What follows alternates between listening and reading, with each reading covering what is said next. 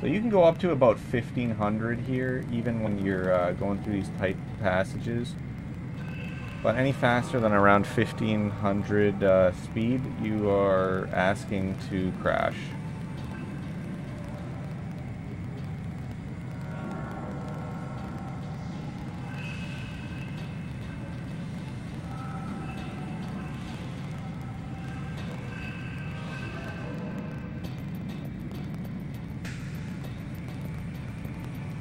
Alright, and then we get to the triple door section.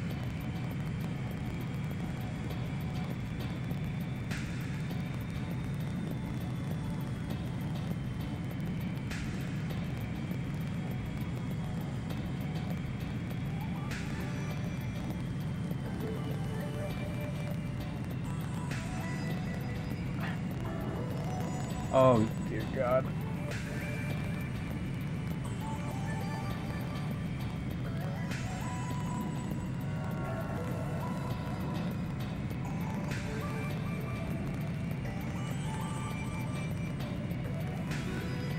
Okay, we're through the triple door section. Now onto the other section.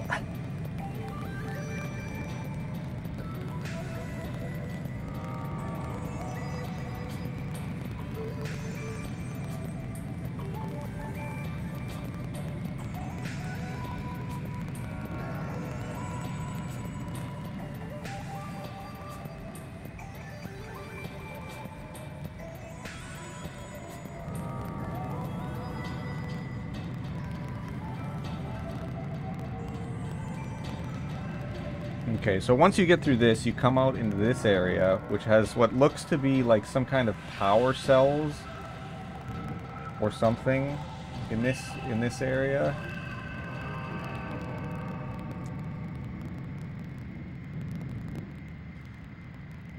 Okay.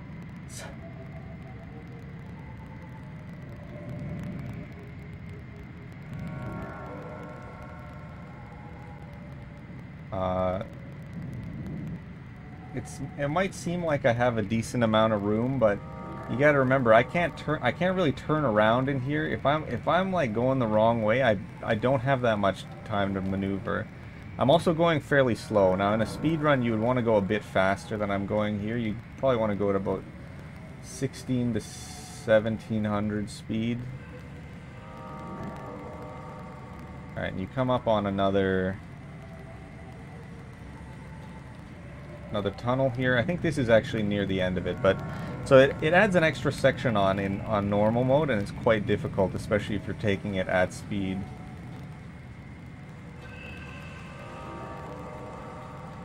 And considering that you do this quite late into the run, it's pretty dangerous. But we made it through. All right. I just wanted to show that there is actually more to that mission on higher difficulties. But for easy, they just end it early. Alright, well, anyway. That was all I wanted to show off. Thank you guys for enjoying my run. Hopefully you enjoyed it. Anyway. And, yeah, thanks to Really Really Longathon for having me again. I wanted to have this run at Really Really Longathon for a long time, so I'm happy I got to show it off. But yeah, so look forward to the next run, and you know, cut me off whenever.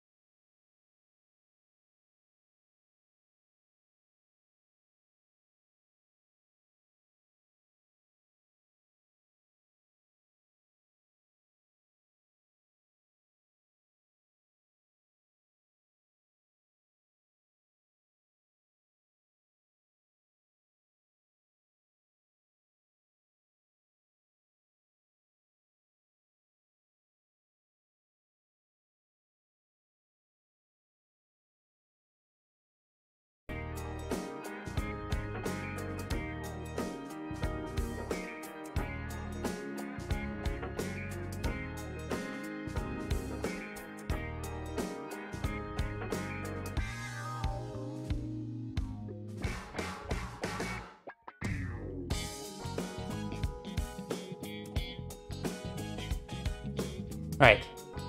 We have audio now, apparently. Alright. Time to redo my own introduction. Hi! This is Neo Dolphins with you, and I'm Herreteman. That's the correct pronunciation. I'm Spanish. This is my accent that you're gonna have to deal with it for 9 hours.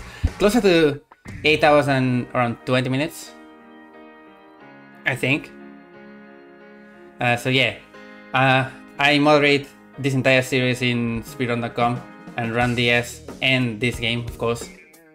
Pretty new game. That's why I'm putting out the spoiler protection. Because in case you just played the DS game or maybe final remix on the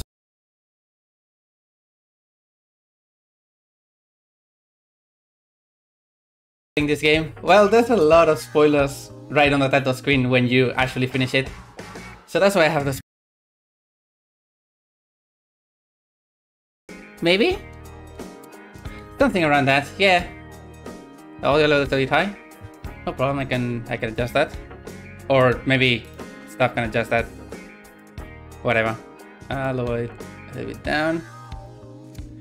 Okay, so this is a long run. Also, I assume the layout says PC 1.0. Let me tell you right now, that's not correct. Because we learned that PC 1.01 is the thing. And we had no idea that it was coming out. And I tested a few things. It's a very weird patch. It basically only changes one thing. So when that becomes relevant, I'll talk about it. But yeah, not actually 1.0. But still, PC version. This is the fastest one because of loading screens. Although, if you have PS5 and you didn't upgrade this game at all, update, not upgrade, of course, you are gonna get even faster times, really. Alright, let me make sure that everything is ready and we can finally start. Right. So, let's start in 3, 2, 1, and... Oh wait, no, don't start. There's this. I forgot. Start a new game. There we go. 3, 2, 1, go. I'm gonna have some annoying but unnecessary pre-order bonuses that don't lose any time, really. But here we go. We're gonna get a pretty long cutscene for the start, and the prologue in general is about 10 minutes of mostly cutscene. But we're gonna get acquainted with this game in general and the story that is to follow as we see Shibuya getting destroyed. So, Neo Dolphins with You is a sequel to the 2007 classic The Dolphins with You, one of my favorite games. And it's a game that takes place in Shibuya. It's a pretty cool action RPG with very unique elements that this game translates pretty well for not having 2 screens or only having 1 real screen. But yeah, you're gonna see a lot of Shibuya. To get accustomed to that. This is our protagonist, Rindo Kanade. He always wears a mask and he loves to be on his phone. Also, I'm not up then. You're gonna see that I mash really fast. There's a lot of text in this game, as you may expect. Really lots of lore.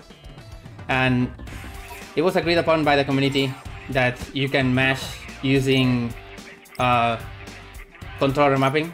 So I'm using Joy2Key to remap my whole right stick because I don't need it, to just click so I can mash really fast. If you finish the game, you get a fast forward option for the text. Really, you don't need to finish any game, just a single chapter of the game, single day, and then you can fast forward it. But this is probably faster than actually fast forwarding. So we're gonna meet our friend Fred here, Tosai Furusawa. And we are gonna go for some food. Also, we get this pretty nifty pin that is definitely not evil in any way. And this pin is apparently being distributed to everybody, or in events or something like that, I don't know. But yeah, we have it now, so that's cool. Oh, nice. You're gonna see me open the lock a lot. It's an accident, don't worry. Okay, for food, Dogenzaka is the place to be. A very cool district here. And we do have a choice. We can go for curry, or we can not lose time and go for ramen, which is right here. Okay, so one more thing about Rindo. He's addicted to a Final Fantasy version of Pokemon Go, literally called Fango. And yes, Final Fantasy is canon in this game. Not a joke. And he has a friend called Swallow that we're gonna see quite a lot throughout the game. And yeah, you might know Swallow. Also, very cool Reaper there. We are done with our date. We can go back to Scramble Crossing and, I don't know, do something. However, things are weird. We are starting to be able to read people's minds. Ooh. And as we enter this, we're gonna get a cutscene introducing So who exactly are we looking for? the new thing that we're in. By the way, there's an option for Japanese voices. What the? And I still don't know if I like Japanese voices more than English voices, but What's going on? Japanese is better for some very specific parts that I love. Rindy, But at the same time, you have to you okay? put up with Japanese threat for the entirety of the game. And yes, Rindo wears a mask. What was that? No! Rindo's drift cannot be underestimated, by the way. Wearing a mask as a Shooting off fashion fireworks. statement Let's check it out, Rindu. is a very cool thing. And you can actually get the mask. Oh hey, so CGI animals. And people shooting psychic blasts and whatever. Turns out we have entered the Reaper's game. Whoa, it's like a movie about people who can do that thing. What's that called? You know, the brain power thing. What is that called? It's gonna drive me crazy. Come on, thing. This is a pretty funny callback. Psychokinesis? Bingo! Fred, how come we're the only ones paying attention? Maybe they're all part of the crew?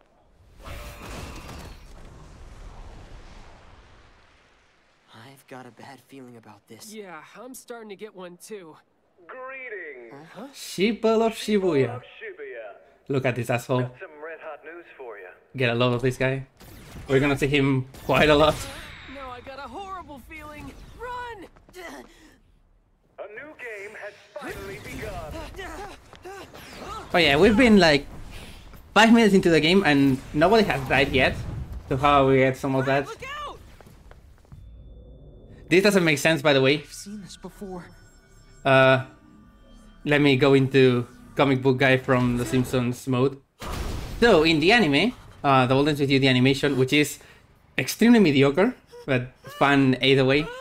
Neku gets passed by cars in Scramble Crossing, like nothing happens. Meanwhile, for some reason, not only a blast managed to make a track flip over, but it only hit a player. It also hit a player, I don't know what I'm saying. In Fred. So either Fred didn't die, and this doesn't make any sense, as we go back in time to save Fred once again, or the anime is not canon, which is also a possibility. I wouldn't really complain about that. No, I got a horrible feeling. Fred, run! Not that way. So we're gonna hold our boyfriend by the hand, or by the forearm, whatever. Go into some weird vortex thing and save his life. Just make it stop! The going back in time thing is gonna be a pretty important part of the story, but for now it's just this throwaway thing that just happens. That was close.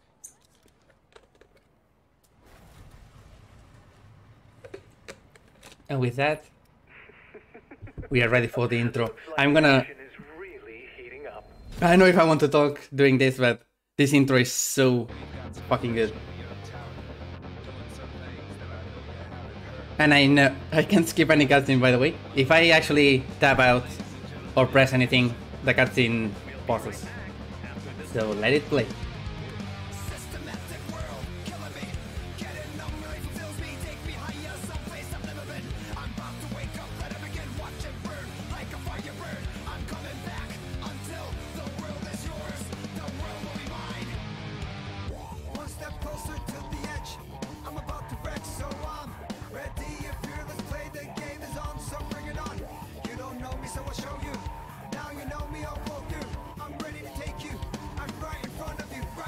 mi moto.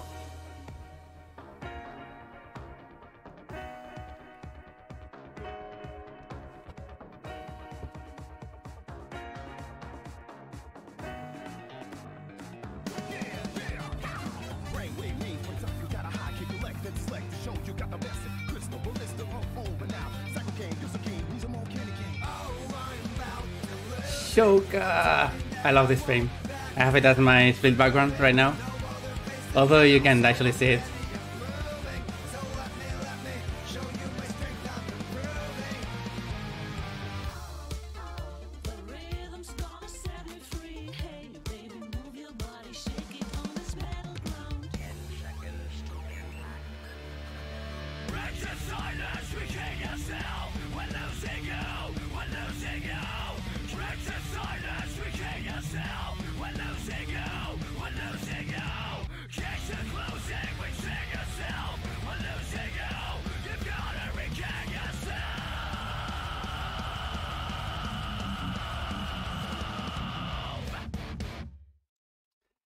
And now we are introduced.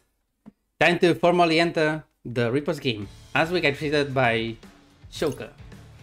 Shoka is a Reaper, and this game, it's gonna be revealed pretty early. I don't know if they do it right now, but basically this is a kind of purgatory where you go to Shibuya for 7 days to try to reclaim your right to live again. And so we entered as a team. Fred is gonna put a team name as Rindo's team, I think. That's the default one. So very cool. The main difference between Double Dance with You and this one, in terms of the Reaper game, is that this game goes by teams, not pairs. So we're gonna meet rival teams right away with Suzukichi.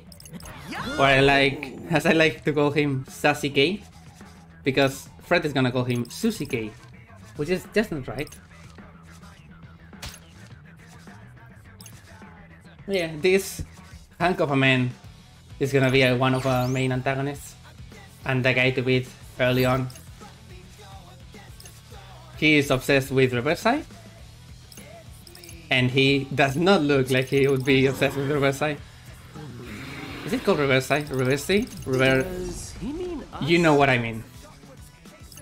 Anyway, time to go into our first battle. And some procs. That's the Golden Twig iteration as well. And since I can move during this, I'm gonna go to the next place I need to be.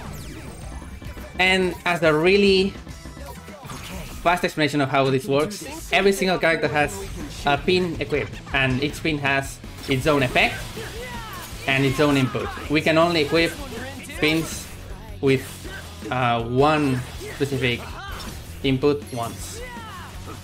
So as you can see, I have triangle for assault pin on Rindo, and square for shooting pin on Fred. 4 rounds. Not too shabby. Hey! Oh yeah, ding ding ding, lore update. Herrete means aglet. If you have ever watched Phineas and Ferb, you probably know what that means. Shout out to that. That's my lore update. Alright, so we can also scan people's brains for thoughts. It's a pretty funny mechanic, and we use it down. Time for our first actual mission though. It's further step forward, but we talk to the Reaper and get the mission to find all 4 skulls in A, B, C, and D. But it's just simple. Let's go to them. You may see 2 of them already.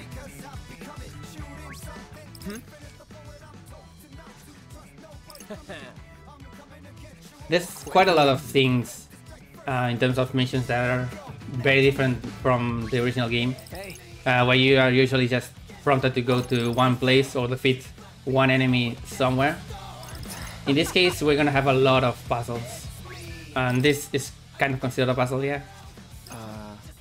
Don't worry about that. Right, to get this one, we need to do another fight against crows. And I'm gonna go to the next place, as usual, because we have, I think, 4 seconds until the fights actually start, where we can move. Or we can start them right as we want, of course. Also, to make the most use of these spins, I'm gonna specifically dodge right at the end of a combo so we can get another combo in. It just speeds up these fights a little bit. It's not that big of a deal, but it's good enough. Break. Right, we see the red skull, and finally the last skull is right here. We're gonna have to scan this guy to get the purple skull, which he tattooed for some weird reason.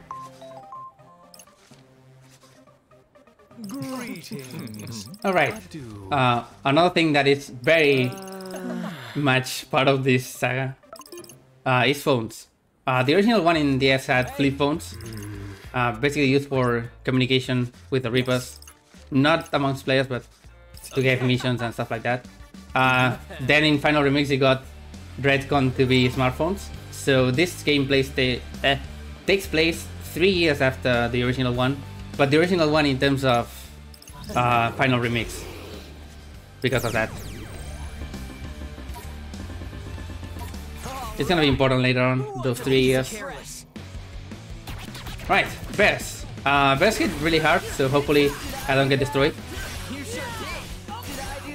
What I want to do is get this, which is the group finisher. Group finishers are a thing that we get by hitting enemies during those drop the beat moments, which happen mostly at the end of combos, but depending on some prints you get other ones. And you get 15% every time you hit one. If you get 100% you get a finisher. Anyway, we're surrounded, which means we are pretty much fucked.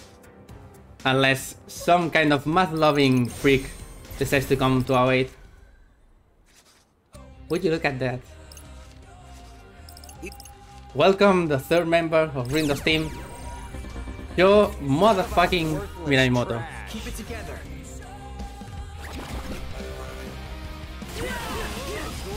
Show starts with a very good pin. That is the first charge pin that we're gonna see. It knocks enemies all the way to the edge of the arena, which is really nice. And it's very easy to combo. Also, he really liked math. That's his thing. He was supposed to die as well at the end of the old NCU, but he's here. And he's not a Reaper anymore. Although we don't really know anything that... Oh yeah, right, I didn't ask if I could wear... Oh, I forgot to split, by the way. But didn't see that. Sorry if that was bad. I'll try to contain myself. Sorry. Alright. To finish today's mission, we're gonna go to Shibuya Hikarie, and that's how it's pronounced. Look at the logo. And we're gonna get an encounter here to get our first new pin, which is also very familiar to the old NCU, but it has a different name and it works very differently. And during this, I want to have 100% groove, but I don't want to actually use it. If you save your groove, you can actually get it very high for the next fight, basically by a factor of 70% per 100%, so 0.7%, yeah.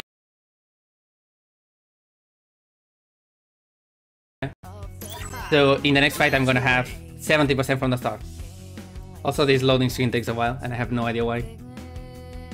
I think it's a 1.01 thing. Right, so they drop this. This is Firestorm. It's a fire elemental pin. Elements are a new thing in this game. Basically, if an enemy is weak to an element, they take double damage. And you also get different group finishers depending on what element you have. Come on, what am I doing? Correct. And so, turns out that this guy, this Scorpion, is weak to fire.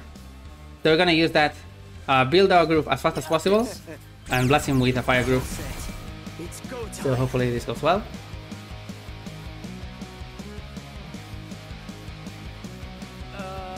We sure we can handle this? Knock him into the wall. And do that. And if everything went right, this deals massive damage. because the planes on the ground also deal damage. And that's Drum and Stinger, and they won. An entire Reapers game is a whole week, so 7 days. The Wicked Twister. We may or may not have more than 1 week in this game. But yeah, that's how we actually section chapters.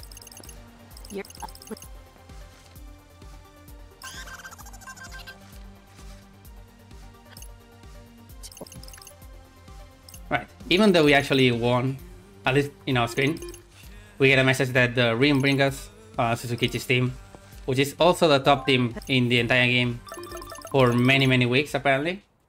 They actually won. Or they are still on top. Stay. Don't question it. Maybe we'll question it later down the line.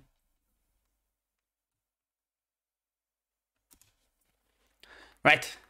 In day 2, we're gonna start by getting introduced to many more characters. Because, fun fact, the demo that you can play with this game, or for this game rather, is the first 2 days. So they made sure to introduce as many people as possible. So we get a mission to solve the riddles of the city, and we're gonna meet Kubo. Kubo is another Reaper, and it's voiced by Shander Mobus, which makes this the second game set in Shibuya with that guy giving a voice to somebody. So yeah, meet Joker.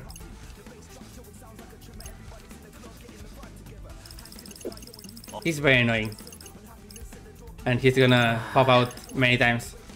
Seems to be a high-ranking person inside the Reapers. He knows a lot of things, and he's gonna let us in many of the inner workings later on. And we also meet ultra relatable Guy. Kaye Ono. Kaye is very shy. He only talks through text, and he uses a lot of emojis. I love him.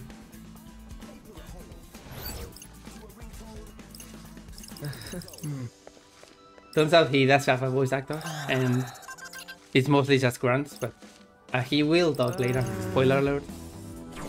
Right. Solving the riddles of the city. We're gonna be using this detector that Kaye graciously installed for us in order to find some graffitis on clues of what we have to do. So we go to 104, iconic location,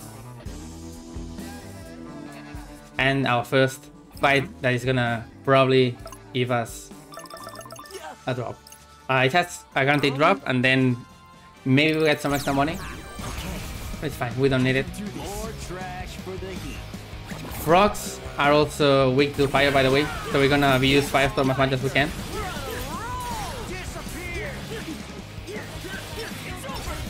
Oh, come on. Okay, it's fine. This does a lot of damage. Okay, we're gonna get Cold Coney Coney, which is gonna be important later on, but we're not gonna use it just yet. We're getting introduced to a lot of elements in this particular week, or in this particular day, rather. And the boss of the day is gonna be weak to fire as well, but also weak to blast. We're gonna get a blast pin in just a sec. First, we're gonna check this other graffiti here, telling us to pound our chest. The first one told us to scream, I think, something like that. And we're gonna go right around here, lower attack to our level to 1, which gives us better drop rate in exchange for less health, which is gonna guarantee every single drop from any single enemy during the rest of the day, which is very important for this particular wall. Walls in this game are basically mini missions like fight this enemy, or chain this number of fights, or find me this pin. In this case it's Alara, of course. We need to get a pin that is dropped by that jellyfish. And we also use the fight to get Raptorus Rabbits, which is a blast pin. Also, don't involve that. And so we get 2 direct upgrades to things that we already have. And we can go ahead and equip them right away. as we continue into Dokensaka, where we have the third and final graffiti. Oh hey, and here Joker is gonna just appear out of nowhere and just tell us, yeah, so you are dead. Hopefully you don't mind. But are we actually dead? Did we actually die? Anybody remembers dying? Oh no. I'm gonna go here and fight this optional fight. This is a pig. Pigs are placed in very specific places in the days of the game. And they have fixed rewards, but can only be fought once. In this case, this is gonna drop 100 yen. 100. Why did I say 100? 5,000 yen. And that's very important because we need money early. Right. And so the raider is gonna push us into this dark alley, where we find that the thing that we need to look at is actually covered by someone else. Seriously? And since we can't see what the actual graffiti is, we have no idea what to do. But Fred, the savant that he is, he actually recognizes the symbol from a graffiti artist called MKN, who wears very orange, as you can see. MKN is kind of a very easy figure to identify, so we're gonna learn about Fred's power to brain blast people into remembering things. So we wanna do just that. Throw this very crude drawing of MKN to make this man remember that he saw MKN go into O East, which is a concert hall that is right around the corner. So we're gonna go right there. Not before stopping to find this guy. Eiji Yoshi, the Prince of Inui. Come on. Basically an influencer. And that's Eiru, by the way. Eiru is gonna be doing nothing for us. Pretty much. This looked like a very important cutscene at the start, since Eiji Yoshi is a fairly interesting character that has a lot of things in the original game. Also this guy, he's obsessed with Shoka, so we're gonna remind him that he has a job to do in order to actually go into a waste. Which tells us to gain 2 fights. You can do this to increase both the difficulty of the fights and the drop rate. And it's gonna be important for a few places.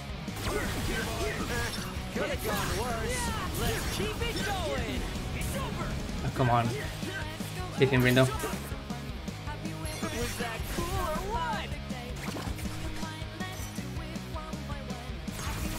Right, Blast Spins, by the way, also have arguably the best group finisher in the entire game. And it's gonna be a very important piece of how we fight the boss after this. But the boss is not here. I'm gonna save my group specifically for the boss again. And with that, we get a lot of drops that are gonna be important later for money. And we go into O East. A notice about copyright. Let's call it that. So this is supposed to be A East in the original one. There's a lot of places in this game that are actually named about or around real places in Shibuya. Give me a sec, I remember this. Directions are always the same, but I need to scroll down my notes. I'm talking too much and not actually reading my notes. Anyway, that's MKN, and we're gonna learn that the graffiti was 104 and that she doesn't like capitalism, which may or not be a thing that was put in by the localization and not an actual thing in the Japanese version, but that's a debate for another day.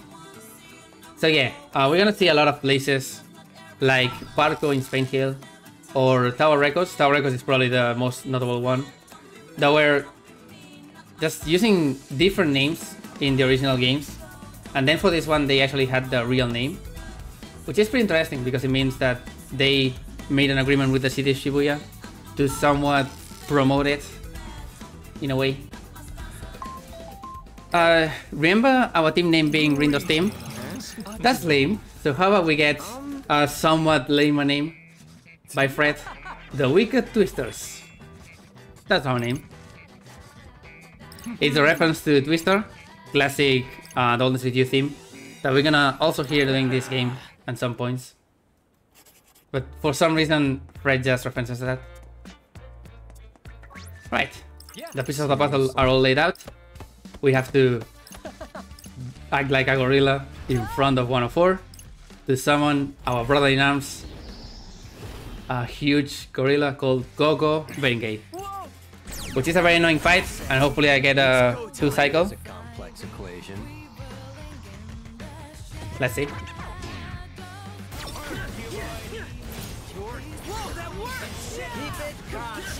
I want the last one, please. I have no idea how that didn't work, but sure. Anyway, he has a lot of big swinging attacks.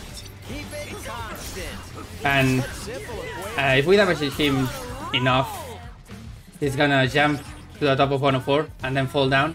This loses time, but it's pretty much impossible to avoid entirely in new game. So I'm gonna wait. What's it doing? Getting ready. For what? Yes, Nothing good. this. I'm gonna specifically ask for the last one. It didn't work, so never mind.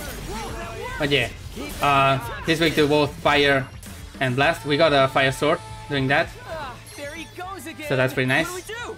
Change our coordinates. But unfortunately, not a 2-cycle. We get crunched. It's super rare that you actually get a 2-cycle here, so it's fine. Did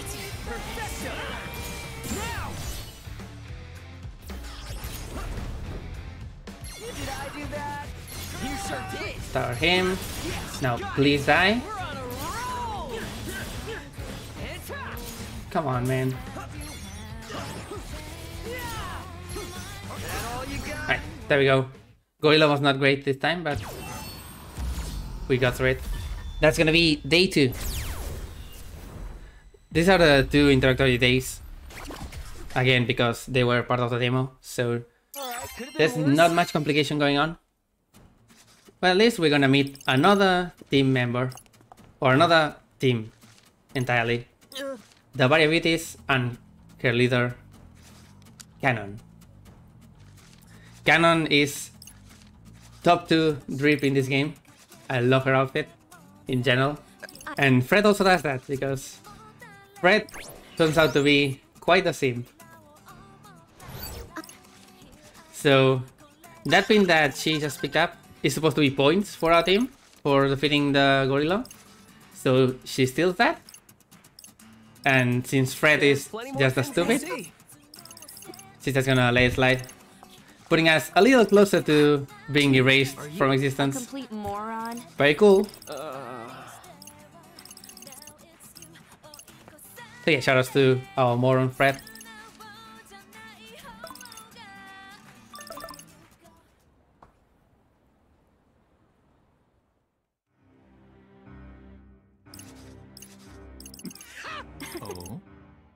Alright, now we go into non-demo territory with day 3.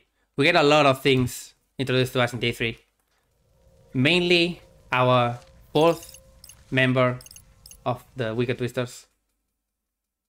Because rumor says during this day that a new player has joined. And so we're gonna try to recruit them. Because apparently they have a very large collection of pins. Which probably means that you're powerful? Who knows?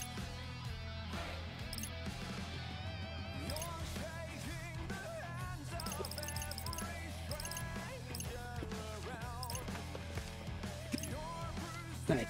First thing I'm gonna do, and this is pretty important because now we need money, and to get money we need to sell pins. I'm gonna equip the only pin that we're gonna need, which is called Koni Koni.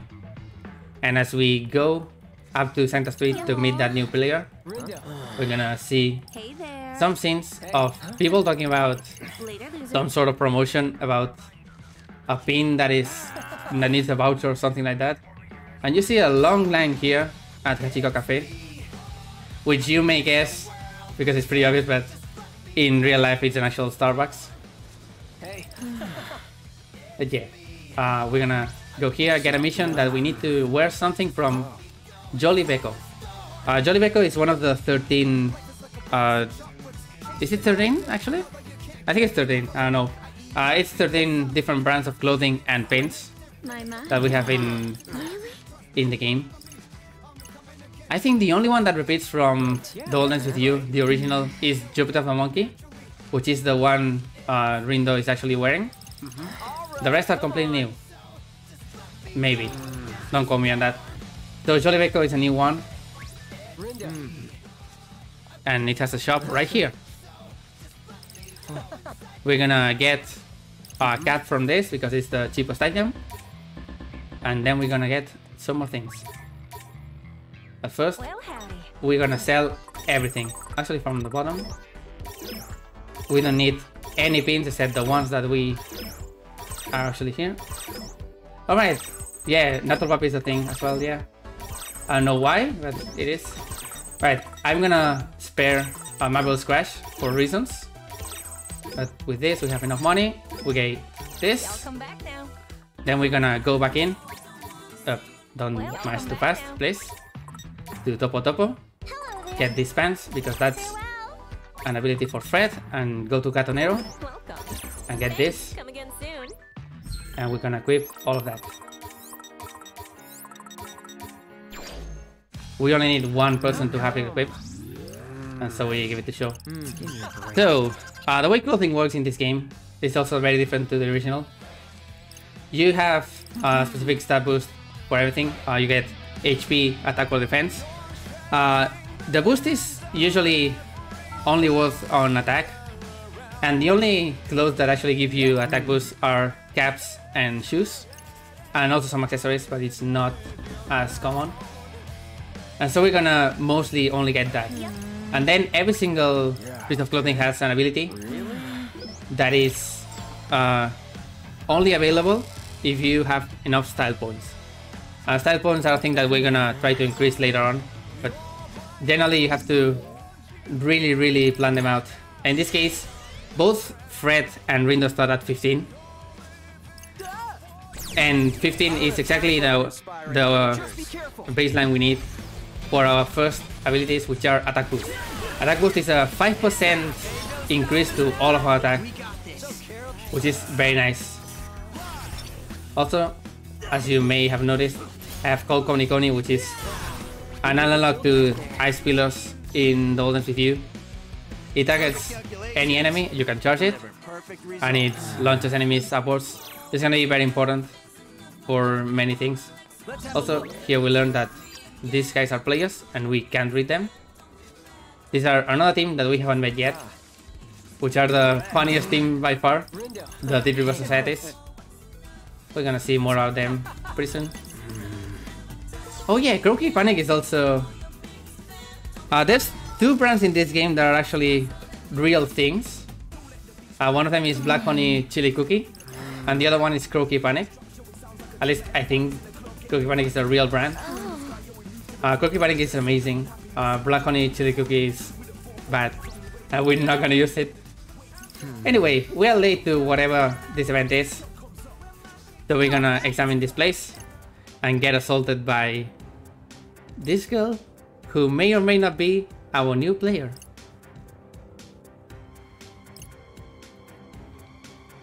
She gives off really bad vibes, making her the most relatable character in the entire game. We're gonna learn more about her coming up.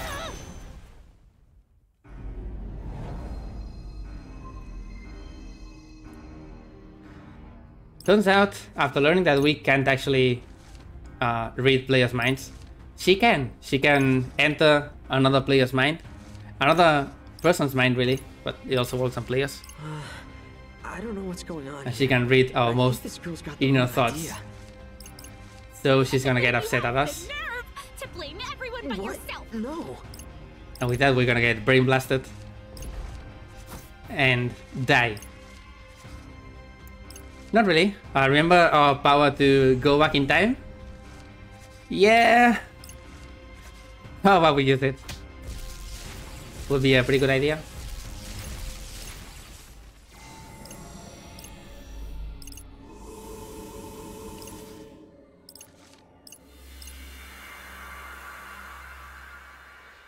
And so we're gonna go back in time and learn what is going on in this day so that we can eventually make her not be angry with us. So we're gonna retrace all of our steps, starting with Digital Soul. Digital Soul is the end of Center Street. And it has this long and big department store, which may or never talking is hard. May or may not be Don Quixote in Shibuya. I have no idea really. It was called Shibuya Heads in the original, and in this one it's called I don't know actually. Anyway, we learned that in order to get that pin that they are giving, you need a voucher, and in order to get the voucher, you need to go to Hachiko Cafe. And so we go back, but we are too late. It's full of nerds. So in order to make it not full of nerds, we're gonna go back and beat those nerds up. Yes, this is a bullying day. I'm sorry. But yeah, these guys are obviously players. They really stand out. And yes, it turns out, I probably didn't say it, but you can actually enter shops and put places and stuff if they are marked by one specific symbol that makes you turn back to life in order to buy things. Yeah. Anyway, first time we actually fight players. All players basically follow the same formula. They can either attack us with a sword or float and shoot at us. They are not super threatening, but they do take a while, especially now. And I don't want to specifically use this one, I want to use Ice. Ice is a pretty good one. It's gonna hit all of them and freeze them on the ground. And so we can keep them on the juggle.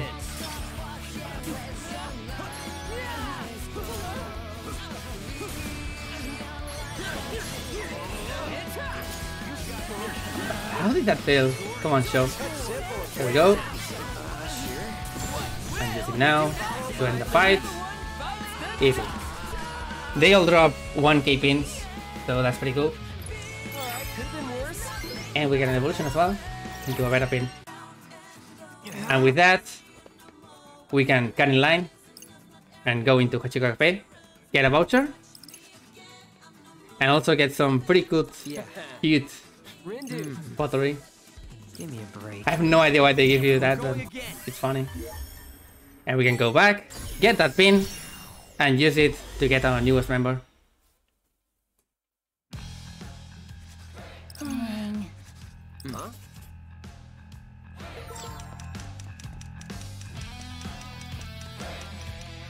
Right, we're gonna see what this pin is about. It's all the rage, so it must be very powerful, right? It's just this anime dude who looks very familiar for some reason.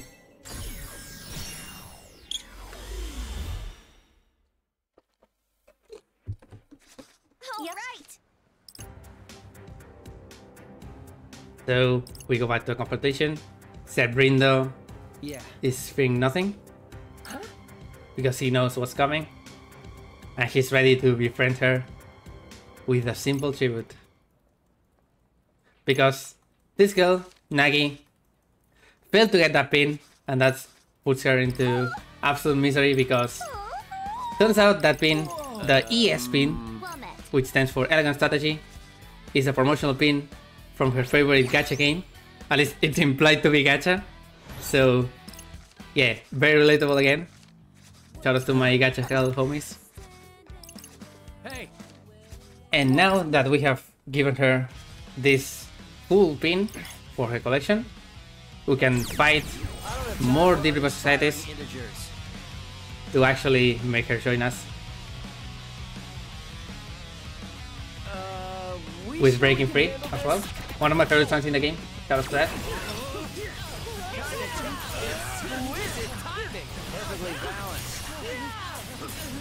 You don't miscalculate. I'll try not to. Right now with 3 members only, we don't have much wiggle room on strategies. The only thing that I need, rather, is to get groove and make sure it hits. Not bad. Nice. Perfect timing. That was perfect. Such simple equations. We're on a roll to take out the How did that... Come on.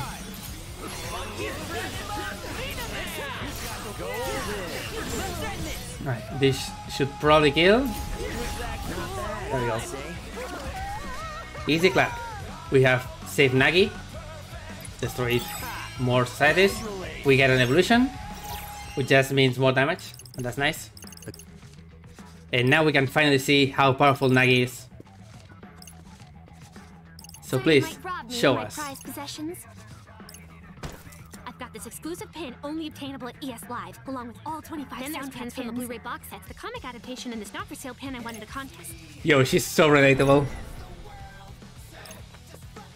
Turns out that whole pin collection is just merged from that gacha game. That's all she's got. Do you really think she'll be of any use to us? But do we really need more people? We've done fine so far. But hey, more members is also better. So who cares? Welcome to the team, Nagi. 4 members means 4 You pins, needn't bother. and that means more damage.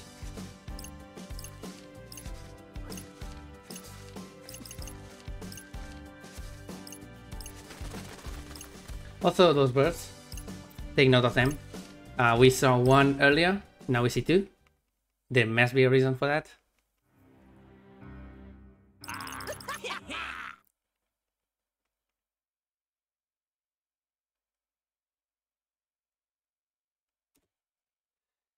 Alright, there was a reason that I didn't sell that one specific pin, Marvel's Crash, because now the way new members equip pins is kind of weird. Like college? Also, she's in college. She's older than us? She's definitely older than you. The way they equip pins is pretty weird. If they have nothing to equip, they equip just base pins, shockwave and force rounds mainly. But if not, they usually just take whatever is available. In this case, the only pin that I have available to equip is Marvel's Crash, which is very nice because we're gonna use it right away. Lore update. In this day, we get a mission, but Suzukichi comes and says, yo, how about you do this instead of the mission, and I'll give you 1 billion gazillion points. And we eat that up. Of course. Right. Another new mechanic gets introduced here, which is FP and side quests. So we're gonna do this side quest in particular. This is Eiji. We met him earlier in day 2. But this time we're gonna solve his worry. And his worry is that he doesn't remember that he really enjoys ramen. What am I doing? So what are we thinking here? So we blast him with...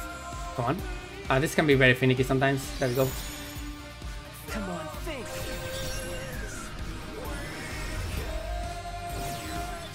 We're gonna make him remember that ramen is very cool. And that's a side quest. It's a funny side quest that also gives us probably the most important ability in the entire game, which is gonna auto sell every single money pin that we get. Except that one. We need to actually sell that one. I'm gonna go to this. This is called Tokyo Hands. There it is. 2F. Sell everything I have for money, of course. We don't need any other pin on the ones we have equipped. And I'm gonna buy 1 of these and 2 of these. Thanks a lot for coming. The reason I do that is so I can specifically... right, that's correct. Go to this, get this.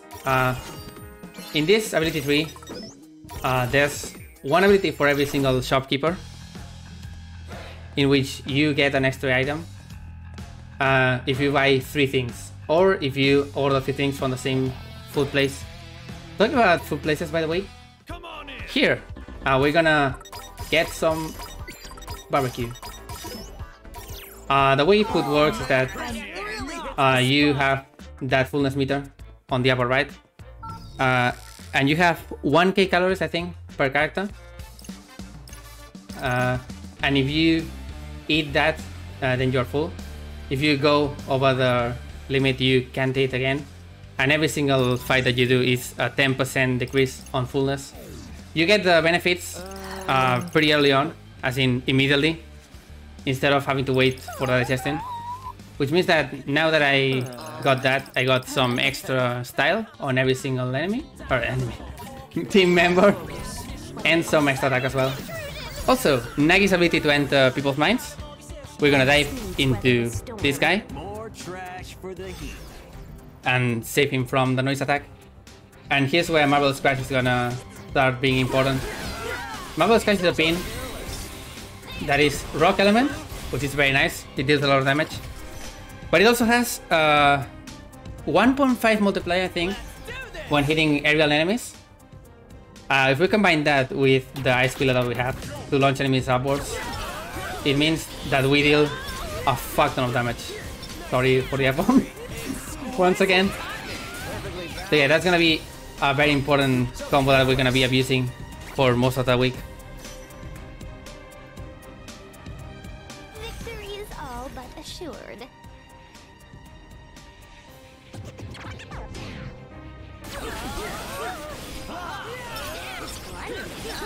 I'm not getting any single launch, but you can imagine it. Now that we have 4, things are gonna get much faster in terms of fighting. So that's nice. Alright, ding ding ding, lore update. In order to get the bajillion points from Sasuke, we need to find a guy called Ryoshi. And that guy that we saved is actually Ryoshi's helper. And he dropped this flyer telling us about 6 hints to get Ryoshi's number to actually contact Ryoshi. So that's what we're gonna be doing. Finding those 6 hints all around Shibuya. The first one is right here. I need 5k to buy this drink, which is very expensive. That's like 50 bucks. Indeed. But yeah, it's important that I actually have the money, which is why I do this first. And thankfully we get a refund right away. And again, we're gonna get the money sold immediately, thanks to Yoshi's ability. Alright, don't forget about this. We need to do a 3 chain for a wall coming up, so I'm gonna do it right here. Ready? Galaxy Brain! Hardly even a practice test.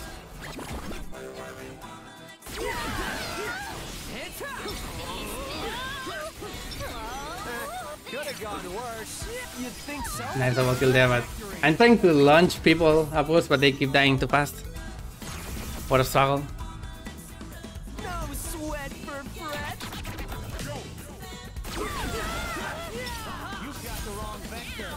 Come on, Nagi. Well, as it turns out, Sora and Riku don't appear here, but maybe in the new Kingdom Hearts game we could have Rindo and Fred. Who knows?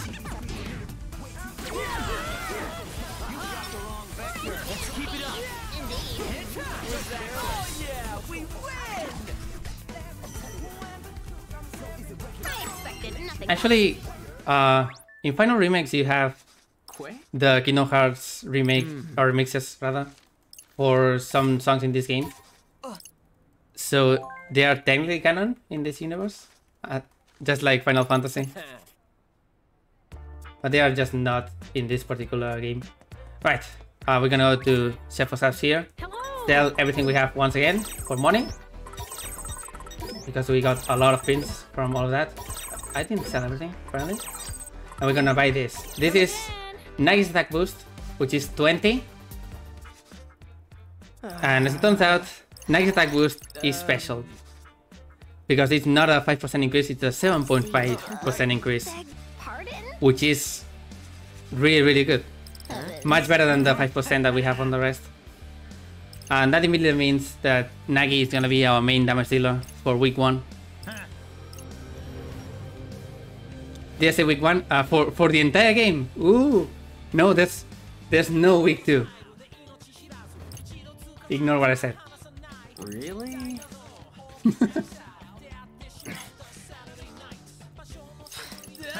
And Kubo is also talking about giving the player pins that we have to people that are already in the real world, so that when they die, they come to this place earlier. So very cool. That's why we got the pin before actually entering the game. Right. Don't forget to keep the thing for Nagi. It's kind of important. Oh yeah. So apparently Canon is gonna tell us about Suzukichi being probably not the best person to actually help. He's probably trying to cheat us. But hey, what's the worst that could happen? Other than this vision of Rindo dying, that's definitely not gonna happen. Right, I put this on you or nothing. Just in case, by the way, I didn't actually mention it, but you do get really good threads as a pre-order bonus, which are Neku's clothes from the Audience with You. Those are not allowed for reasons, because of course if someone were to buy the game now, they would not have access to it. Anyway, I'm taking this long detour to talk to this guy. It's another side quest. Really? This Katsuhiro something. Tanimaru. It's basically a 3-question quiz, and apparently in the lore, he's actually Nagi's rival from Cole, something like that. No.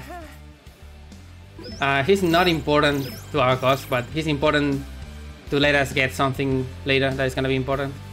So yeah, I take the time to do that.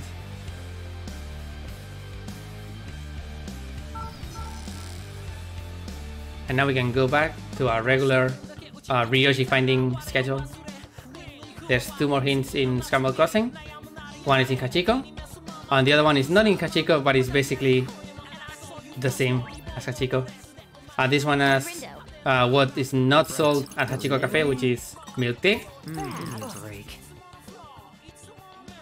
And in this one, we're gonna need to find what is wrong with the picture, which may be super obvious, but can you see it? Yeah, there's no Doko. And finally, it's time to meet this.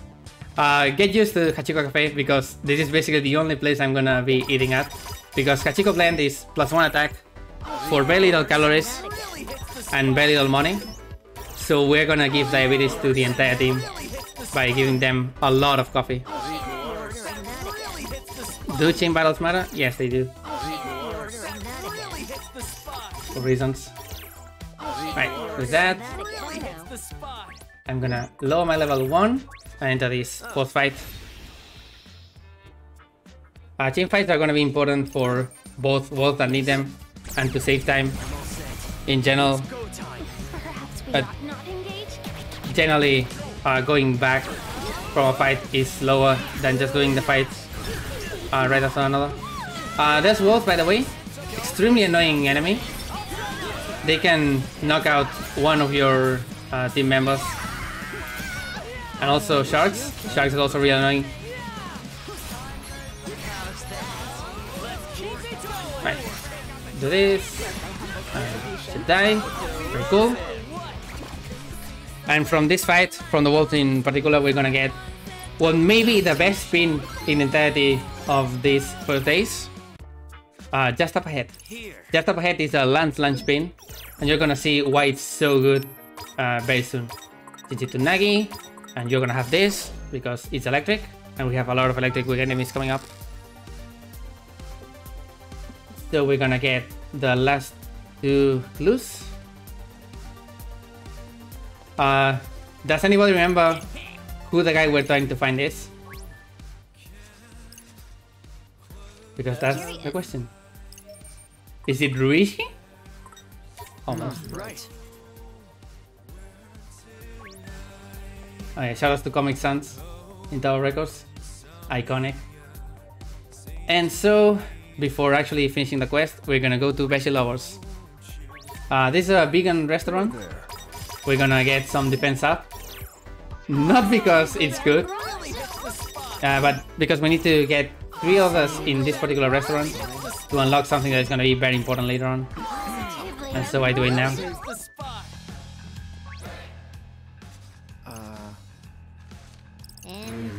We're gonna get the most vegan item in the entire world as food, starting in about 4 hours. So keep that in mind. Oh, don't do that. Alright, with that, we get the full numbers for Ryoshi.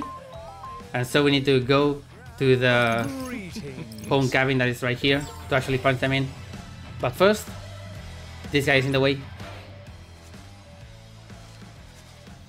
What's this? We're gonna dive into him once again. This guy is introduction to a second type of power noise in dives, which is the sad noise. They drain health very slowly. Right, so here's Lance Lunge. Look at that hitbox.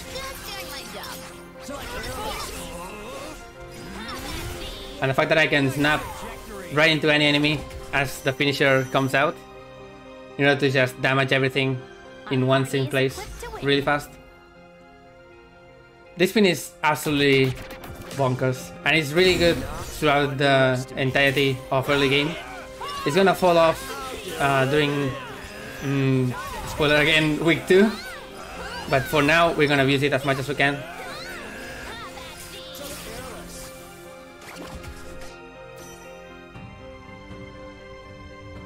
Let us tread carefully.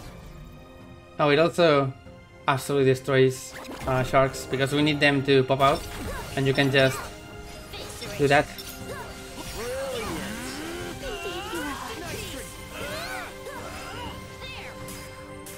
Right, please do that. Thank you. Keep it constant. Ain't no stopping us now.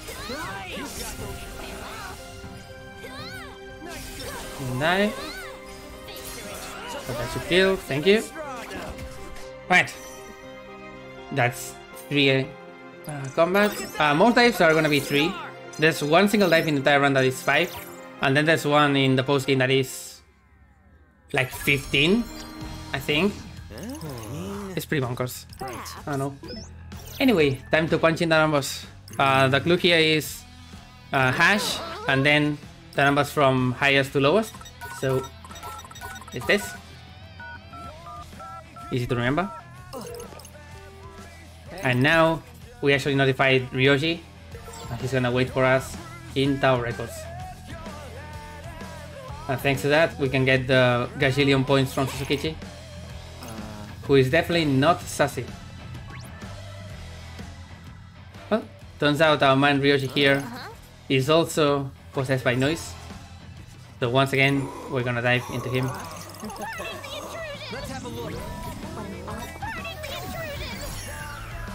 Nagi is very polite, by the way. Get used to that. This seems a rather risky endeavor. This is our boss, the buffers. They're actually a unique boss that you need to fight again by going through the entire day later on. Buffers are a specific type of enemy that doesn't die, and instead pops up and then explodes a little later on. So what we want to do is make sure they are at 0 health, so they explode as soon as possible. They can also affect other enemies, like so. But yeah, and doing that, sometimes this guy decides to just stay on the line of sight and he dies really fast. But yeah, otherwise, just kill him there. That's gonna be day 4.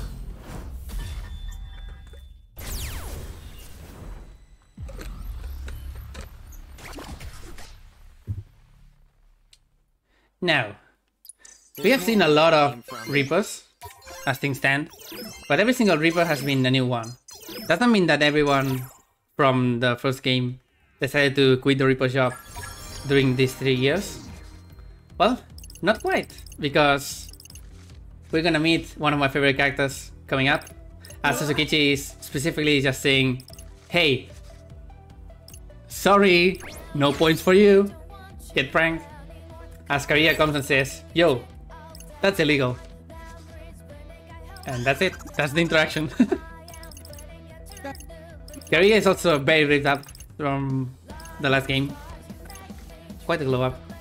Not as big as someone else that we're gonna see later on. But yeah, to end the day, we're gonna get a small glimpse into some mysterious figure that is just going around. And we may or may not see later on. For your clue on who he is, he has a phone. Ooh. Right, time for day 5. Day 5 is very long compared to the other ones. And pretty eventful, really. Day 5 is gonna be a mission where there's a golden pig that has been let loose in Shibuya. And whoever gets it gets like 10,000 points or something like that. And we're gonna get regular hints on where the pig is, so we're gonna try to do that. Unfortunately, the other teams are also trying to get that pig, of course. And so we're gonna confront a team directly. In this case, the Deep River Societies. We're gonna see a lot of events during this day, where we get stopped and hear like 3 pieces of dialogue that then become important later on. Not all of them. Ooh, sorry. So for the first break, we're gonna go all the way here, get a clue that it's in Digital Soul, and so we can scan and fight this pig. Gotta focus. We're gonna hear Oparts, which is just the specific thing that they use for most of the pigs. And we fight 3 golden pigs instead of 1, which is... maybe we got it wrong. Because instead of 10,000 points or whatever, we're gonna get 10 whole yen. Isn't that nice? Right, before I forget, I need to change this, because electricity is no longer useful. And that ice spin is much better. Okay, these guys are being super creepy, talking about bodies of water, something like that. Because the deal with the Deep River Societies is that they are obsessed with rivers for some reason. That's the thing. Anyway, here's Motoi, another team, the Pure Hearts. He likes to talk with random words from other languages, which is very funny to me, because he's gonna say Hola and Dios mío, which in a game where we are not gonna see Mexican hot dog, my favorite shop in the original, with its buenos dias and muchas gracias. We don't have that in this game. Instead, we have Motoi. In the Japanese version, he just randomly says things in English, which of course doesn't really translate. Instead, it's much funnier to mix up 7 different languages. Here's Ryoshi, by the way. Did you miss him? Because he's back. Oh, don't enter that. That's bad. Thank you. Okay, so in order to advance this, we're gonna try to make Ryoshi sell a bajillion stuffed pigs. And to do that, we're gonna use our power to imprint thoughts into people. Unfortunately, these thoughts are not the funny thing that is memes, because in the first game they were called memes. You get a word and you say, oh, new meme acquired. Very funny, let's meme people. Not quite this time. We just get random words that work. So yeah, that was it. We're gonna come back to that later on. We go up Spain Hill, new area. Shoutouts to Spain Hill, of course. Spain, my country. And so every time I go to Spain Hill, I have to say it. Apparently it's called Spain Hill because the Spanish consulate is here, somewhere. But we only have Parco. which is a shopping center that I'm gonna enter only to sell stuff. I don't need anything, so I'm gonna sell everything I can, because money is very important and pretty tight as things stand. Thank you. Do come again. And the next golden pig is somewhere around here. Focus. Okay, I can do this. This is gonna be easy. Again, we got baited, and this is gonna be 10 more yen. That was pretty good grouping, not bad. We get 10 yen, and for the travel we also get 5k in the event.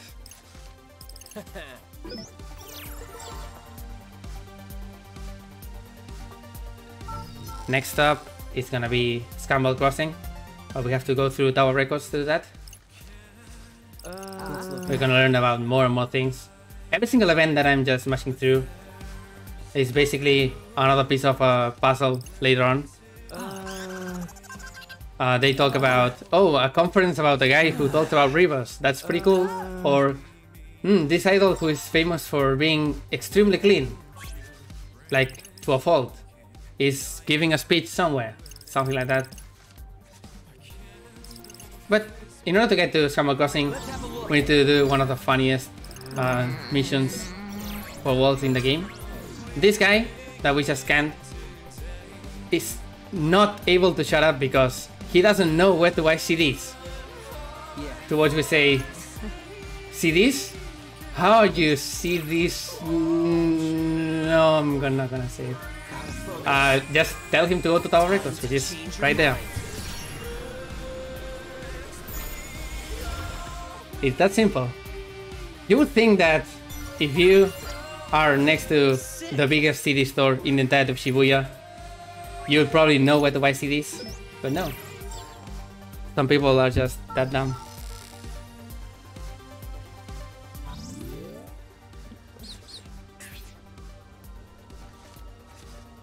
So we get attacked by another pig, but they are just slightly less shiny. And this time there are 4, which indicates some sort of a trend. Masterfully done. And instead of 10, we're gonna get, drumroll please, 5 yen! Woo! Perfect results. Since we're rolling in dough right now, we're gonna go and get more coffee. Welcome. We need 9 servings of coffee. Because again, +1 attack for this price definitely makes up for having to spend the time mashing through.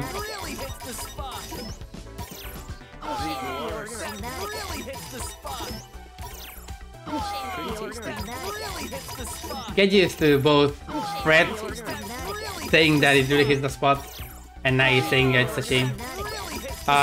During every single time I have to order food, there's a chance that I'll get a random boost. It's the more a character likes a specific food. In this case, Fred really likes coffee, so we have a pretty high chance. And I want to get a boost on style specifically, and that's gonna save time later on. Anything else, attack is fine, but it's negligible. I'm gonna take a detour here to talk to this girl, Yuika Kaka. This is another side quest that gives us one of the best abilities in the game, and it also involves that gacha game, because apparently Nagi learns that during her absence from being alive, a new event is going on. Here's an idea. And so we're just gonna tell her to cherish her characters. Doesn't matter what you choose, really. But yeah, do that, and that's gonna clear the side quest. This is gonna give us garage selling, which saves a lot of time by being able to sell every single repeated pin that we have. I suppose Any dupes, anything that has, or that we have at higher level, but then we have another one that is not at higher level, stuff like that. So it saves a lot of time just going through every single pin and selling it. And you can also do it from the post screen instead of going to a shop, which is very nice. I'm not gonna log it right now because it's not gonna be important until next day. We get a small glimpse into Taiseido, a bookshop, advertising something called Bodies of Water, which is basically waifus, no, Rivas as waifus. I guess. Does that make sense? I don't know, but we definitely know a single team in this game that would probably love it.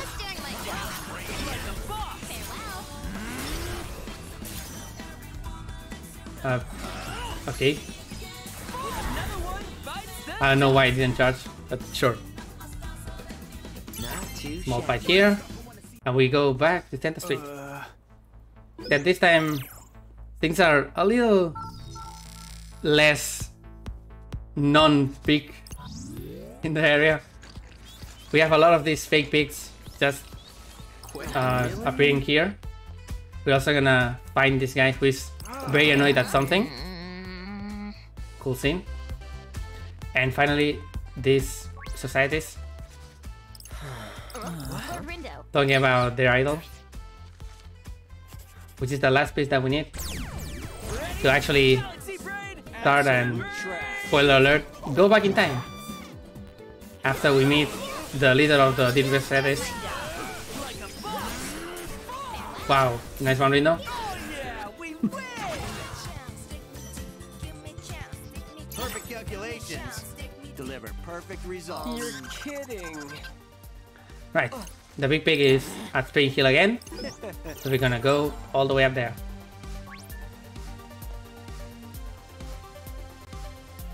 And after the stairs, we're gonna meet our nemesis for the day and leader of the society, the most living a society guy in this game. Puya. And yes, he does talk about Rivers a lot. The fact that he actually found people that like Rivers that much to make a team is pretty astounding, really. So I'll give him props. Indeed. That's truly an influencer power. Anyway, we're gonna get ambushed by every single Deep River Societies and every single fake pig, which means we are absolutely fucked. Time to go back.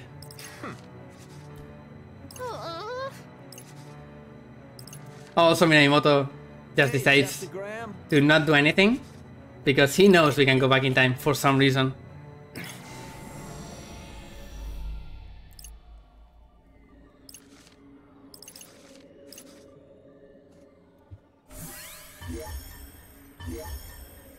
Right, this is a pretty interesting one, this replay, as we call them. In this case, during the day we found 5 different situations in which the societies are involved. And so we need to go through them and try to distract them from not appearing in Spring Hill when the time is up. And then we also need to avoid the pigs, or make them not appear. So we have to investigate that as well. Okay, so these guys were talking about bodies of water. We know where that is. That's Scramble Crossing. And so we unlock that, and I can go there. The route here, specifically, we can do all 5 of the society's things, and we get a reward from that. But you only need to solve 3. So I solved the 3 fastest ones, and this one is the only one that doesn't require you going back and forth in time. It's a password, the river flows. I wish it was simple and clean, but swift and clear. And so, since they heard the password, we told them, oh yeah, the meeting place is gonna be at 104. Not Spain Hill, just 104. Finally, get this information on when the bodies of water thing is gonna happen, so we can go back to Tipsy Toes and tell those guys. And that's gonna be 2 of the few we need out of the way.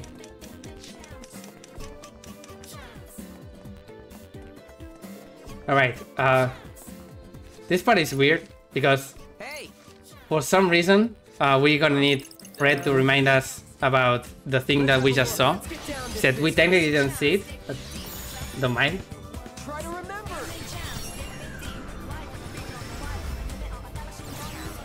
And so now that we remember that, we can talk to them and say, so yeah, it's happening at this time.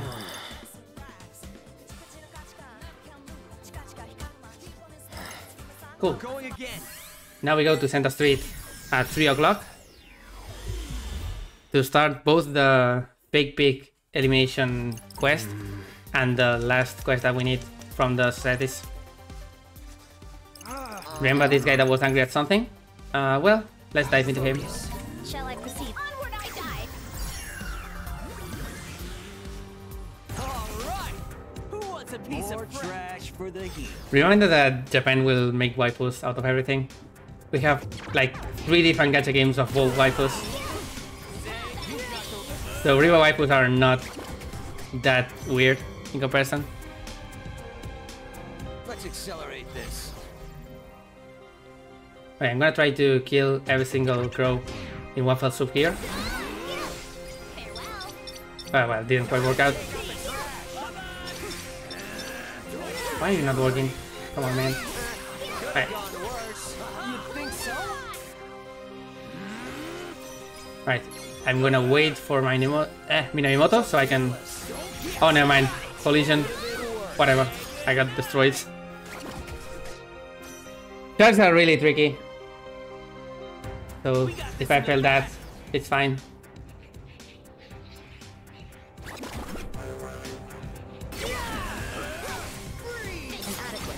There we go, I actually got it. That snapping, did you see that? During the finisher from last launch, I just changed my objective to another enemy, and it just does a swoop and hits everything. In this case, it's strong enough to just kill every single frog in one hit. So, the fake pigs are coming from that plushie that we actually helped sell to everybody. So we have to go back and make it not sell. Yes. Let's look at it. Fascinating. And I need to go to max level for later. And so we do 8-1, which is this. Come on, fake. To remind this girl here about the plushie and where it came from.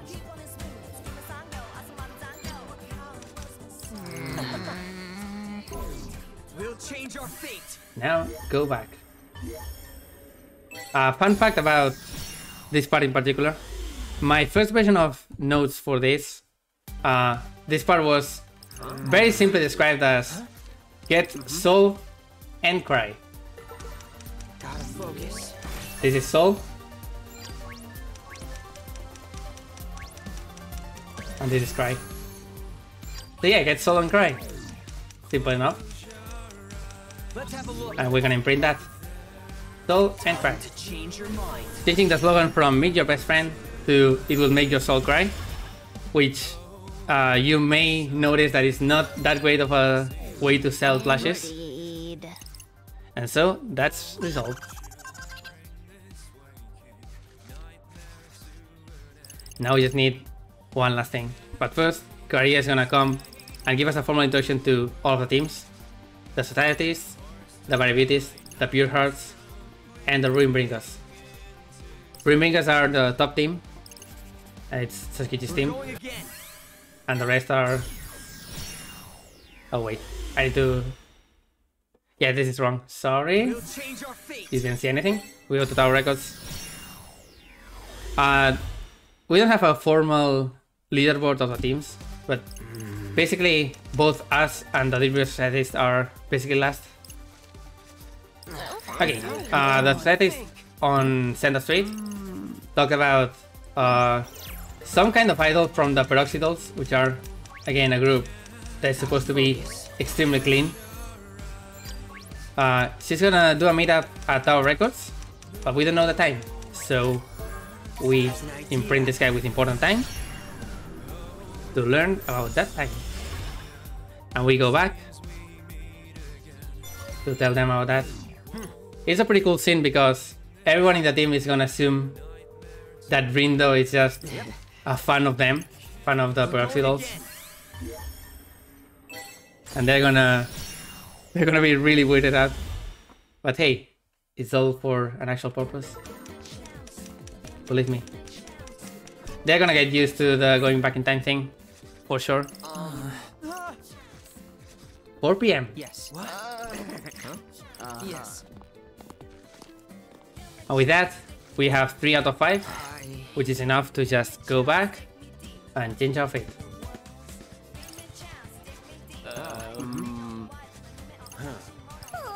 We'll change our fate. Up. I didn't realize it's called all the way up. I'm menuing bad today. We're going again. Yeah, sorry about the insomnia. This is a really weird starting hour for pretty much everybody except EU. Right, we're gonna confront Fuya once again. Except this time, nobody else is around. Hey. So we can just beat him up directly. I suppose combat is inevitable. Don't get careless. We're gonna get Chase, another really good song. And we fight both the giant pig here, Fuya, and 4 societies. We want to focus the pig first, although it usually just dies really fast. Inopportune timing. Great. Better take it out if we want any points. And then we just want to focus Fuya. Fuya's only real attack is laying down mines, which are really bad of a pin and of an ability in general. He also has this attack, but it does nothing. I have no idea what it actually does. It's not a joke. Oh, nice bounce. Oh, I guess they just line up. Yeah, that's what it is. He has another attack that hopefully we're not gonna see, but he's charging it up, so not great. There it is. Tripwire is actually good in this fight in particular. Shoutouts to the crew that is trying to optimize every single boss fight. Novabin and Maxwell on the Discord. Novin in particular is a master of... How did I not get hit? That was really weird.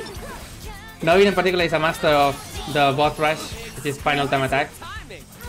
And yeah, Fuya is infamously a really bad fight to actually optimize because Fuya's weakness is poison, and poison is probably one of the worst elements in the entire game. There's no good poison pins. Anyway, that's the fight. Easy clap. Could have been worse. Yeah, shout out to the speed of light there. Classic show line. And so we beat Fuya, and he's gonna go into his ultimate attack, crying like a little baby. And all that work went down the drain. Yeah, Big Poison Bomb is basically the only good poison pin, but it's not that great when you are trying to focus damage. The optimal strat uses that. I'll just tell you that.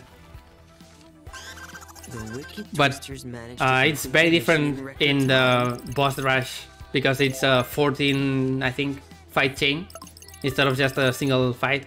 So you don't use poison there because it's not optimal. That's gonna be day 5.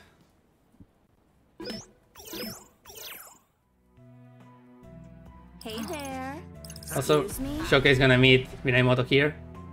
He's gonna show the power that he has. It's gonna be pretty important later on. Oh.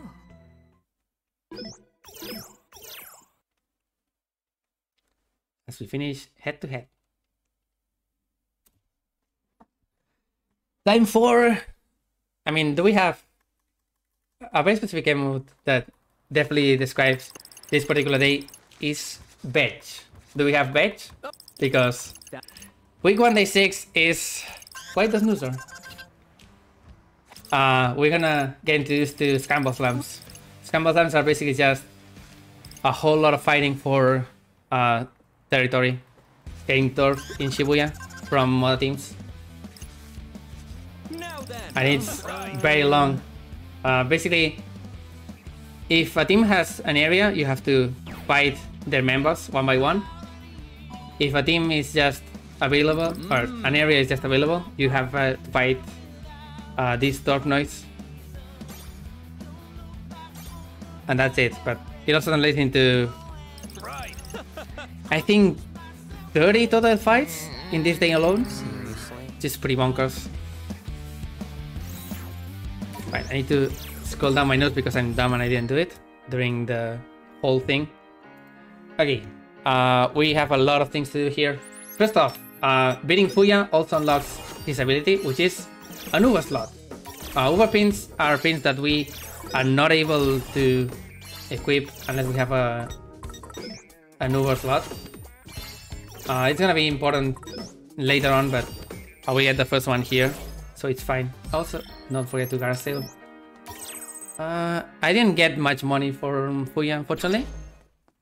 I went to max level specifically so I could get more money from Fuya, because he drops it's 10k from the pick, and then you get 5k from an easy drop from Fuya instead of a normal difficulty drop, which is what we usually get.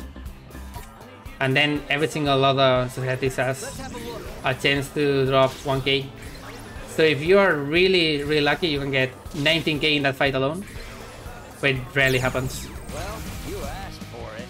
No sweat for Fred. Right. Our first area in the Scramble Slam is 104, which requires us to fight 2 turf noise. And we can easily just ping them to save time.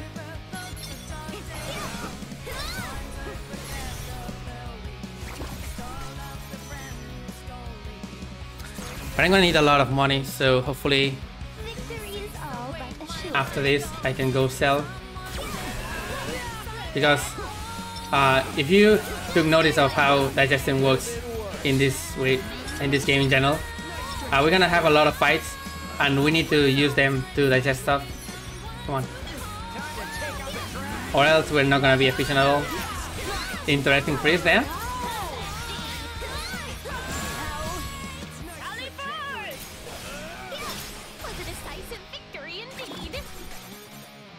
Oh yeah, the optimal way to get scores here is super annoying. Thankfully we are not gonna be able to get it at all. We'd have to go out of our way to use very bad pins in order to get enough. I'm not gonna explain how the point works. How the point system works. Talking is really hard. I'm sorry. Well, you asked for it. There's one pin that would be really, really good to get from Scramble Slams because all of the biggest tier of rewards that we get from Scramble Slams are part of a set called Stop and Go that has a 150, I think, % damage increase when you equip all of them, and that would be amazing, but it's not worth it. It used to be one of the fastest ways to beat Final Time Attack. Also, we got Big Matador. Big Matador is basically a better version of the thing that we already got. And we have enough money, which is nice. And for coffee.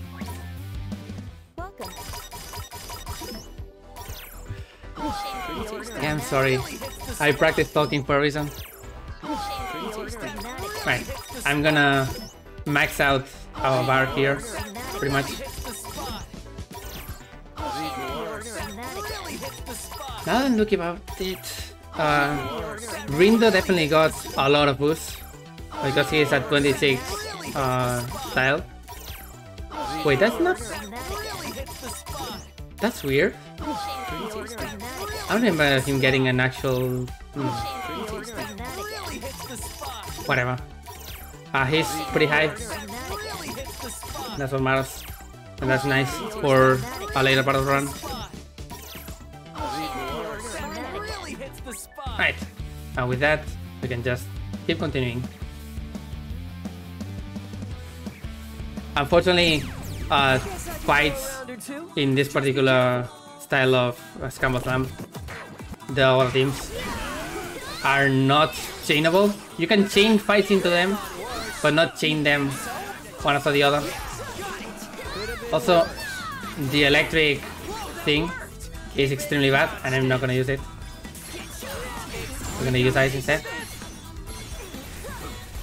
Like electric group finisher puts a cage of, I think, 4 electric bars around an enemy, and it deals okay damage if they go to the walls of the cage, but they usually don't, so it's not worth it.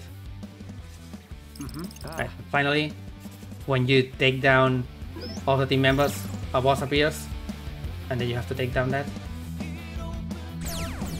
It's a very simple concept, but we have to repeat it for most of the day.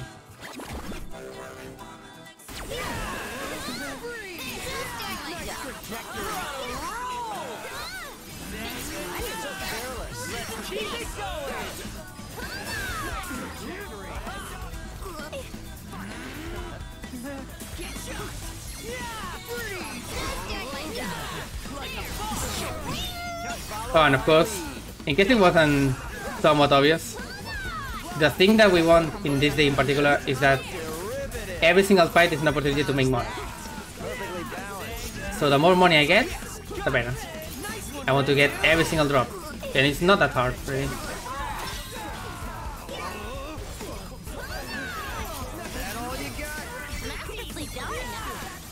Alright, please. There we go.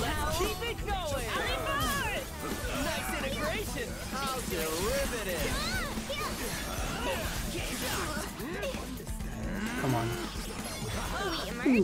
There we go.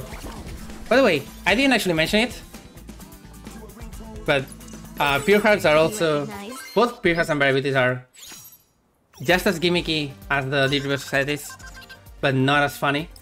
The Pure Hearts are supposed to be influencers, as in niche internet micro celebrities,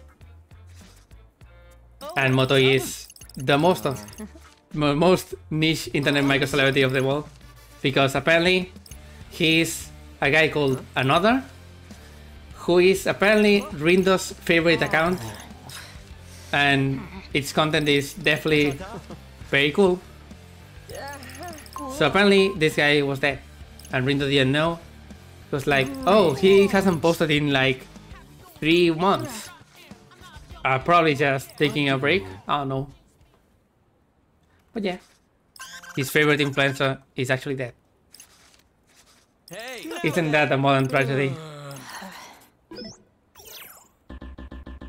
Right, we got our first Uber pin. It's Topo Topo. It's an electric laser. We're gonna fight a lot of electric enemies, so it's actually good right now, but not that great later on. It's very low DPS, really, if you compare it to other things, but it's much better because of the element. Oh, and we also have a choice here. If we go to Center Street, because the Digital Societies ask us for an alliance, basically, we can go into Center Street and destroy them, or we can go Center Street and destroy the variabilities, and then they take Tipsy Toes, I think, something like that, and then you fight them later on instead of fighting the variabilities. However, if you fight them here instead of doing that, you get less cutscenes, because either way you're gonna do a lot of fights, so that doesn't change much. Right, here's the shark. Shark is the reason I'm equipping Topo Topo, and it also takes a whole lot of damage from Big Matador. Like so. Huh? Right now, mine 79 is not the damage I wanted.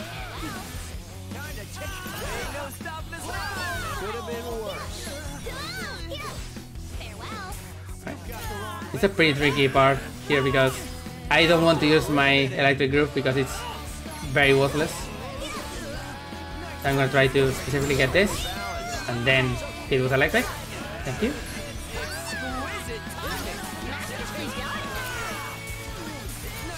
Simple equation. Spectacular. What are you gonna do? What are you gonna do? Nice combo. And we end up with the thing. Just one more fight here for the boss. We can go ahead and continue.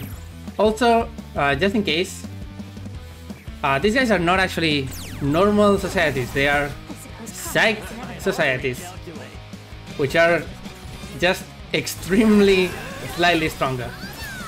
And they drop something else, which sells for less money. Very cool.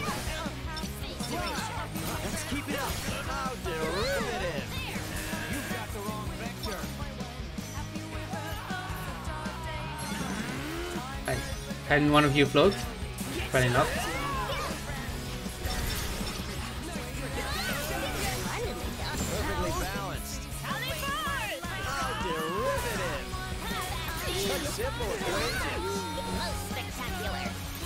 Alright, thanks for floating. We can get the extra damage from that.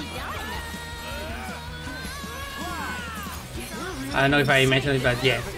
As I said, Big Matador, the thing that I'm using now on Rindo, is a direct upgrade of the pin that we had earlier.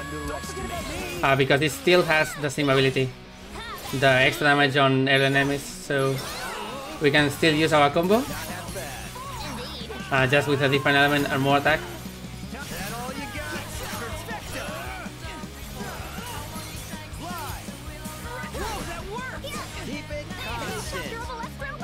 Right, that's gonna be our records.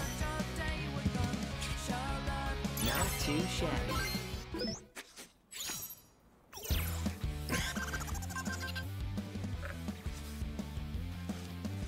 Hey.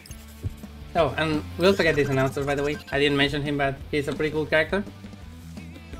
Hey. You meet him later, and he realizes that his only gig in life is commentating events for dead people. And so you have to cheer him up.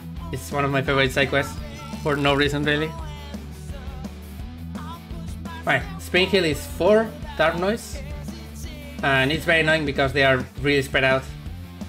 So what I do is 1 here, then 2, and then the last one, and hopefully not get an extra fight in the way. I guess I could go a round or two. Absolute trash.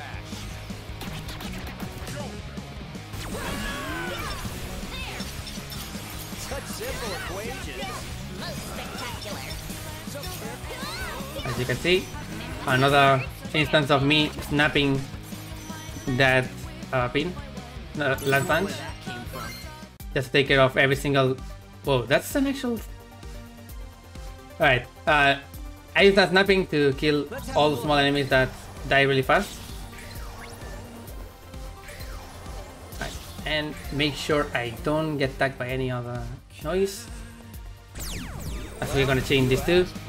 And do the last one, which is in front of Center Street, our next stop.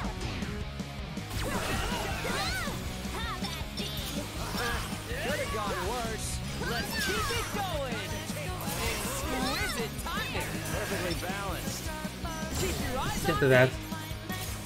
Just that a little decent damage compared to any other enemy.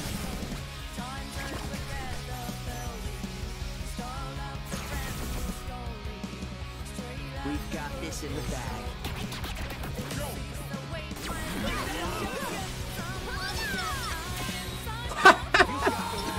Oh, that was nice. Everything died. I forget that's the thing. The fact that Lance Lunge is that good always surprises me. Yeah. Sorry. I already used that pin, but I discovered that semi recently. Ah, fuck. Alright, whatever. Well, you asked for it. We get an extra fight, but it's fine.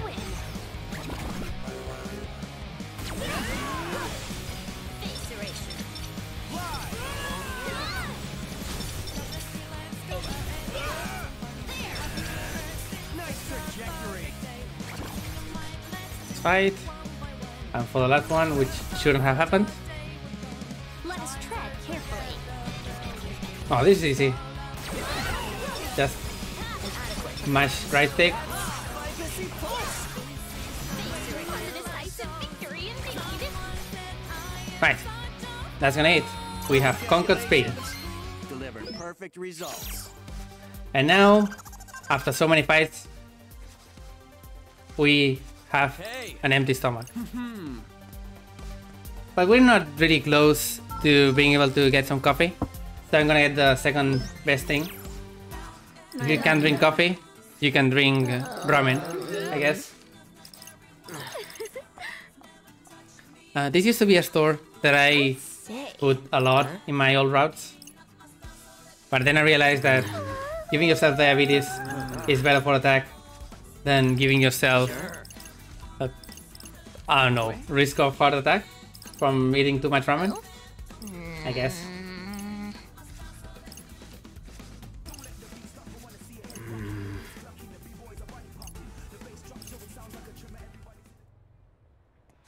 Okay, so we're gonna stop by this, get the dialogue that we are hungry, of course, and get dark noodles and topsy-turvy. Just so we can use these next fights to actually detect something. I must needs weather this storm. Okay, we got this. Inadequate performance. That's Legacy Plus. Time to take on the Such simple equations. Together now. Ah, that's not the one I wanted, but sure. I guess it works. Okay, the pure hearts were influencers. The varieties are... I don't actually know what they are supposed to be. I usually just say beauty gurus, and it makes sense to a degree. Yeah, basically just... so weird displayed. I think they are supposed to be the male equivalent of a Gyaru in Japanese culture, but I'm probably super wrong on that. So sorry if that's not correct. Sorry, but you're no match for me. Let's do this. Also, they drop Lovely Launcher, which is a really good pin that gives you group boost 2. Group boost 2 means that every single group finisher, either started or finished with that pin, actually gives you, I think it's 20% more? I think it's 20, 18 base, which is pretty nice.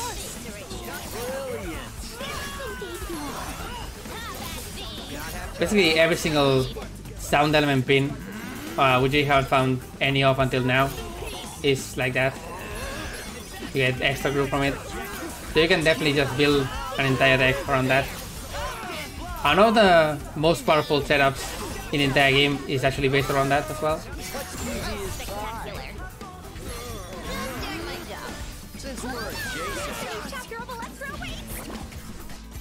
Alright, that's gonna be Center Street.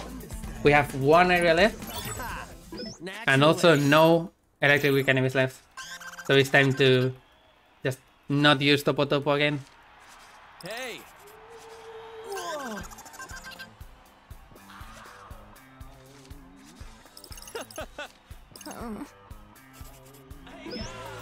We go back to Old Faithful. Here, not you, the one that is max level, thank you. Also, our sale. You can see how much money I made just from all of those sites. 30k is really, really good. Right.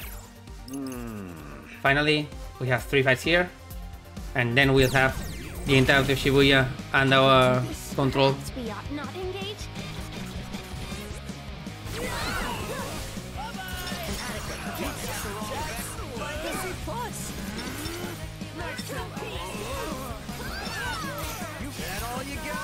Indeed.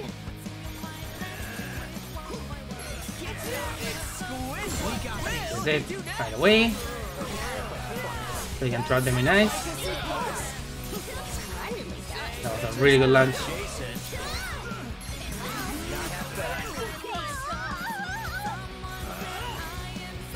Okay, there's a specific mechanic that I didn't really talk about. It hasn't really come up. But sometimes launching is not gonna work because every single enemy has a counter move. To be recognized.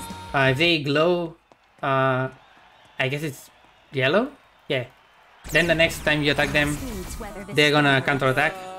However, team members specifically, their counterattack is basically just floating there and taking every single hit that we deal. So not even a problem. I can just keep them going. Because the thing I want is them being in the air. So if they go in the air willingly, then that saves me a trouble.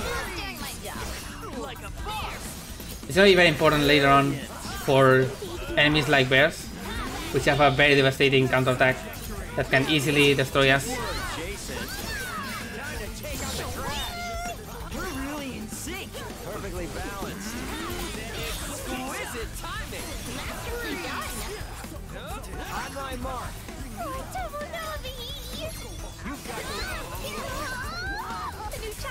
Look at that hitbox. Isn't that beautiful? Could have been worse.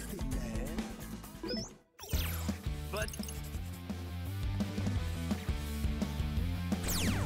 I'm all set. It's go time. Here's a complex equation.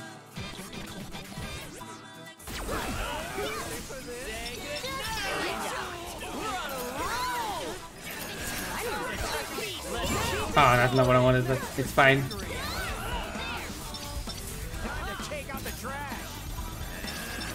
Right, kill the crow. Or maybe just failed to hit it entirely, sure. Could have gone worse. You think so? Just doing my job. Could have been worse. So careless. Funky bread and Marina Man. Golden. You brilliant. Nice. Okay. Just doing my job. Could have been worse. Finally done. Jason. We're almost there. Shout out to this particular part, by the way. It turns completely black once you enter it. Very cool square. You've got the wrong vector. Keep it up. Derivative. Masterfully done. We emerge triumphant. And there we go. All of Shibuya is under our control. Alright, could have been worse. After about 23 minutes. Unfortunately, it's not gonna be that easy. Hey. Whoa there. Because now they're gonna tell us to go to Dagawa and finish the thing. Hey. For some reason, they decide to go with a win against it all showdown in Udagawa. Which was very strange to me because Udagawa is supposed to be that mystical place that you're not supposed to enter until much later in the game, in the original. But here it's just right here. So every single team meets up, Indeed. and we're gonna fight a 3-chain of all teams in order. Hey. Shoutouts to this part in particular. The graffiti wall that you see there, there's an achievement system in this game called graffiti. That if I open accidentally, it's gonna show up. But basically, every single time you get some sort of milestone, like, oh, kill 1,000 enemies, you get a graffiti that you can actually put in a wall, and that wall is right here. So if you get a graffiti in the menu, it actually shows up here. When you do fights, when you enter it normally, it's pretty neat. Whoa, that worked. Keep it constant. One day, I'll participate in another one of these with all graffiti or something like that. Although it's probably way too long of an actual run to be interesting, because it would be a lot of just grinding for levels. There's one for level 100. Think so?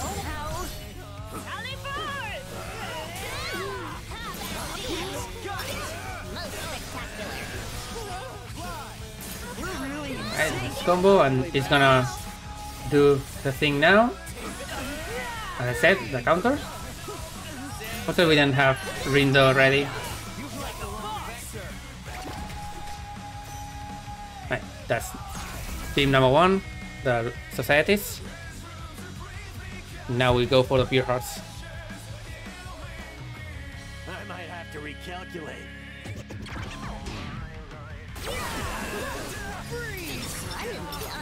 Let's keep it going.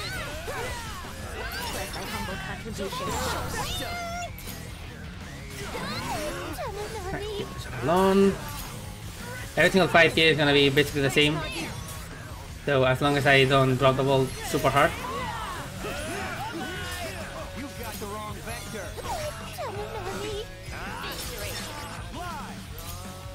Plus my humble contribution. How derivative. Let's keep it up. Perfecto. How's that? Let's keep it going. I want something that is not rushed, please. Thank you. Constant.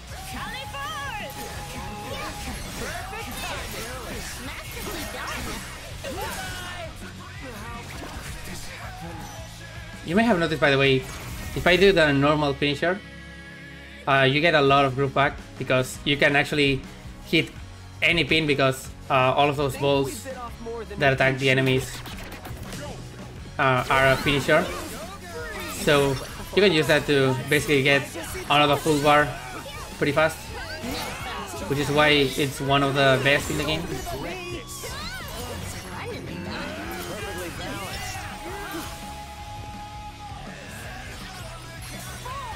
How did you avoid that?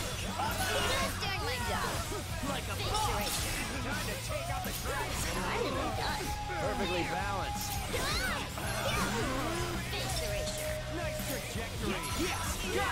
Could have been worse. Wow, come on, Fred. Geometry is a bit sometimes. Right, and with this final enemy, we are done with day 6, finally. As I said, this is probably the most boring day in the entire game, an entire run. So hopefully you bear with me, because we're gonna go back into the action.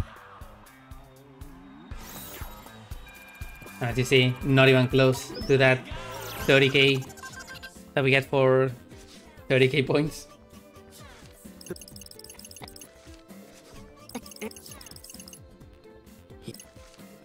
Right. If you have noticed, we're in day 6, which means you have paid attention in school at some point. A week has 7 days, which means tomorrow is our final day. Also, shout out to this inspirational quote that makes no sense from our friend Motoi.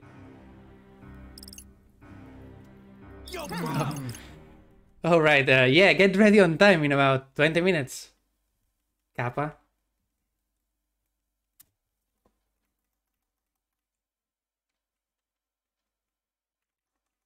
So day 7 is simple.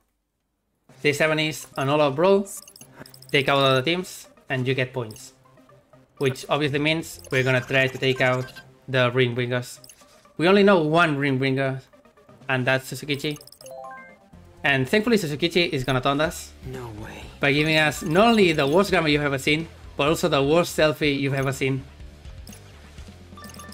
One of my favorite memes about this game is the edit of Suzukichi taking a selfie at the soup store.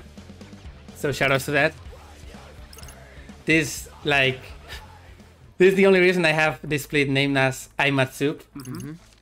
Because this is how it feels like.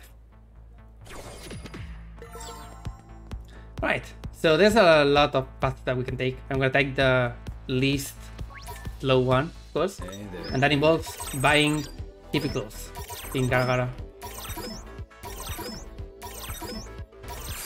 And someone has to be in full Gargara outfit, which means Sho, it's your time. Because Sho does not have any attack boost, so we just do that. Give him all of that. Go down to 10 so we can get more drops. And talk to this guy in full Garagara outfit. Yeah, okay. And we also get 10k for travel. There's some really annoying fights, or worlds rather, that we are gonna try to avoid, and one of them is this. If we do this, we can not do the other one that goes from Center Street to Dixie Toes. That one is a 5k, which is just way too long. Also, we get introduced to new crows. These crows are basically double the health as normal, and they drop new things that are sell for a lot of money. So by dropping to 10, we can easily get them. Also, nice fail on the Scorpion. Right, go fly, and look at that. Easy. Naturally.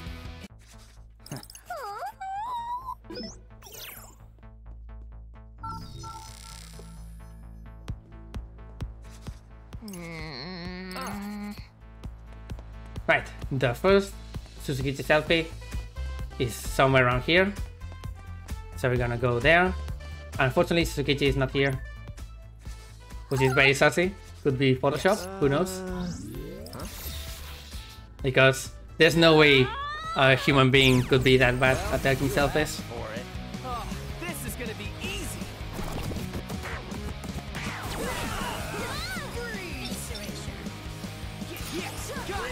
Could have been worse. Oh, I got both crows at the same time. That was nice. Was that okay? Could be worse. Just as I calculated. Right. Turns out we're gonna continue trying to find Suzukichi. We're gonna get another selfie. This time, it's a little bit on the focus, but not as much on being centered. But I'd say it's an actual improvement. We have to go to O East. And in order to go to O East, we have to go to Scramble Crossing and 104 and all that jazz. Instead of trying to take the path to Center Street, which is again 5 fights, we can go here, answer a very simple riddle about the yellow building, no building, and go to Center Street and get 5k on the process. And so the wall to Scramble Crossing here is just 1 fight. This way I take the least amount of fights in order to get to this place. Let's weather this storm. I think we've got this.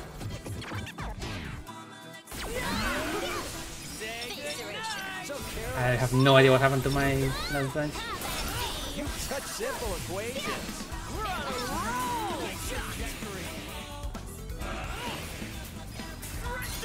Did I do that? Please die. You sure did. Thank you. Now, can you guess what I'm gonna do in Scramble Crossing? Where that came from. Well, if you have been taking notes, you may know that I have a crippling addiction to getting a better attack stat for my party. So we're gonna go back to this. Welcome. Really hits the spot. Let's see if it really hits the spot this time. Really hits the spot. Really hits the spot. Right now it's not unlocked, but eventually we're gonna get an option to just repeat the same order that we got the last time, and this is gonna save a lot of time menuing here. But for now we have to manually mash every single one. Thankfully it's the first option. If it wasn't the first option, you would probably lose time just from having to menu.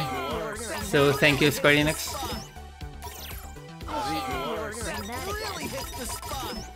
We get plus 12. Ooh, an extra one on Fred as well. That's nice. Really hits the spot. And now the next one is gonna be fighting 5 blue frogs called Big Bang Frogs. So we're gonna preemptively just chain those two. Perhaps we ought not engage. I'll do that. Yeah. First, I humbled But it still only unlocks the usual unlocks exactly at 5 users or 5 orders, but it's not available until, well, sorry, I'm gonna say it, week 2. Yes, there's a week 2. How unexpected.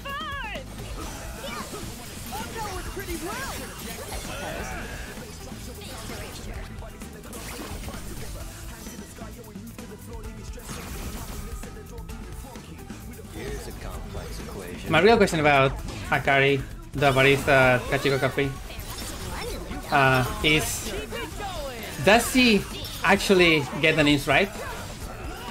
Because it's supposed to be a Starbucks.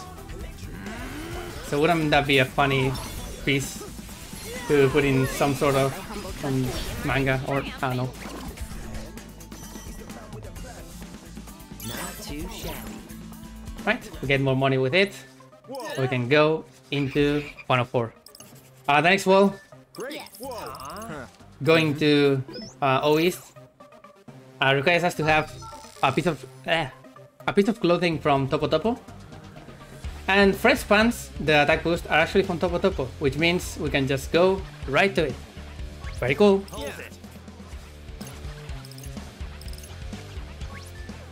as I suspected.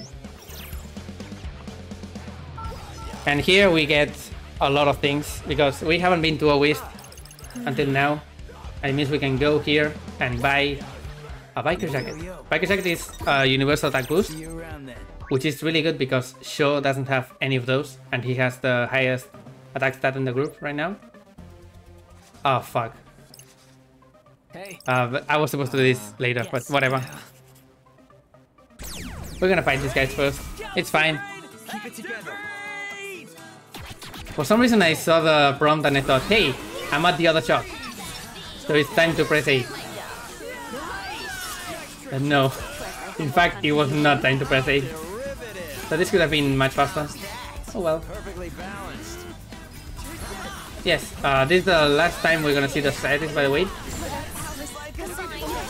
Because, another spoiler, the last team in the classification, the team that has the least points, gets erased. And so, that's what they're gonna do. Actually, I don't know if it's a spoiler. Did they say it already? I'm not sure.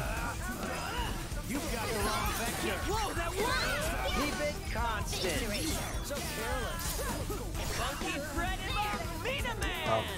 Nice misses.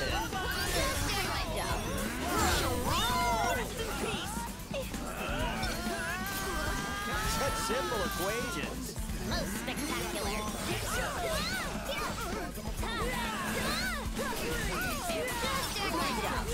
God, it's forever because I didn't equip the thing. Oh, shoutouts to Nagi's role, by the way. I didn't mention this, but every character has a different role. Nagi is probably the best one because it covers a lot of distance. That's it, pretty much. Scored big on that one. Alright, now I'm gonna go to Koni Koni.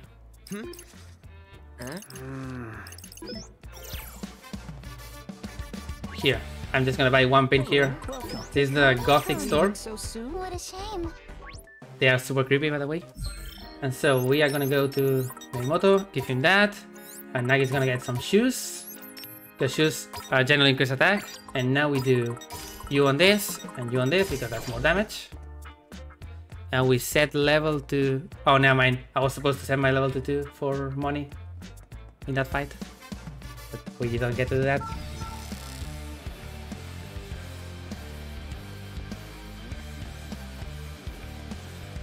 Okay. Next up, since it's gonna take a while to get there, I'm gonna explain VIP levels. They're gonna be important in the long run. Shops actually have an internal VIP level that you can actually see. If you use some brands in fights, or you specifically buy from that brand in any shop, you get more VIP points. And the higher you are, the more items that you actually get. There's 2 VIP points or VIP levels that I want to hit. The first one is coming up and I'm gonna set up for it. It's Ryugu level 3. Really? Okay. Also, like a Wolf on Blue, it's Reaper Review. Next he doesn't say that. Okay. Can't be.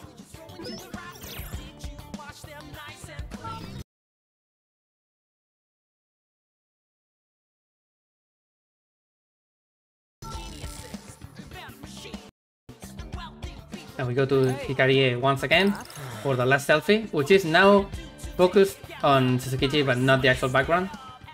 And it's right here. We're gonna catch Suzukichi in the act, aka right in front of Fuya later on, because Fuya is also following this. Oh yeah, shoutouts to the Switch version. I've done speedruns of the Switch version, and you would not guess how long it takes just from extra loads. Give it your best guess. Thank you kindly. Right. So, no thoughts. We go Nagi, this, and this. You are gonna get the white creepers. You are gonna get this, and you're gonna get this. And also this, because it's more damage. Actually, I am missing one. Yeah, I'm missing this, of course. Finally, set level to 7 for the last fight before we actually go and confront Suzukichi.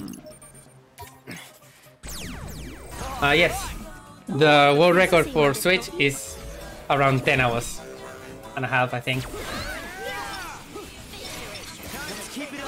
So the actual ideal platform is either PC or PS5.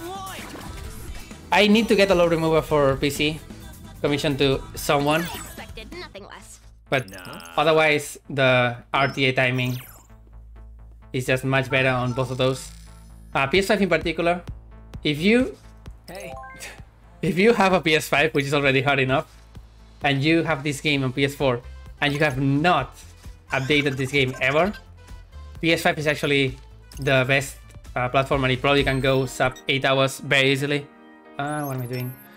I'm gonna shift stuff around because we need to prepare for the fight, and this is the best DPS that we can get because Suzukichi is weak to ice. But yeah, turns out that the first patch on console can actually skip a lot of stuff. I'm gonna explain it later on once we get the thing that allows us to skip set stuff. But yeah, you can save around, I would say, 30 minutes in total from skipping stuff in console. But load times are very punishing in comparison. So PS5 is extremely good for this particular game. However, the only PS5 runner, for any percent at least, that I know is... I'm blanking. I'm really blanking on the name. Why am I blanking on the name? Let me check it on Discord. Also, we go back in time because Rinto dies. Spoilers. So we're gonna just tell to the gang to go Hikarie first. And with that we can actually fight Suzukichi. Why am I blanking?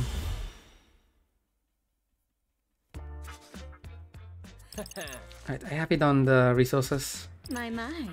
On the Olden with You serious speedrunning Discord, which I run. That's that. Oh, Briggscale. That's it. Briggscale. Yeah. He's the one guy that has done PS5 runs. Shoutouts to him. Nah.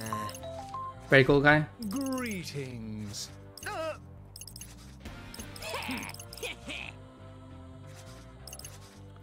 Alright, so we did find Fuya trying to fight Suzukichi. And so we can change our fate and fight Suzukichi ourselves. This time, because Minamoto decided to not intervene in the fight the first time, and that's why we lost. This time we're gonna specifically ask him to help us. Hey. And so we're ready to finish the entire game by defeating Suzukichi here.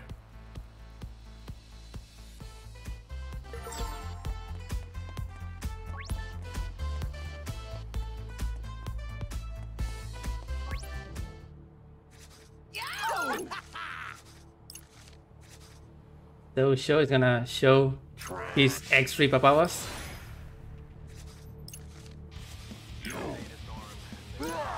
As we start to hear Suzukichi's theme, we are losing you. Very distinct theme. Just makes you want to fight him. Right, Suzukichi is basically impossible to stagger, and so it's very hard to actually get groove on him. It's complete RNG. He's weak to ice, so what I try to do is get as much damage in with ice spins, and the only one that can actually stagger is the Dark one. Also, he can do that. Don't question it. He can do a RRLAT as well as a counter, which is very annoying. The reason I have Petals of Love, by the way, that specific pin, is so I can get a burn, which automatically means I can get a finisher, and that lets me get groove. If I do get groove, it's very nice because it really speeds up the fight. Otherwise, it's just a DPS check. As you can see, I didn't get any finishers in a long while, and my group is just going down. Also, this attack, if it's not obvious, it's reverse side. He's white, so the black ones are gonna flip, and they deal damage. So we just don't want to go there. Alright, this is R2. I don't know why I'm holding L2.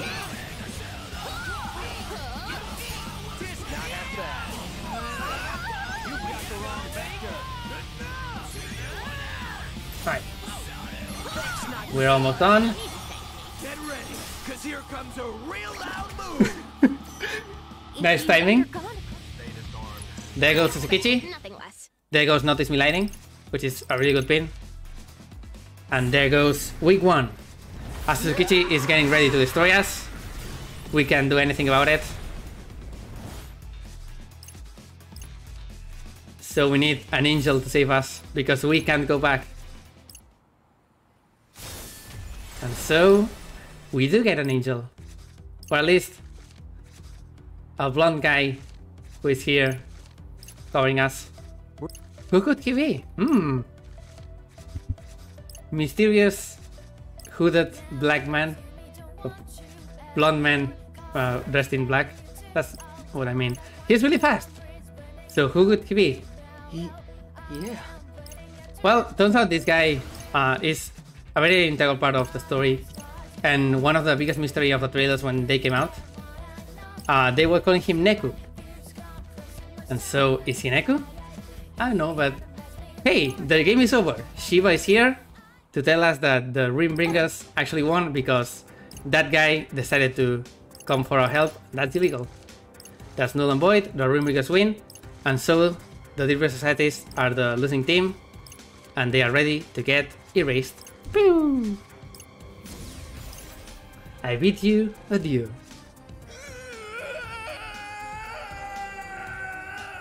Goodbye, Puya.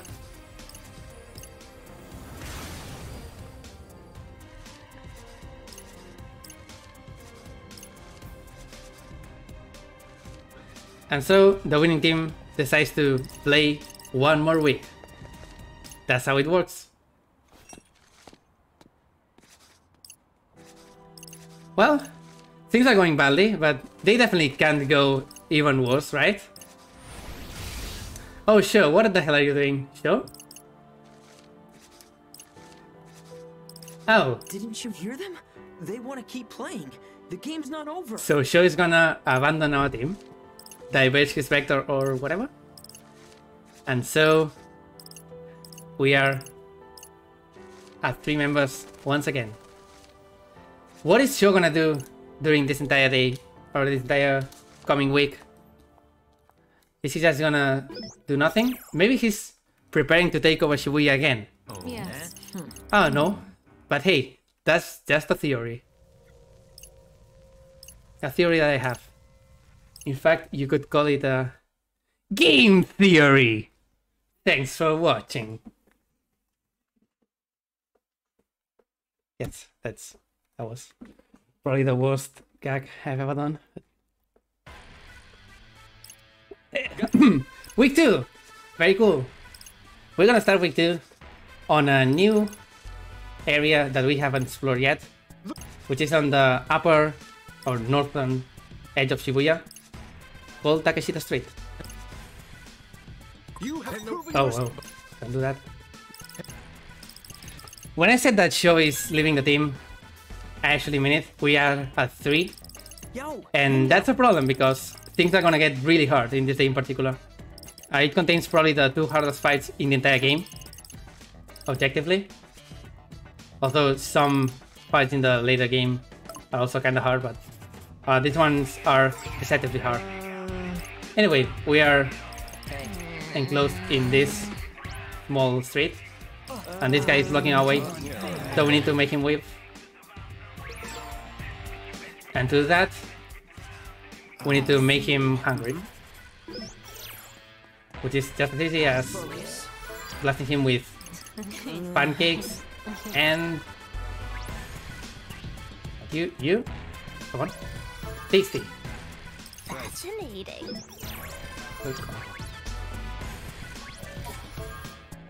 Tasty pancakes. To change your mind.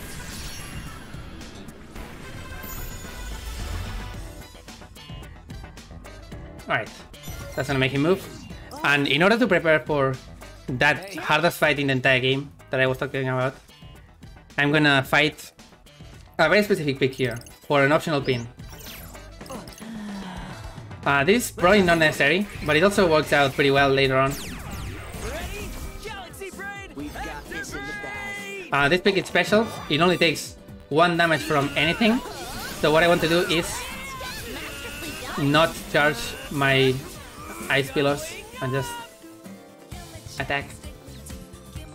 It's not like we are close to hitting the time limit, but yeah. We're gonna get Namikuru, which is a water-based sword. And the one enemy that is gonna be our bane of, the bane of our existence rather, in this day, is weak to water. Really? So it's gonna be very important as safety. The mission in this day revolves around Takeshita Street. We're gonna get clues on what to do, but basically we see 2 shops and then this photo booth, and we have to work with that. Okay, do that, and then you are gonna get this because it's more attack. Oh, and this is safety only, but I'm gonna go down to level 4 so I don't get destroyed but still get as many doors as possible. Whoa. Sheesh. Sheesh. Really? Oh yeah, Cannon is also here. There's one more thing about teams getting erased, by the way. Since we can talk to our friend Swallow from Fango, it means that Swallow is also in the game, which means they must be a player. What if they were a player in the DPS societies? That means they are dead. So Rindo gets really worried. Anyway, we examine the crowd, and we examine this arch. Oh. This arch is in need of a repair, and this guy is gonna repair it, but he's depressed or something about his wife leaving him. Very relatable. Right. Gotta focus. So we died. There's a very specific thing that I want to do in this dive, and that's third fight. I want to enter it with the water finisher. If I don't, I get exposed because this arena, as you may see, it's really small. Meaning that any sort of big enemy is gonna be a pain in the ass. Right, that. Make sure I get thing. Okay, sure, don't get it.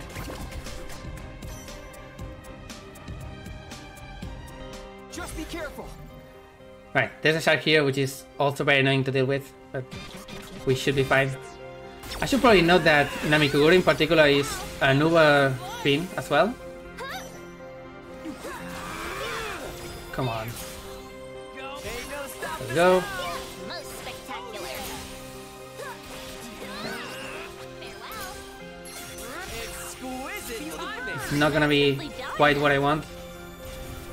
So I need to change my groove here to water. Okay, we got this. Because this Scorpion is half of the arena. It deals a lot of damage and I'm already at very low health. Alright, please. Get burned. Alright, this is not great. Okay. Alright, this is not looking great as I said. Please get burned. This is why I wanted to specifically enter with a water pin, by the way. Like, we can definitely just do this and hopefully get a freeze. But yeah, it was really scary. Get a bad hit there, and you're basically dead. But hey, I got through it. That was one of the 2 hard fights. Next one is gonna be the boss. But first, we need to actually solve this puzzle. We're gonna get this very cool infographic about shapes. And we're gonna advance to the other particular thing. This woman here is actually Kaishi, I think it's his name. Basically a supermodel. So we're gonna remind everyone that a supermodel is here. So they come to him and they leave the crowd that we were seeing earlier.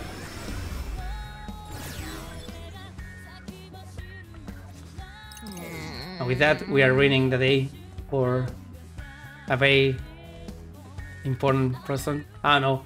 He has nothing. He has an ability later on, but in terms of the story, he has nothing. Then we see this other model here. And this is our clue for one of the puzzles. We have to select the clothes that she's wearing. Simple enough. Ripped jeans. The beanie. And this jacket. Ooh. Shoutouts to the cursor, by the way. I didn't talk about it, but the cursor is actually based on frame rate. Meaning that on Switch, which I used to run before the PC version came out, it goes super slow. And you can't use the mouse for it. So yeah, you have to really control it with care. Because I'm at a limited FPS, which I think is 144 constant or probably higher. But you're probably only seeing it at either 60 or 30. I don't know what the marathon is running at. So yeah, things go very fast in that type of minigame. Anyway, after solving these 2 puzzles, we saw Mr. Mew here doing poses. So yeah, the logical conclusion is that we need to take a group photo with those poses in the photo booth.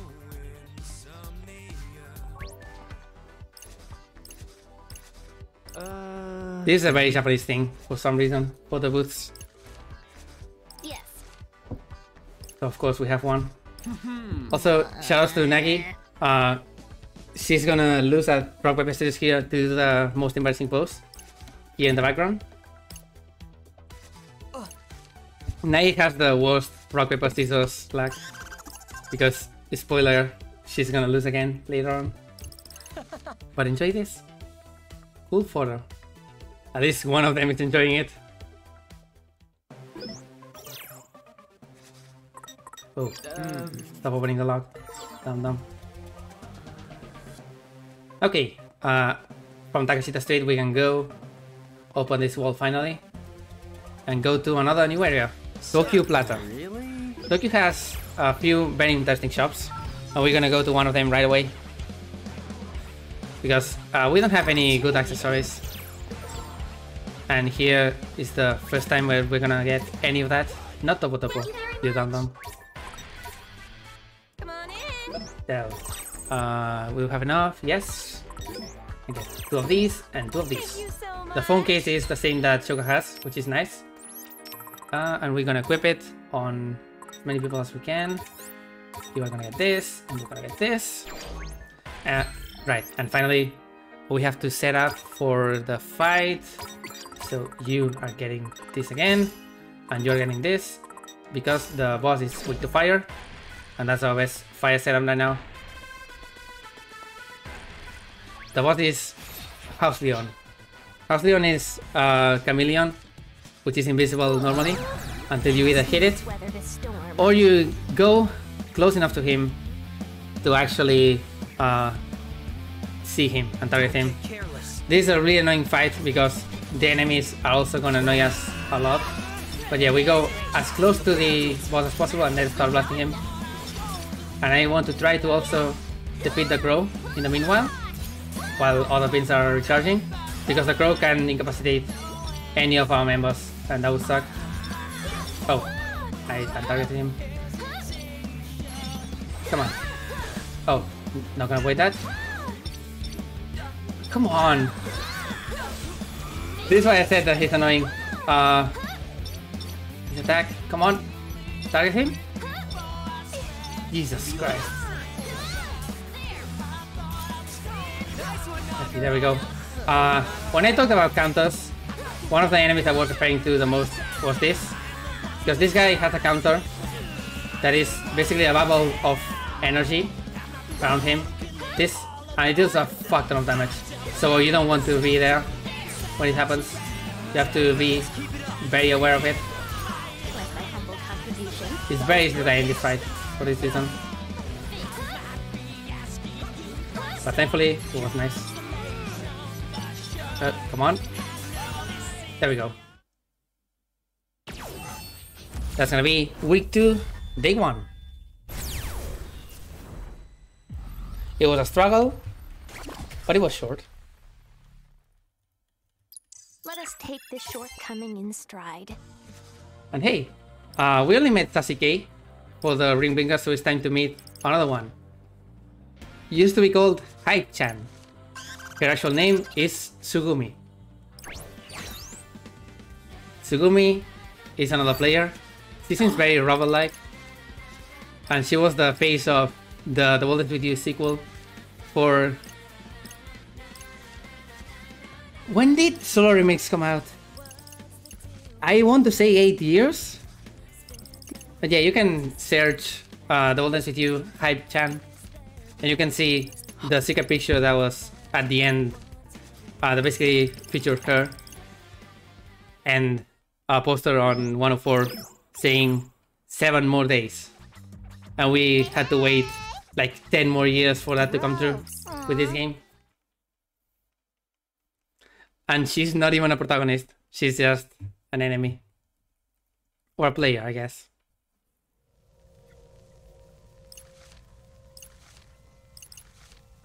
And hey, we see a vision of Tsugumi specifically attacking us, and Mr. Mew also attacking us, which is quite interesting because this day, remember the guy that saved us at the end of week 1? The hooded guy, blonde one, blue eyes? Well, turns out that he's Neku, apparently. And so, the mission today is hunt down Neku.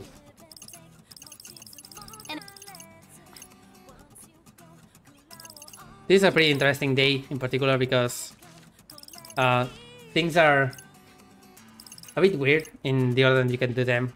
Every single team is gonna try and find Neku, and every single team has a different idea on where to go to find Neku.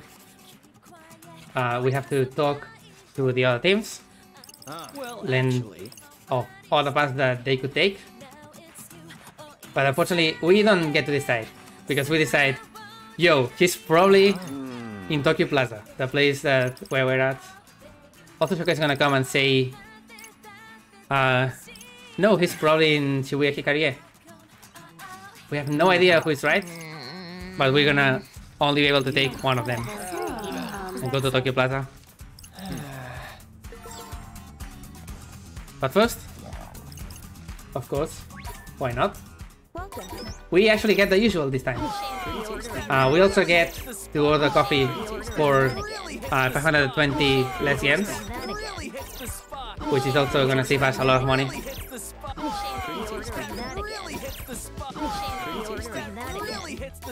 Of course, as we get more members later on, we also use more money here, but we still get the usual, which speeds up things a lot. Right. Very cool. We're gonna take a small detour here in Tower Records to meet with Eru. This is the guy that was looking at Yoshi weirdly exactly 1 week ago.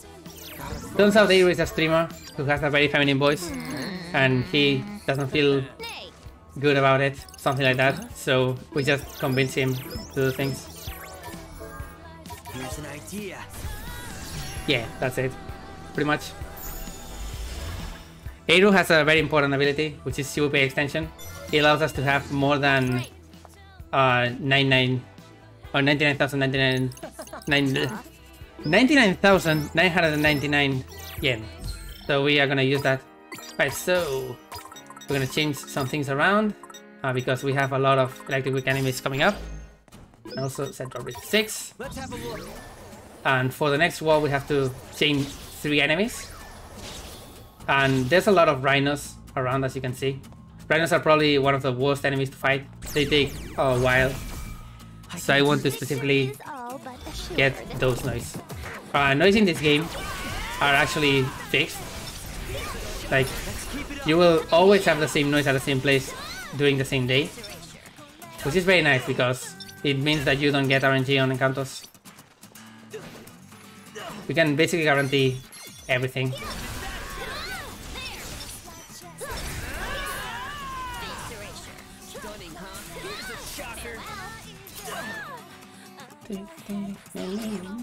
Oh, new shark by the way, also weak to electricity. This one has a different attack when it comes out of the ground, but otherwise it functions the same way. This is why I equipped 2 electricity pins. Right now our DPS is really low, but thankfully in this day in particular, we're gonna get something that is gonna solve that quite hard. I think we've got this. How's that? Masterfully done. No need to thank me. Oh, right, got grabbed right there. Very cool.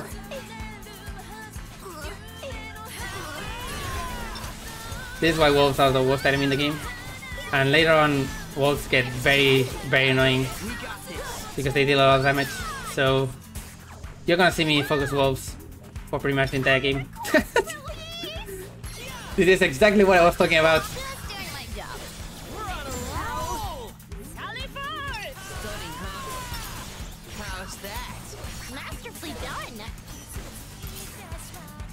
Come on, man.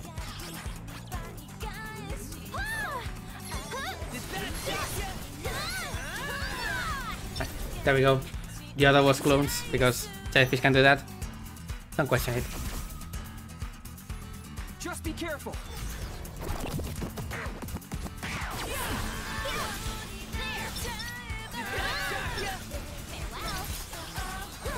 And now focus on the guy. Hold on him for a little bit. I'll do just spins. Please don't borrow. Thank you.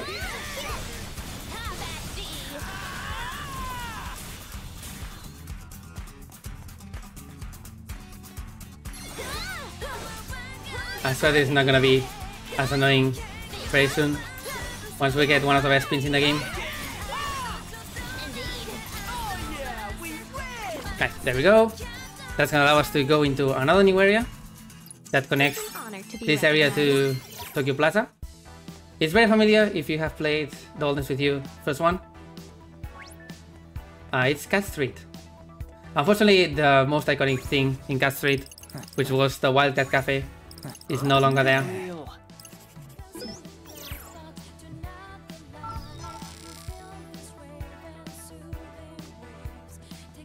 Like, if you remember this layout, It was from a different area or different point of view, but Jupiter the Monkey is on the back, and this would be Wildcat. Sup? But it's not there. And yes, that is a shark on land. That's the thing in this game. Because all of those animals are noise, which are just the type of creature that exists. There's also the mirroring on this guy, by the way. Curious. So, we need to buy something from Jupiter the Monkey. This is that shop there. Unfortunately, it's closed because the intern decided to lose his phone. He said he lost it in front of the shop and he doesn't know. And you have to make him go there. For that, we're gonna use this salaryman here, who is very depressed about having a day job. Also relatable. And we're gonna go back here and tell him to go back. Time to change your mind.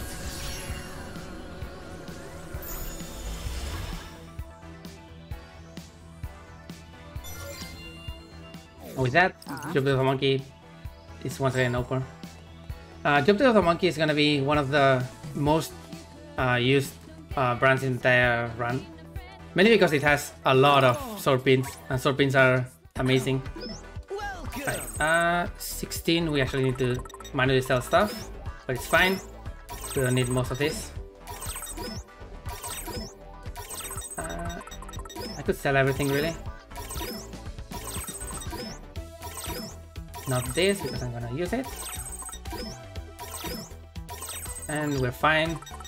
Not this. We get this, this, and this. The Karma Shoulder Bag is the one thing that we actually need. And we're gonna keep it on Fred. Oh, and this is a beta pin that has basically the same effect. Right, with that, we can go into Tokyo Plaza and do one fight, as we learn that Neko is in fact not there. After this fight, we're gonna get a pin that just... it just goes so hard. You'll see exactly why.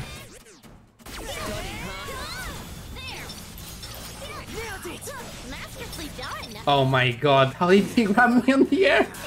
That is not fair. That is not fair.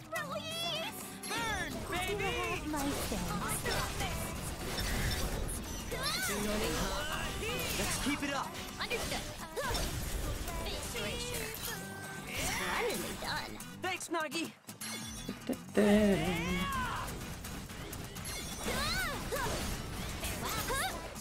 We emerge triumphant. Right. Now, Neko's not here. And we get, Honored to be recognized. after this, what can never be. What can never be is a psychic shotgun pin. And yes, it's as strong as the name would suggest. So we're gonna go and equip it right away. It's not even an overpin. You'll see how strong it is in a little bit once we get into the first fight with it. But yeah, it's basically the best individual psych in the entire game. And we're gonna be using it for the entire tutorial run.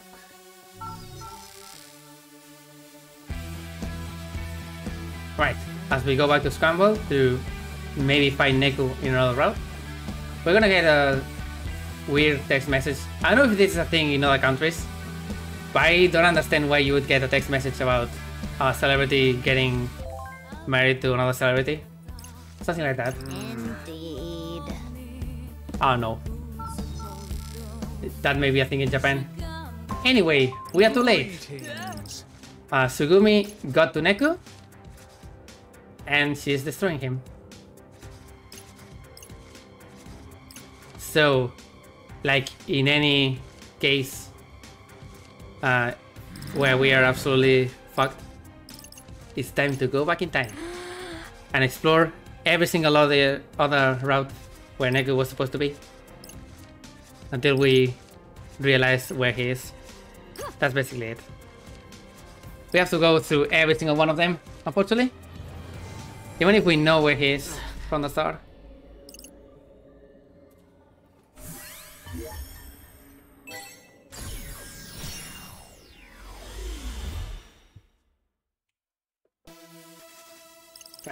So first off, we're just gonna be mashing and selecting the first option because there's no real benefit to doing one before the other or anything. But first we go to 104. In 104, the variabilities have caught wind of a guy who apparently saw Neku, which makes no sense because Neku is supposed to be a player, which means he's invisible to the rest of society. I don't know if I mentioned that, but yeah, we are in a different plane of existence, even if it's Shibuya. So yeah. That guy is right here. He saw a guy with a hoodie that looked pretty saucy.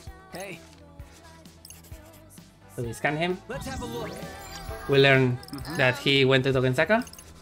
Perhaps. Yes. And just 25 minutes after that, We're going again. we go to Tokensaka. We're gonna talk to one guy, and we're gonna get the message that, oops, someone is getting married, which means Neku is getting erased. I have no idea how the time frames for any of these work, because during the other ones, we saw jumps of 1 hour, which were just walking from one area to the other and maybe doing a fight. Meanwhile here, we're at 10:45 after starting at 10 AM on Scambot Crossing, and we're already done. So the entire day here takes place in 1 hour in real time. This is very weird. Oh no. Right. Perhaps. We're going again. We go to Center Street. In Center Street we have a dive where we can get another very important pin. And it comes from a girl that we're gonna interact with after this variability asks us about it. She's here. We're gonna dive into her. And apparently this is the guy's girlfriend. Gotta focus. Shall I proceed? Onward I dive. Or best friend, whatever. He was supposed to have a date with her, and then he just died. Not engage? That's not very Gucci. And this bear doesn't look like it, but he's a new version of bear that drops something else. Also, this psychic shotgun, by the way, very, very big area effect attack that hits twice and deals roughly 600 damage if you hit both attacks. It goes dummy hard. As I said, this one is just slightly not super powerful, but we're gonna get even better versions later on. However, this one is not a Nubo slot that we need, so we can abuse it for the entire game. Right. Unfortunately, this crow in particular floats above us, so to hit the shotgun we have to wait for him to go down, which is risky because, as you saw, we just got picked up. Come on. Alright, it's fine. There's no chance we die here.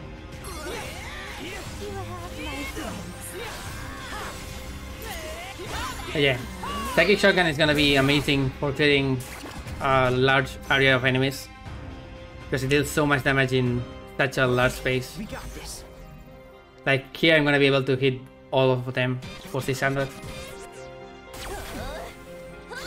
Well, I didn't charge it all the way up, but you get the idea.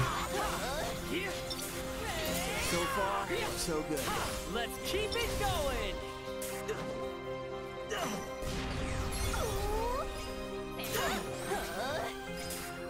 Too close for comfort.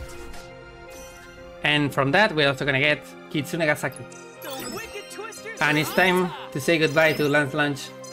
It served us pretty well, but now the damage it deals is not up to par. So instead we're gonna go back to good old swords. Fascinating. Kitsune Gasaki is also an overpin, right? So you have to specifically equip this, yes. And this is what is gonna occupy our overspin slot for most of the game. Did we get another one? Right. The rest of the route is pretty simple. Talk to this guy, do a fight, and then we go a little further. And that's it. Hit the shotgun like this. Oh, Right, he didn't get started apparently. Exquisite timing. We got this.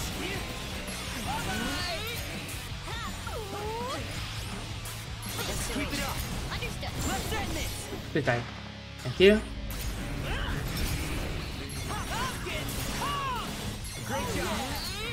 Also, right now it's not the case, but this spin, what gonna be, is gonna be the fastest one to get the boot back, reboot as we call it.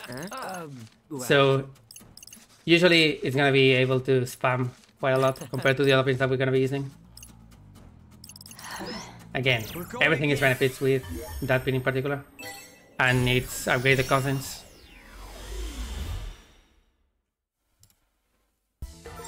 Alright, to end this route, we just talk to this guy, and he says, "No, Neku is not here. Sorry. Go back."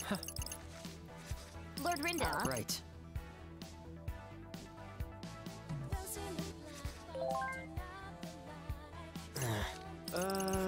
We'll change our fate. And finally, we're gonna just use Shoko's suggestion, which I would just do from the start, and go to Shibuya Hikari again.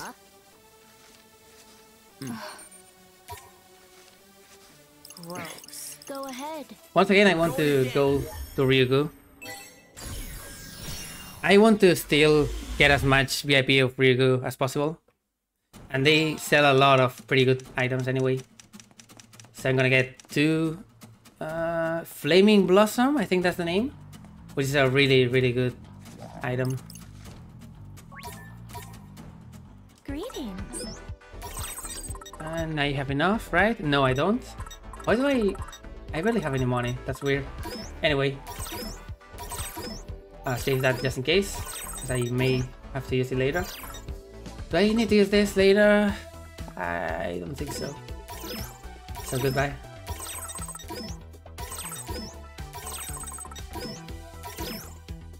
Yes. I'll sell that.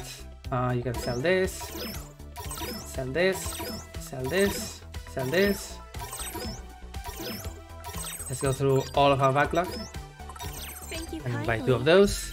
Put them immediately on, not you, on Fred and Nagi for that plus 22 attack. How goes? I don't know. Okay, just continue. Well, hey, right.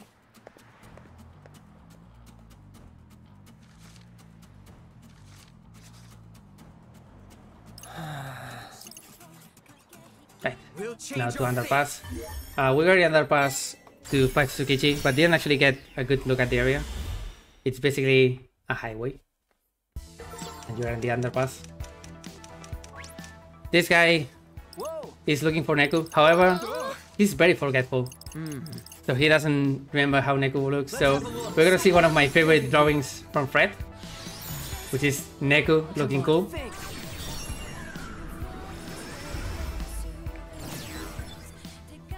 He's just gonna tell us to go to the bus terminal, which is, again, a new area. A very small one at that. It's much more prominent in the first game, because it's supposed to be the one that leads to... what's it called? Well, the bus terminal underpass, which is also bus terminal, I guess. But yeah. As I suspected. There's Moyai, by the way, upper left. He does nothing in this game, but still a homie. Right, Psychic Sharingan is gonna be very important here, because we can damage all of these enemies at the same time very easily. Now since they are somewhat grouped.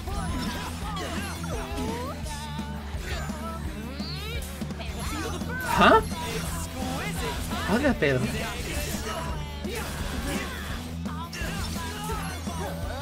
But yeah, most of the fights are gonna boil down to having good positioning now, thanks to Psychic Shogun being just that good.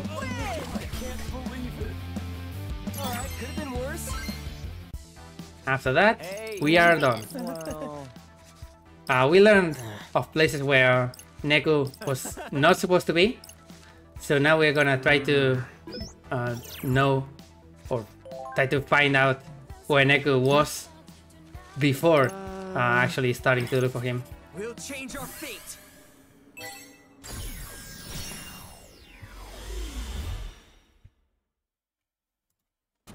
And it turns out that the only place that we know he was not seen at, or he was not seen at other places, but not Pasta Mill.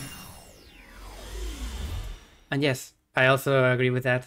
Having to open Epic Game Store for this particular game is always very sad. Also, I forgot to get coffee. That's gonna be bad, but whatever, I'm gonna get later.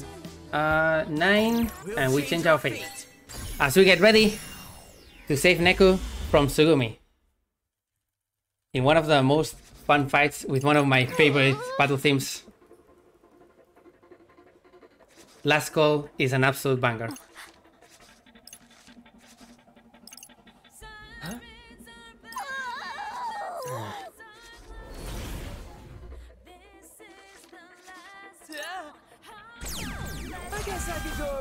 And drop.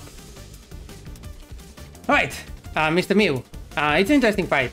If you have ever played Dark Souls and remember 4 Kings, they have a shared HP bar. This is the same deal. Right now we only have one of them. And I'm gonna try to kill only with the sword. Well, it didn't quite work out. Are you kidding me? Right, it's fine. So, now we get more Mr. Mews. And what we want to do is hit them all with the Psychic Shotgun, so we get as much damage as possible to all of them. If they are grouped up nicely, this is pretty easy, but it can get pretty messed up very easily.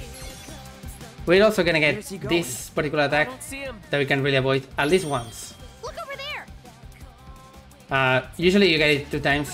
It's very hard to not get it twice. Yeah, we just have to avoid it.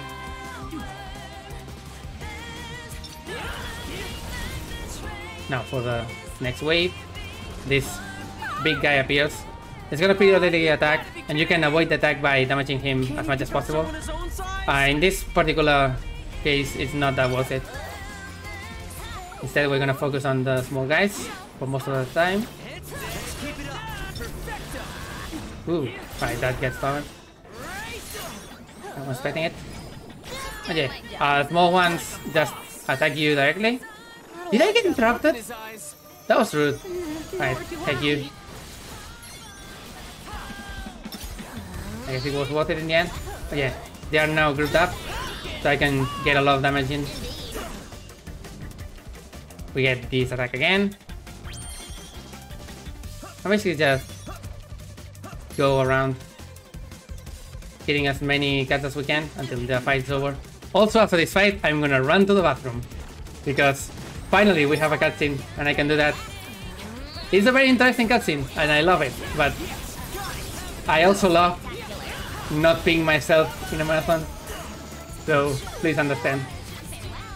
Alright, enjoy this cutscene where definitely Neku is gonna do things for us.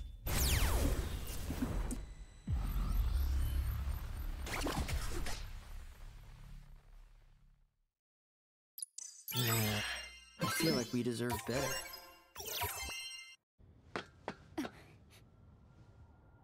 I can't lose. Huh? I must fight. Come on, just give up. I have orders. I'll complete them.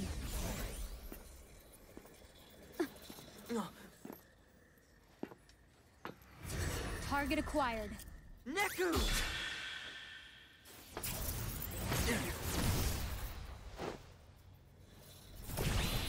Dang! Such celerity! It's all coming back to me now.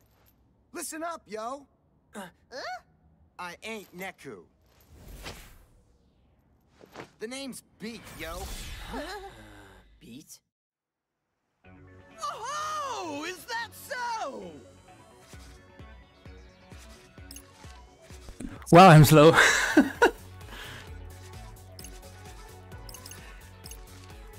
Okay, so... Yo, Neku is not Neku. He's actually Beat. Another The Golden With You character, one of our partners, very popular guy. He's grown up, and he's also very cool and very fast. What? And yes, as you may probably know, first up, Daisuke no Shobito. That's his name. Just call me B, alright? Which is kind of cringe.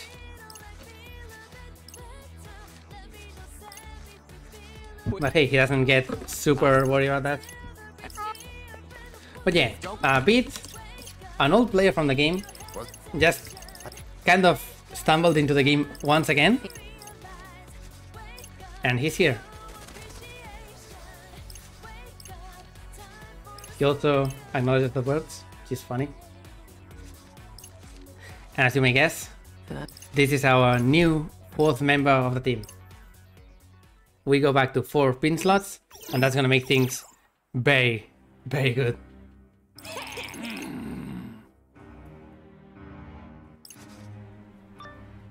Oh, we're also gonna be seeing glimpses of that person who has a cap and is in front of the computer. Looks like a streamer, just random streamer. But they may be an important part later, who knows. And yes, obviously, hello? When did that stop? Obviously, Neku is not blonde, but nobody in the game actually knows that. So of course they assume it's Neku. Who else could be that fast and that cool?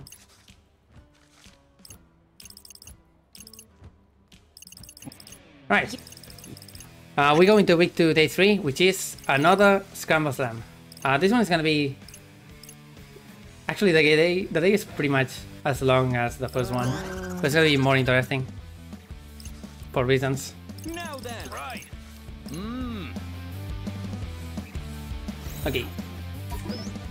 Beat is not super strong right now, but we do get a 200% increase for our groove maximum instead of the 100% normal.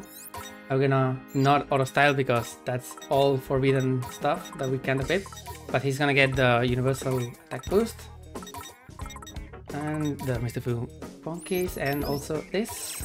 We're gonna need to sell much later. Oh well.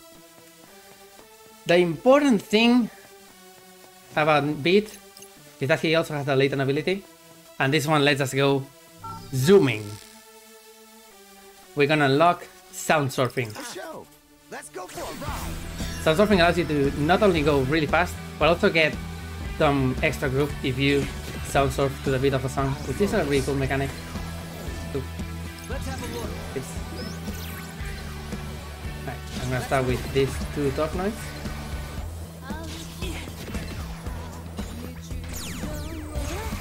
An enemy approaches. Think we bit off more than we can chew here. And we get a Rhino that I'm gonna blast immediately because Rhinos are bad. You can only damage them from behind, but doing that puts the fire on the ground, and that also deals a lot of damage. Very easy to deal with him in this case because we had a free 200%. And yeah, getting an extra pin is very nice. We use stone darts in this case because many enemies in this day are weak to stone, and generally any single fast pin that shoots things is good.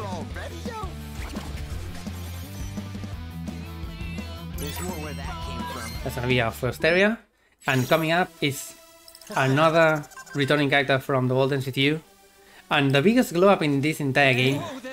Like holy fuck. Sorry. We're gonna meet Uzuki. Uzuki turning from absolute dork into a mega girl boss. Just look at her. She's the de facto leader of the Reapers in Shibuya, or at least was, until Shiba did things. We're gonna learn more about Shiba and other Reapers as this particular week goes on. But yeah, Uzuki's here. Later.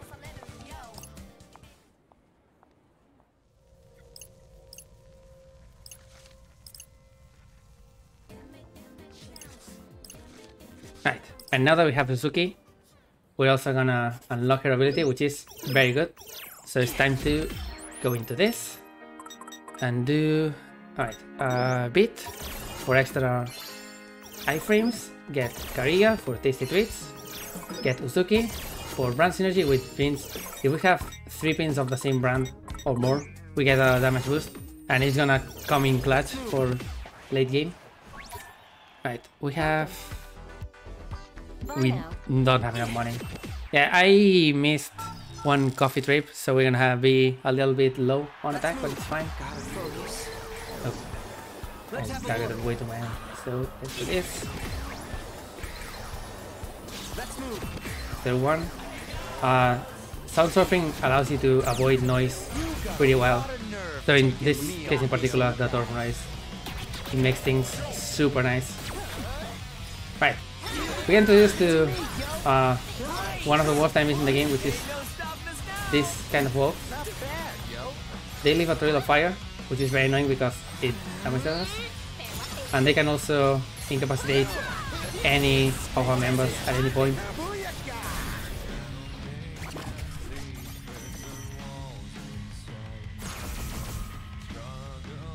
Oh yeah, and generally waiting for level 2 is not that worth it, by the way, on group. It is first wave fast.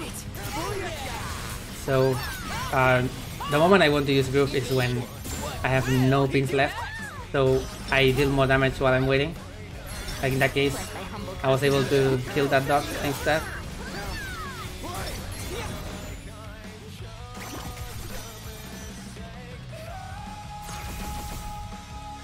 Take a look at me.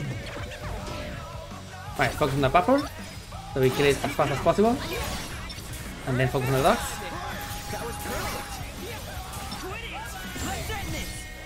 And you, for being a rude boy, you get a meteor.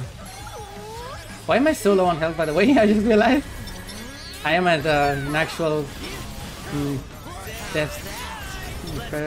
I don't know how to talk. I just want to game. Are you kidding me? Alright, my luck with dogs is pretty bad right now, but it's fine. We didn't die, that's what matters. We get this evolution, which is nice. More DPS. And we do get more pins, so we can probably sell now and get coffee, as intended. Hey! Oh! The way this particular thing works is that every single team has their own initial area, if that makes any sense, of 3 different areas in Shibuya. I'm 100 pins behind. Oh, it's fine. I should be fine. Welcome. Okay. We don't do 11 here. So when we actually conquer all 3 areas, fishing with Scamble, we get open to the other areas that are controlled by other teams.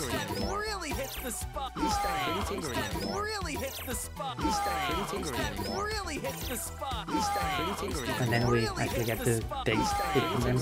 That's basically what I'm trying to say. Okay, this is 5 noise, so this is gonna be the first 5 chain that we have. This is actually the limit without extra abilities. We're gonna have to hit it twice in this game. This one is not required, but it saves a lot of time to do it, of course. Let us tread carefully. At 5, enemies are really tanky and really dangerous, so we have to be aware at all points.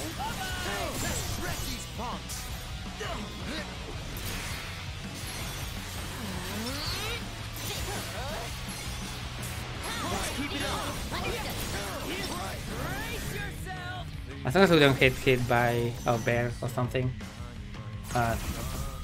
5-chain bear is capable of basically two-shotting us at any point, so it's kind of awkward if that happens. Not that one apparently, but yeah, you know what I mean. Come on. I get the actual bear.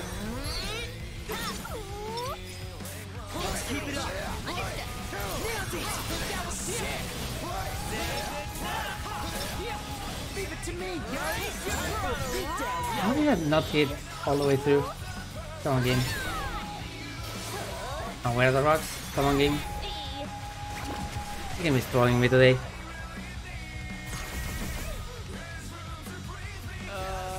We sure we can handle this? Right, sharks. I'm gonna ignore him until he tries to pop out. And then I'm gonna blast him with shotgun.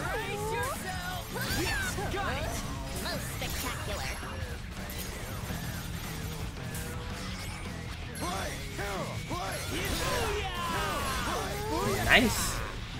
Got rock, so that was perfect. No borrowing again. Hey, back me up here, will ya?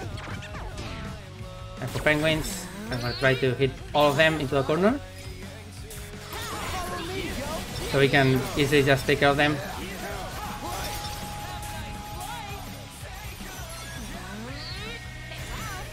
Just like that. That's the power of the shotgun.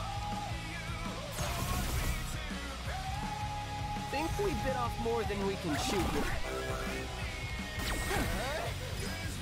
Right, it goes without saying, by the way.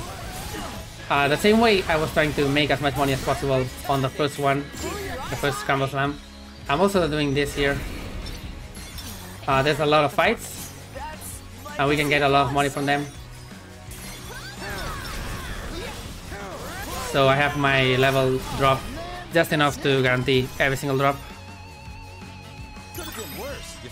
And we also get this evolution pretty early, actually. Kitsunegasaki evolves into whatever that one is called. It's basically just a stronger version. Hey, So we have a better sword.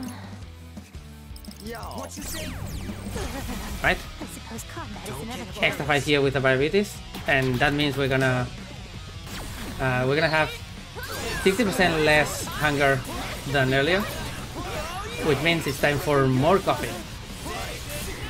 Because that allows us to get 8 more points of damage.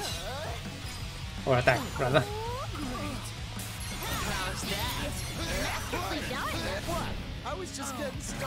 And yeah, at this point, Diabetes and Pure Hearts are still base, not sight. Which means they are not that tanky. You can basically finish them in 2 combos. Pretty easy. Right, they drop their pawn, which is gonna leak to us that both the Diabetes and the Pure Hearts are trying to team up in order to take us down. So we're gonna do something about that. We have a choice to go to Hikarie or 104 now. One is Pure Hearts and the other one is Diabetes. You have to do both. And then after that... Wait, I didn't... Yeah, I didn't. Give me just a sec. Okay, don't sell coffee to anybody else, thank you. Thank you. You have to do both. And then you get the option to split up, you know, to conquer all the territories. And the other you do this thing is important because we want to end at 104. 104 is where the final fight in the day is gonna happen. So if you do 104 first, then Hikarie, that means that you have to go back after splitting up to this area, to 104, and when you clear it, you are right next to it. That's basically it. It was way too long of an explanation to just say, okay, I do this because it's faster.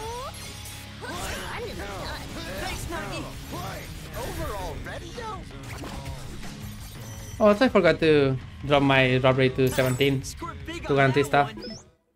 So how will we do that? Get in my way and get shredded, yo. We sure we can handle this?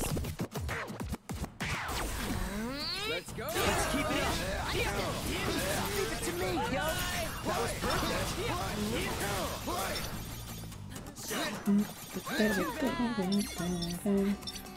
Alright, they are pretty good up, so that's nice. We get the lock as well. Thank you, game. Giving me actual buttons. I expected nothing Alright, with that we have 104.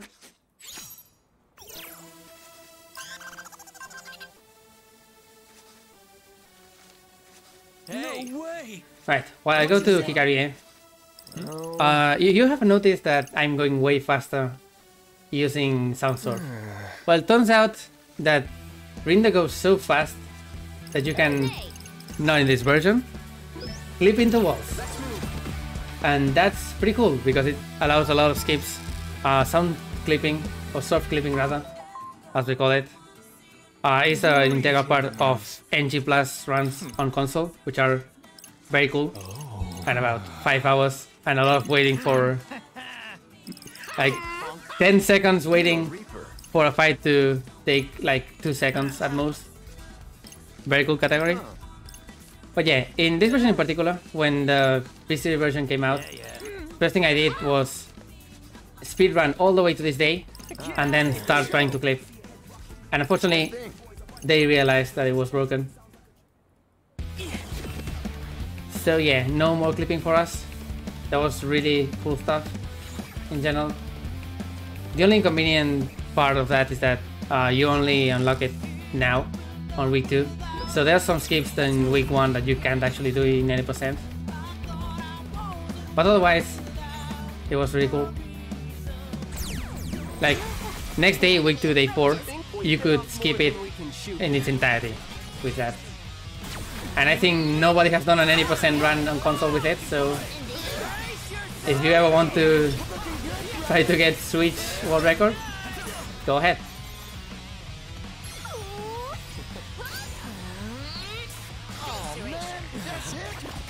Right, after this, I'm gonna change stuff around, and this is very important.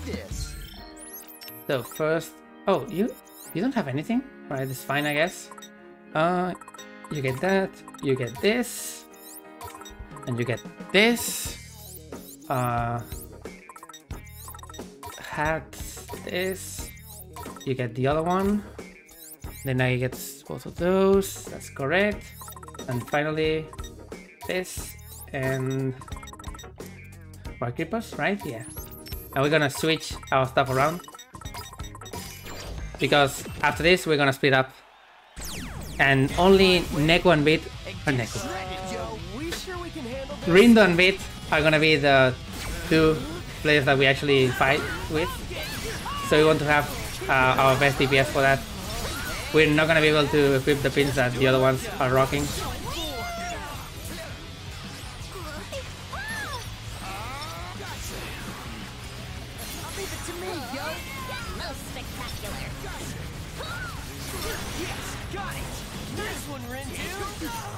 Not bad, I'd say. Right, with that, Hikarie is done. The wicked twisters are on top.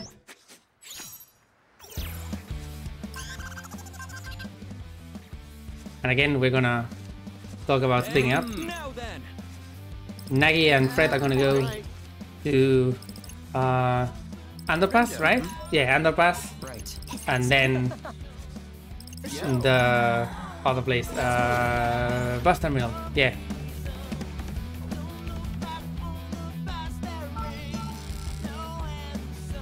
And we're gonna go to 104, Togensaka, and O-East. There's 2 reasons why I go to O-East in particular. First one, as I said, is closer to the final fight. But second one, we can buy a second biker jacket now, which is again a universal attack boost of 5%. And Fred in particular has his attack boost on the pants slot, not the shirt slot like everybody else, which means he can actually equip both of them. All for a 10% increase instead of a 5% increase. And that's pretty massive actually. You wouldn't think about it, but it's really, really good. Like, our best damage dealer until now was Nagi, because she has a 7.5% increase. And it applies to all damage at the end of calculations. So it's much better than just simply having more attack. Oh, thank you for walking into me. Could've been worse. You feel? Let's move. way and get keep it together, Joe.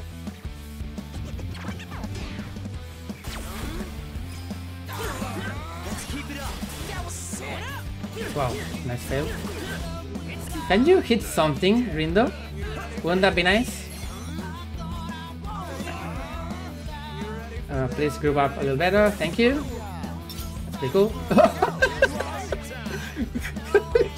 Hello? What the hell?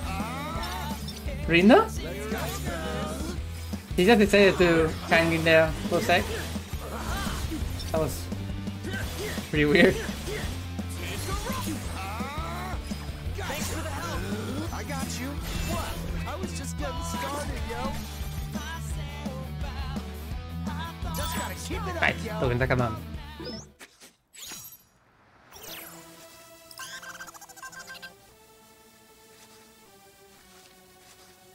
Now for Oist and the final area. As we learned that Fred and Nagi can conquer another one. So yeah, if you don't split up, by the way, you have to go to every single area and fight every single one. And you get an actual extra reward from that. So you want to do that in the post game, but not now. All your asses is grass. Don't get careless.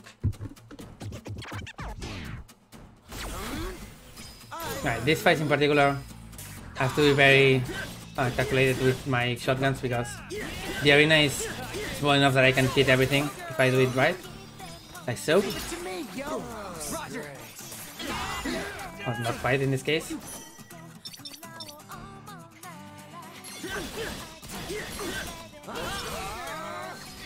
Just follow my lead. I'll do what I Can you die, please?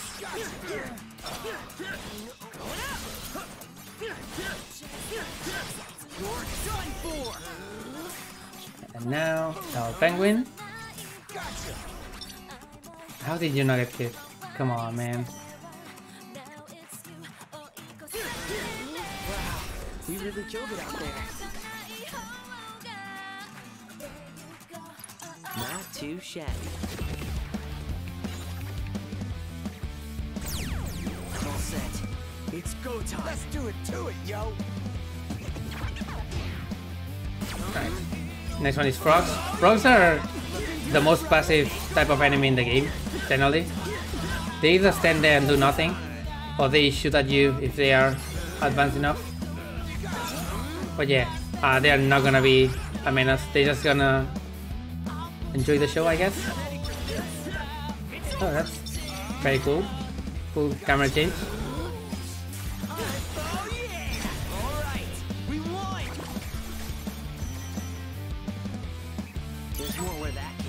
And for the boss, we have, I think it's bears? Maybe only one. We get called Icky Twisters, by the way. Very helpful. I will not prove that.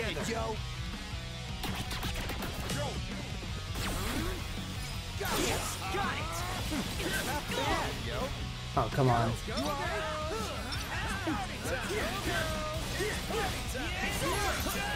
Is it party time? Great job. Let's keep it up. That was sick. Alright, I guess the varieties are supposed to be party people, as they call it in Japan. Party P. Makes sense, yeah. Because I realized, not beauty gurus. Anyway, that's gonna be our conquering streak. Finishing. We're gonna get reunited with the whole team. And we can go and buy the things that we need. After that, we go to the final showdown, where both teams are gonna try to take on us.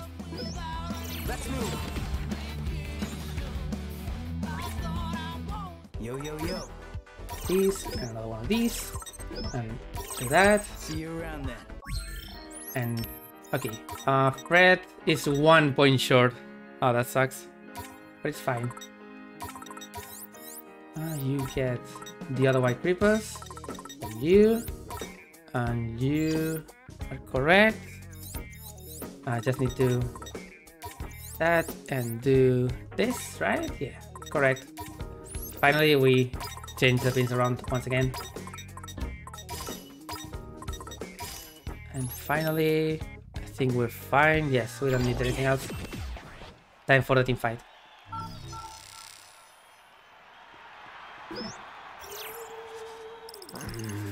Let's move. Come on. Yeah. This team fight, since they are not as tanky as I said, it's actually pretty easy. If we get a good initial shot with the shotgun, we can basically put all of them at half health right away. Get in my way and get shredded, yo.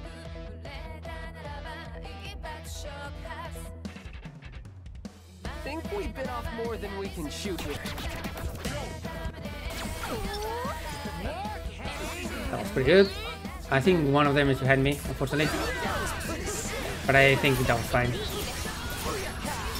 Can destroy them pretty easily now.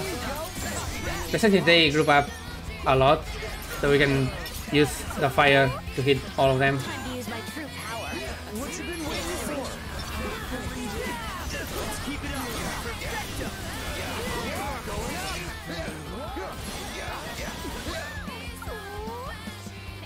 Let's turn up the volume. Oh man. And there goes week 2, day 3. It's an honor to be recognized. Hey. We're feeling much more confident this time, thanks to it. Yep. And we're ready for day 4. Day 4 and 5 are gonna be very much filler. They do feel like filler. Not like I don't particularly enjoy them, but they are really weird. They don't give anything to a story except being there. Remind But hey, Karen is gonna come here and tell us that she wants to work together to bring down the Ring Bringers and finally end the game. Because we don't actually know how long she or her team or Motoi were playing for, because apparently every single time the Ring Bringers win, they choose to repeat and do another game instead of ending it as they could. So yeah, they are kind of sick of it. They want to go back to life or whatever. Excuse me? That's so. Uh-huh.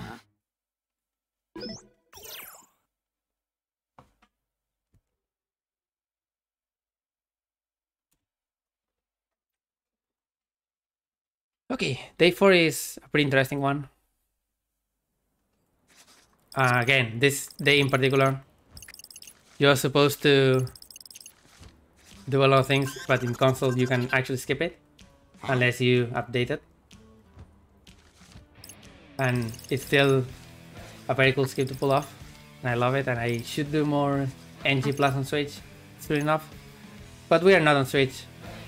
We're in a console that is actually not fast at loading things. And so, the concept for this day is very simple. We have to go to Tipsy Toes. There's a single wall in the entire day that is guarded by this sweeper. And this sweeper is gonna tell us, yo, this YouTube channel about this guy called Matchas Tree, I love it. There's like urban legends around the town. How about you check those out? Let's look And that's it. We have, I think, 7 different urban legends, each one in their own area. And what you do is you go to each area, do a little reminding, so people... Oh wait, Try to remember. no, am I... Yes, this is a correct class. Yeah. You remind people about the video, and so you get some info from them. And then you investigate that. First of all, legend. Apparently, people are entering whatever hell you call it, the place where you put on your clothes and test them out. The box thing with the curtain. What the hell is it called? I know, they are doing that and then disappearing. So we go to one shop where that happens. We go to another one, and we're gonna find out what is actually happening, which is, of course, there's a group of RA beauties who figure out, okay, if we are dead and we can still go to shops and we are only visible during when we are in the shops, how about we just go in and steal Stealing is not cool, kids. Hey, punk. So we're gonna beat them up for stealing. And these are actually psyched variabilities, by the way. So they are gonna have more health than before. Still not that big of a difference. But they have different rocks and all.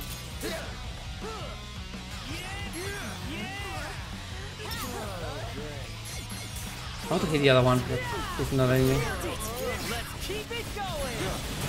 So far, so good. Let's keep it going. Oh, that wasn't enough. Whoa. Whoa. Okay, I'm sorry. I wasn't expecting that. I could have probably avoided it. Honored to be But recognized. sorry if that made you dizzy like it did. Ugh. Anyway, that's mystery number 1. Each mystery in this day, or urban legend or whatever, Seriously, yo? gives you a certain amount of points. I see. Hey. Show. Huh? And so you want to get as many points as possible. Alright, we ding ding ding lore update. Shinjuku. It's another district of Tokyo. Turns out that Shinjuku doesn't exist. Shinjuku got erased at the end of the bonus chapter in the Golden GT Final Remix called A New Day. And we learned that most of the new Reapers are actually from Shinjuku. Come on. There we go. Come on, think. Nobody remembers Shinjuku because, of course, it's not supposed to exist in real life. Right, for Scramble Crossing, the urbanization here is that people are seeing something in the Jumbotron. So we're trying to figure out what that is. And we're gonna remind people again, but this time of the Jumbotron.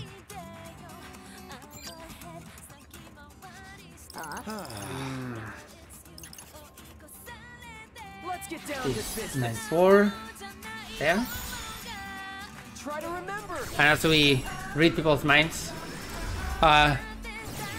there's a very cool tourist attraction in Scramble Crossing that maybe you have never heard of. It's called Hachiko Cafe, and I kind of want to go there like 11 times. Yeah, sure. Seems like a good idea. I have the money. I have 4/20 levels. Seems like the perfect spot for some coffee. Let's move. Welcome. Really hits the spot. Really hits the spot. I hope that hits the spot because you're gonna keep on hitting it. And there we have it. Hits the spot. That's what I wanted. Fred got an extra style boost, Really hits the spot. which means we can now change our loadout a little bit. So we can be as strong as possible because Fred is now a monster. Really hits the spot. Really hits the spot. Really hits the spot. Okay, you're gonna be this and you're gonna be this. Simple as that. Now, we learned that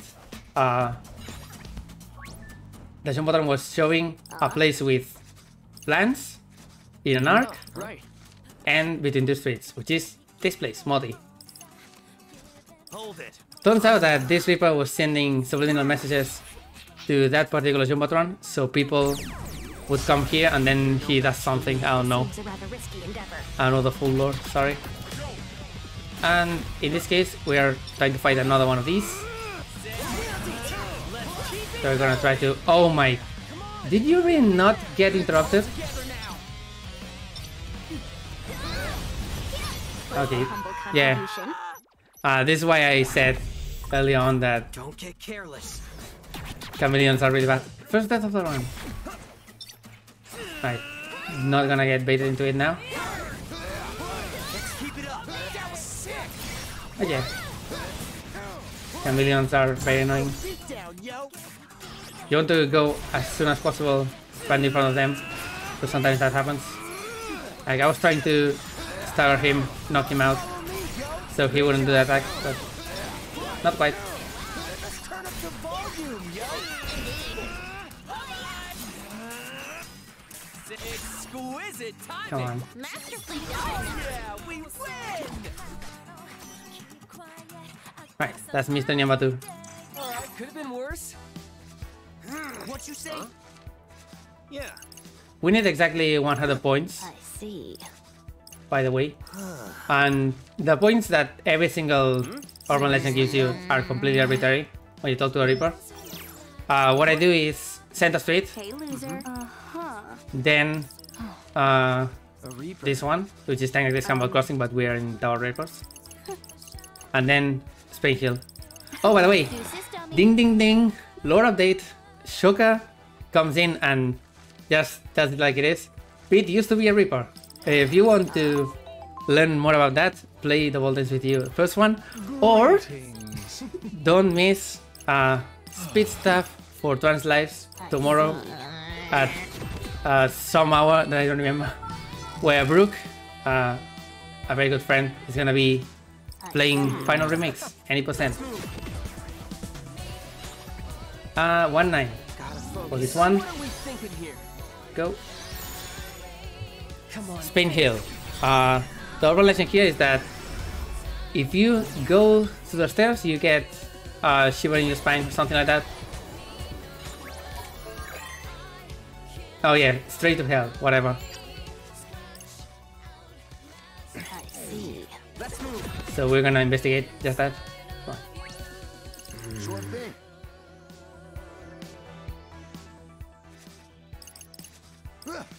on. Oh.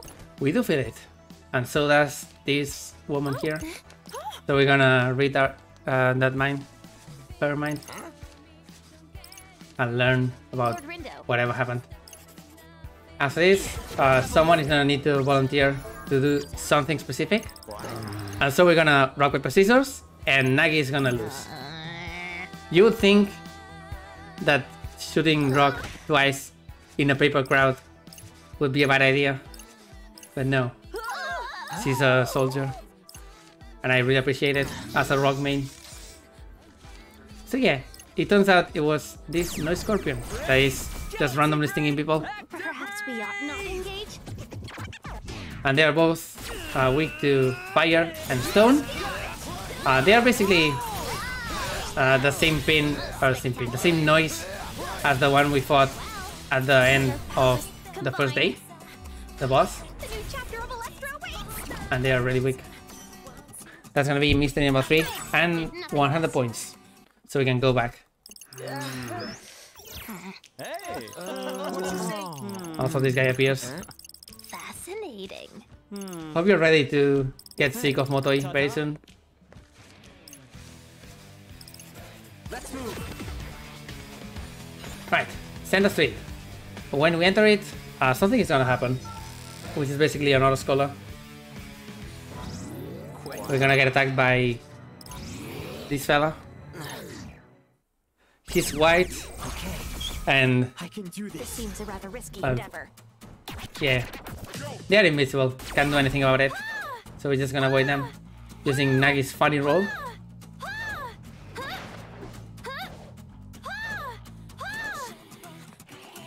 We'll see what the deal with these guys are, or is later. It's about 30 seconds of avoiding thing, not that big of a deal.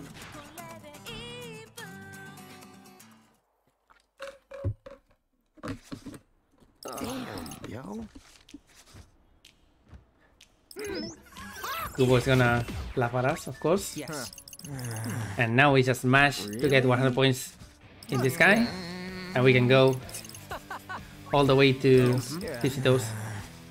For some weird reason, by the way, this is one of the very few story flags where you can just enter the area from out of bounds, and the boss is gonna be there. Usually you just have to go through many story flags, but in this case, this guy is here right from the start, which is why you can skip this entire day in console.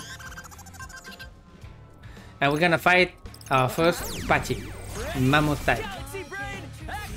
These are pretty big, they don't move at all, and they deal pretty devastating damage, but Perhaps we ought they are not as bad as the originals. Patches in the Voltage with you on the S, and no, don't target those. On the S and Final Remix to an extent, but not as much. They're probably the worst type of enemy by far. Like, you would need to specifically make a build to avoid them. In this case, they are much more passive, so it's fine. Just avoid the 2 attacks that can actually hurt you, and you are good.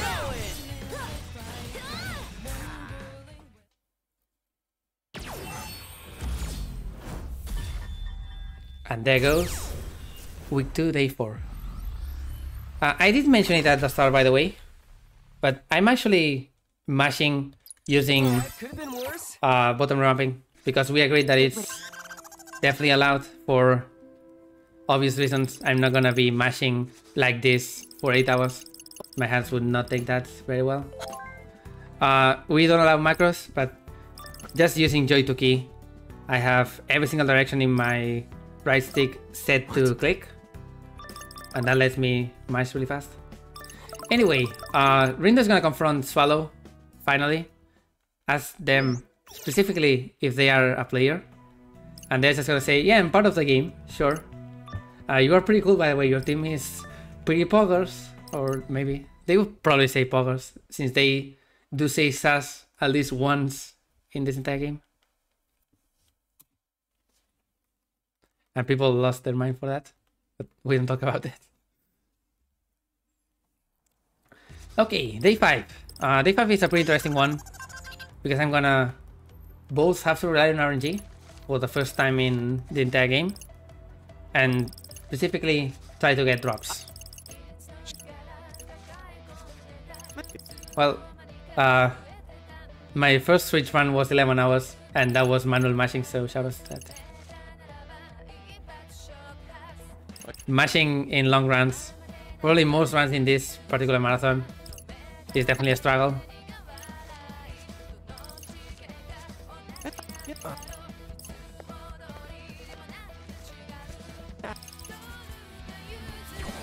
Okay, I'm gonna talk to Ryoshi here. Oh boy, he has a store here, by the way, and he has a superior or associate called Taka.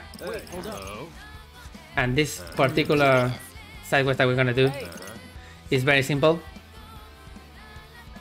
Really? We just have to go around and make people buy flowers from Ryoji, which is 100% scamming them. But what can you do? And after this, we're gonna get Taka's ability, which is another Uber slot. Basically, if we don't get this Uber slot, we have to wait until pretty much the end of the game to get another one. And that's not ideal. I want to end the game with 3 Uber slots unlocked, and if I don't get this one, I'm basically not doing that. Because you only get 2 from the story. At least until pretty much the last day of the game.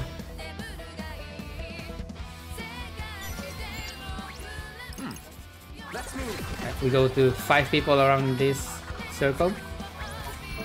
Time to change your mind. And just imprint the same thing. Buy a flower, you moron. Right. And thanks to our very cool marketing, we're gonna get that ability. Here's an idea. Alright, after this, I want to get an easy drop from a new frog enemy that is just introduced. So, the rules of this category, any percent normal, mean that I can't do that, because in normal, you get a standard amount of damage that you give and take. What am I doing? And in easy, fights just get naturally extremely easy in comparison.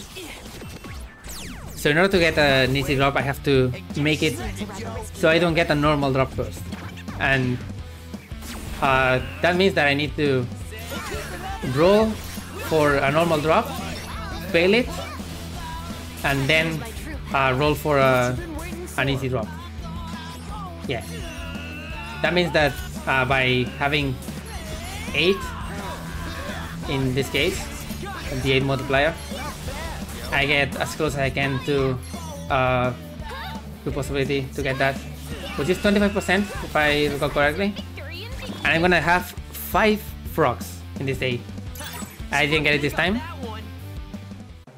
but as long as I get it at least once, I'm gonna be cool with it.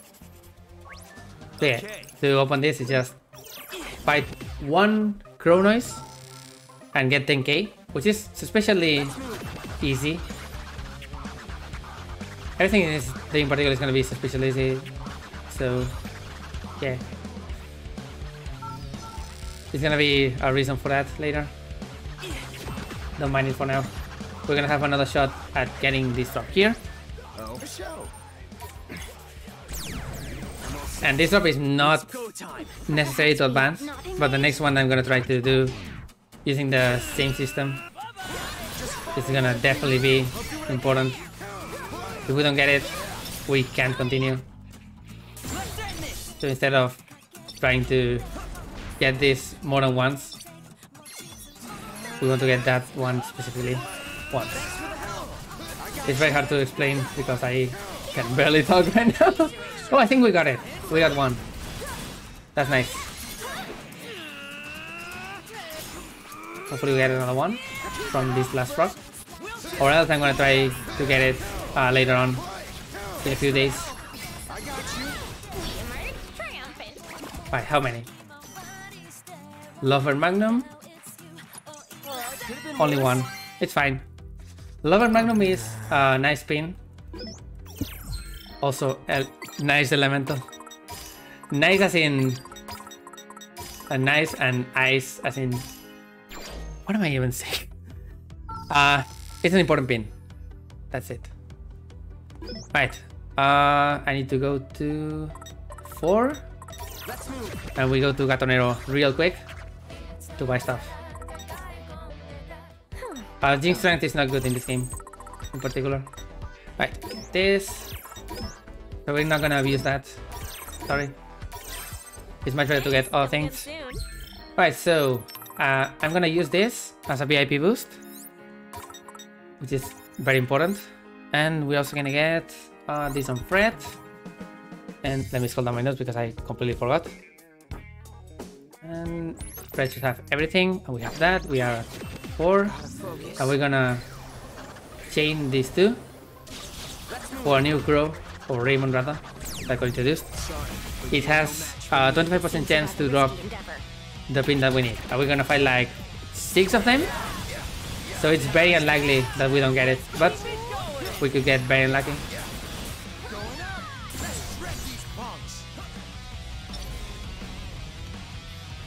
Also, I specifically equip Lover Magnum to Fred because some pins evolve from having them on one specific part of the team. This one is going to evolve into probably the best ice pin in the entire game if Fred holds it. Keep it together. I think we got it, so it's fine. I usually did 2 fights here, just because there's a better chance to get a pin.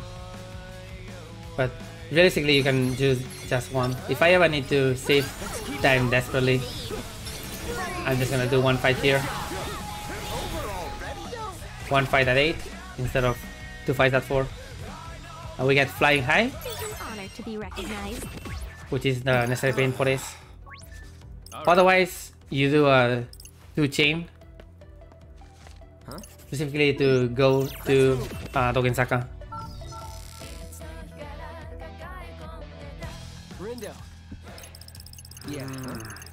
And Dogensaka has another chain fight, 3 chain I think, to open the wall. But most of the noise in Dogensaka are rhinos, so it's not worth it. You want to take that path every single time. Right, we're gonna have a small talk here about player pins, and realize that Rindo's player pin is different from the rest for some reason. And so we're gonna voluntarily go into the castle hall and get stuck there, because that's the mission for this day. Basically, we're gonna get orders by Rindo, even by the Reapers directly, to go find different clues around the city. And if they don't solve the puzzle, Rindo's gonna be here until day 7. So welcome to the puzzle gauntlet. Gauntlet? I guess that's how you pronounce it. We have 3 rivers, which are actually real. Shibuya is built on top of a river, which gives some legitimacy to the river societies. And we're gonna have to go to specific areas and then use those rivers as a clue. Here's Kaye, by the way. He's gonna assist us suspiciously a lot during this day, giving us an easy clue on the first one, which is something like on the back of the 10 numbers, which obviously that's a telephone. And we find the letter A. For this one, which is really weird. I don't know if this girl is a Reaper in disguise. You have to find the girl, which is here.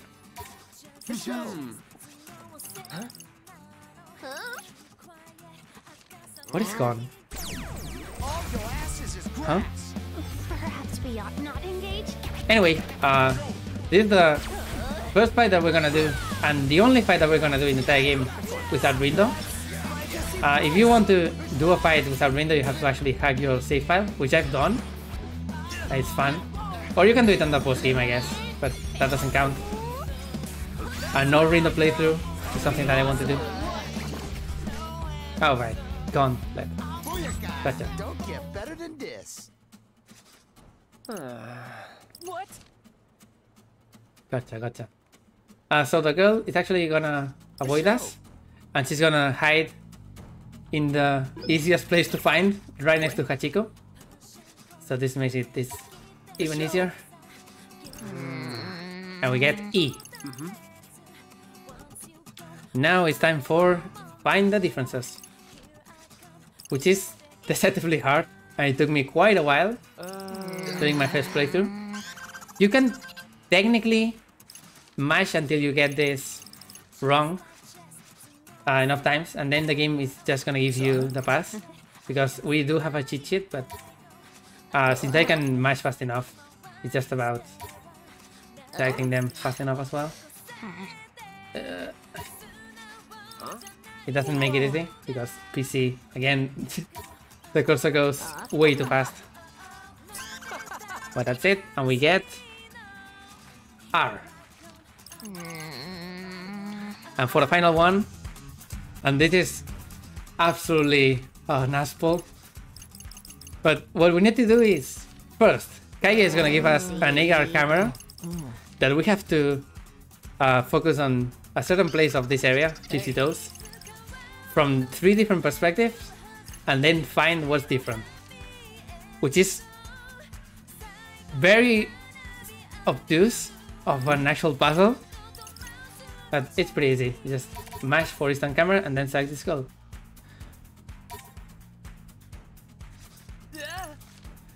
And this girl is actually a ghost from Shinjuku. It's revealed later in the side quest. And where she was standing, there's P. Not that kind of P, but there's P. And so with these letters, we need to spell out Reaper, which may seem like way too easy and way too obvious, but it's also Reaper on the Japanese version, so that makes sense in that case. And now Rindo is free from jail. You can update Twitter on that. And we can go to Scramble Crossing for our boss fight. We fought Mammoth on the first one.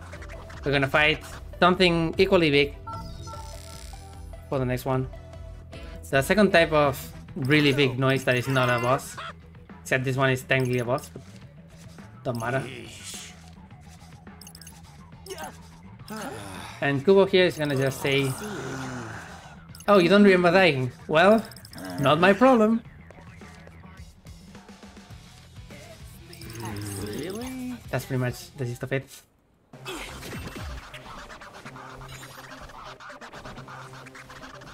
Right. There's gonna be Pasaurus Rex, something like that. It's, as you may expect, a dino. They're actually a really scary type of noise. They can eat one of your members and then power up. Later versions, if they do that, they can do a whole arena sweep that basically kills you in one hit. But otherwise, it's not a hard fight because it just stands there. It's also weak to ice, so we can basically just blast him twice with all of our pins and win.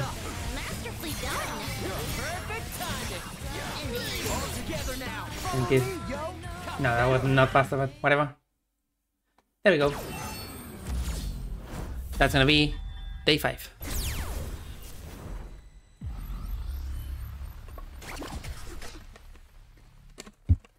Well, turns out this day was so easy because we had help from the outside, aka Shoka. Shoka's not gonna admit it, but she likes us. Ooh. So she's helping us. And the Reapers are gonna realize this. And they are gonna decide to do the same as Neku on day 2 and just put an order on her. That is gonna be more tricky because we also have a Scramble Slam next day. You. Yeah, I did drop a meteor on a dino. Just realized.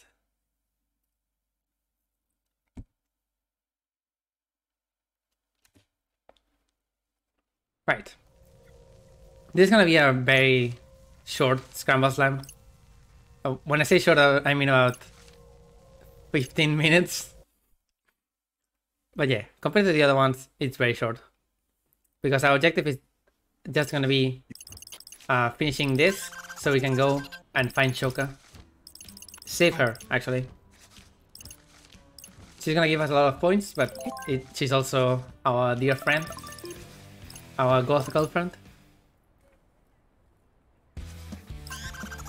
And so this is a very reduced Scramble Slam. It's only 3 areas. This, Spring Hill, and Tissiptos.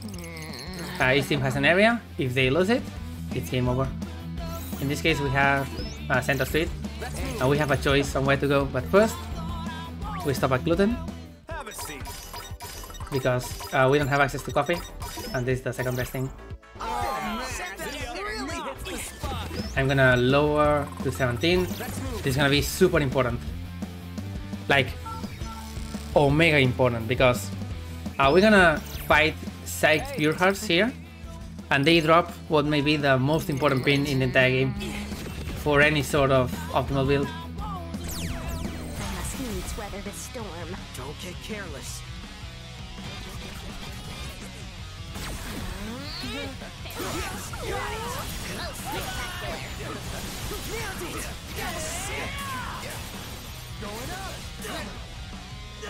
Also, we can definitely get another one of those ice pins that I wanted, the Loveburn Magnum from those rocks, but unfortunately I want to guarantee this particular drop 100% of the time, so there's no reason to specifically not have level 17 here.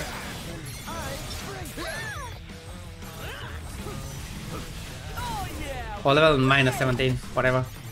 17 drop rate, because we're gonna get Bootleg Tune.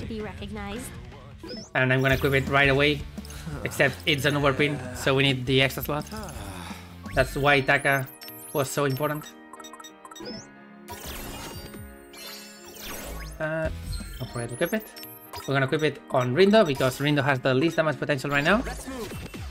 And Bootleg Tune is basically a damage multiplier. While it's active, we get a 25% bonus attack to any single pin that we use. It doesn't last long right now, but it will last long later. And then it evolves and it becomes Headliner. Headliner is a 50% increase. When combined with fine timing using, for example, Psychic Shotgun, you can deal an absurd amount of damage. And since we don't need all of our team to just do damage, because let's face it, the pin that we had on Rindo was just because you could hit it in an area. So that was nice. And area damage is cool, but it didn't deal that much damage. Instead, having this support pin equipped just makes things much better. We're gonna have it on Rindo for a start, because again, Rindo has the least amount potential, the lowest base attack, unless we got ultra lucky on damage ups with random drops or random boosts, whatever. And then when Rindo actually gets better, which will be on spoilers week 3, then we're gonna change it to beat. Because the overall route in this case, I haven't talked about it because it doesn't really matter right now, but as the weeks go on, I want to get as many attack boosts for specific characters as possible. Oh, that's the evolution, by the way. And so Rindo's gonna get his attack boost too. And other characters are gonna get their attack boost 2 or 3 as well. But beat is not worth it. I would have to just give so much food just for beat that it's not worth it in terms of money. Right, now we have this, so we can change it. And we can go to Tipsy Toes. During that, when we conquered Spain Hill, apparently some Pure Hearts were in Center Street, hiding, and they conquered it right back. Hey. So the Pure Hearts are not done, and we'll have to go back to Center Street. Meanwhile, in this particular place, Tipsy Toes, we have the most fights in any Scramble Slam at 5. Also, Motoi is apparently not in the Scramble Slam, and he's looking for Shoka, and also sending us inspirational quotes or memes or whatever. Rindo really likes that. So I guess it's fine. Motoi is our friend, for sure. Why would I not trust Motoi?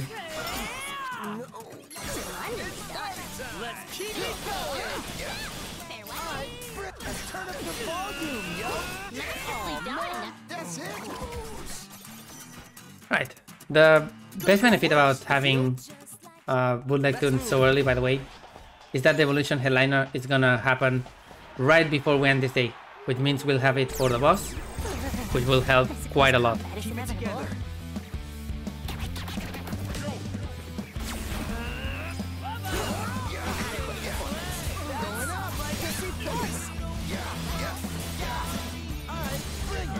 And once again, of course, another Scramble Slam, a lot of force fights.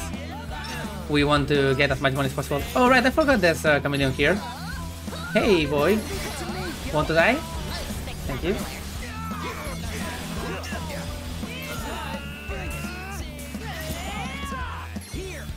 Oh, I didn't want to activate that. That took quite a time.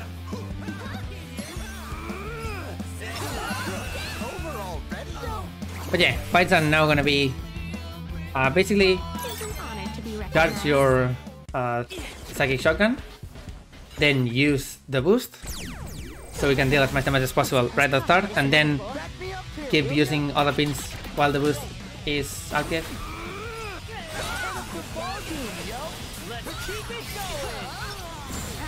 Use that and then focus on this guy. Actually, he didn't die yet. There it is.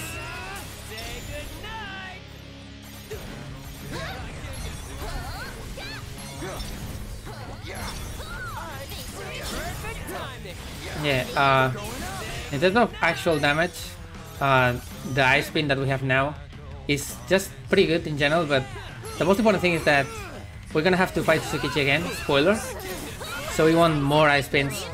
If we had gotten 2 of them, then we could have 2 copies of this one, and that would make the Tsukichi fight ultra fast.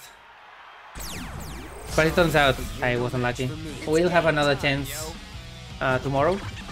We also need those pins for later, for another enemy that is weak to ice.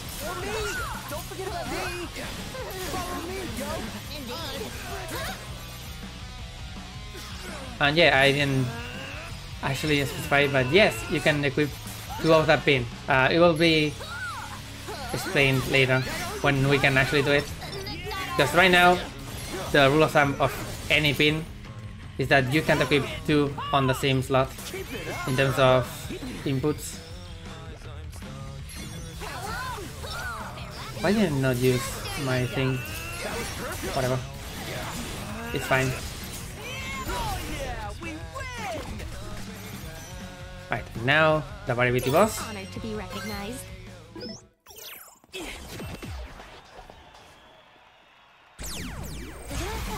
enemy approaches. Think we bit off more than we can chew here. I'm gonna use this right away. And then boost it.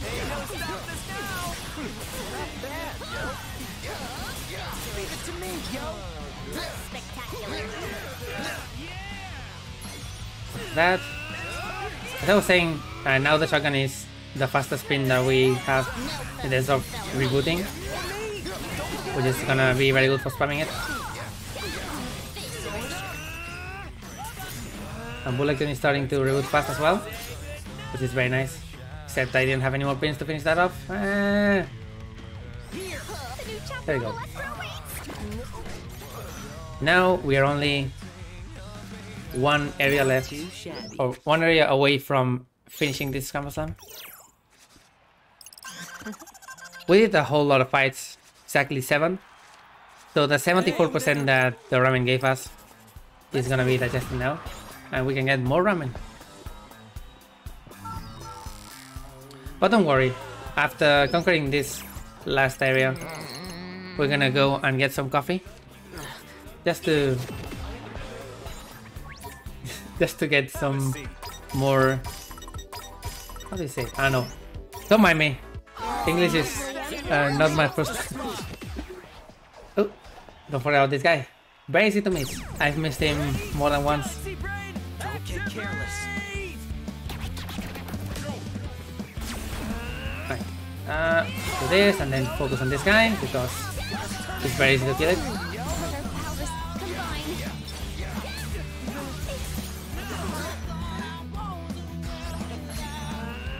Oh, come on, don't float.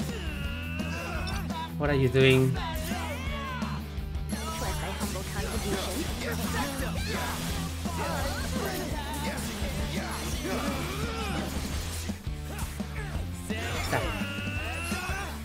Wait for him to fall down and wait for everything to recharge, really.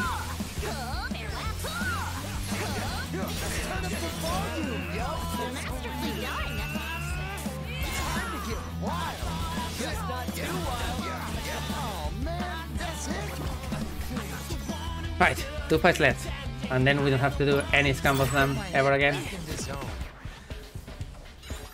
This would be the only Scramble Slam that would be worth getting points for, by the way. The best reward for this particular one is definitely much better than anything else because it's probably the only good blast spin in the entire game, and we do have one boss later on that is weak to blast. So that would be nice if someone found an exploit to farm those points really fast. That'd be cool. Please don't move. Thank you.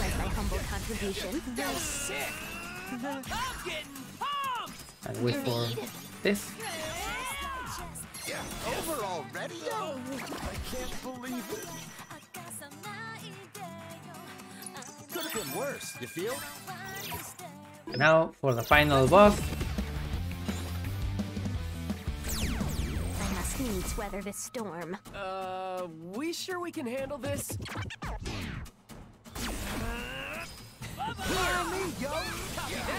That was pretty well. I suppose. Focus on the crow so we don't get rolled.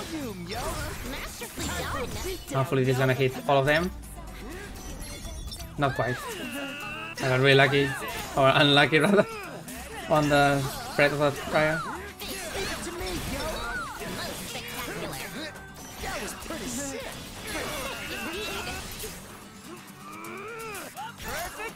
Right, I'm gonna need to wait so I can use this bulletin efficiently. Oh, please don't spread out like that.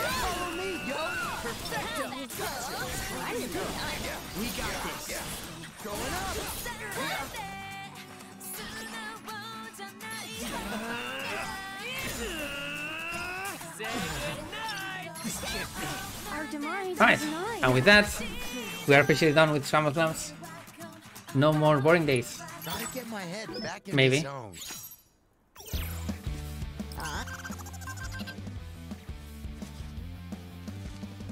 Hey!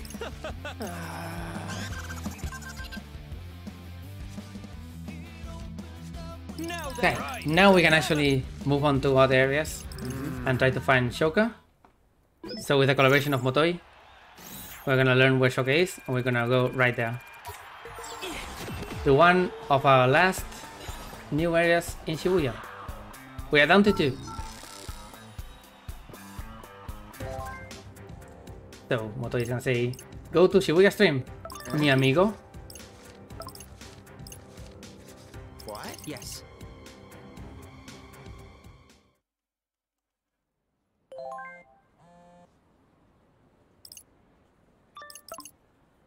Are you okay though?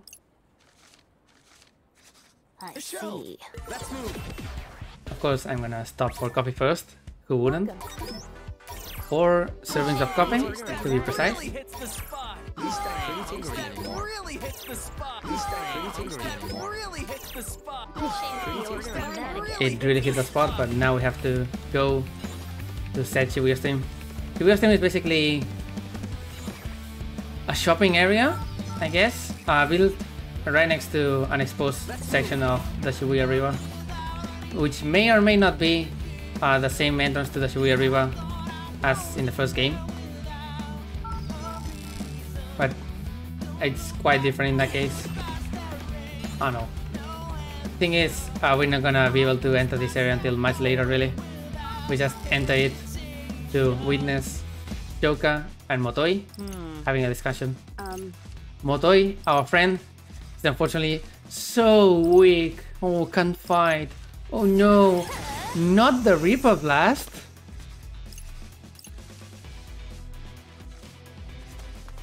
And so we are too late. You know what that means? Instead of fighting Shoka ourselves,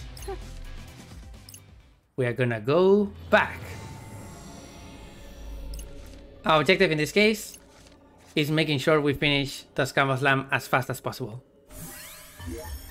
So remember how there was some pure hearts just disguised around the crowd in Center Street, waiting for it to not be occupied so they could conquer it? We're gonna just smoke them out, Now then. and that's gonna save us enough time to go back in time and hopefully save Motoi. Let's move. Let's have a look. There he is. Seriously? And yes, every single pure heart also talks like Motoi. Enemy approaches. Hey, back me up here, will ya? Random words in other languages.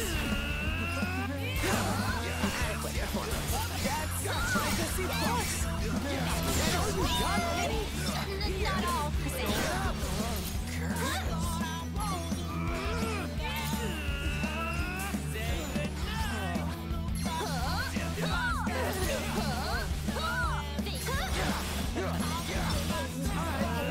Please group up.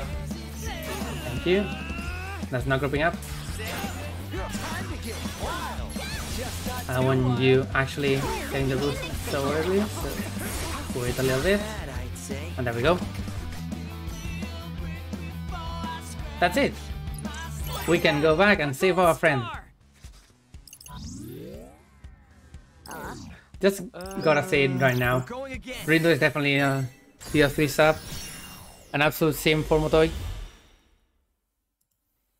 Also, we're supposed to not be able to go back in time more than once. And yet, here we are. Because the fate is not gonna change really. We're just gonna get more Oh, really? dialogue about Motoi shaking his proverbial botas and calling Shoka gatita, which is a very weird term to use because it's, yeah. And so we're gonna go back to Spring Hill. Now that there's no extra pure hearts, we can also not get ambushed here once we go to the boss. So what we're gonna do is ambush them instead. That's gonna save us even more time. Enough time to actually get to Shibuya Stream in time, and 100% of the time save Motoi. No doubt about that. Let's go. I must needs weather this storm. Don't get careless.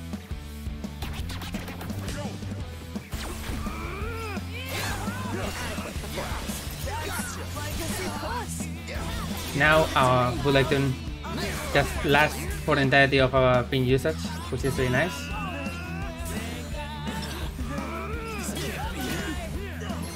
And after this fight, if I recall correctly, it's gonna evolve. Either this fight or the next one. But we're gonna have it for the final fight against Shoka.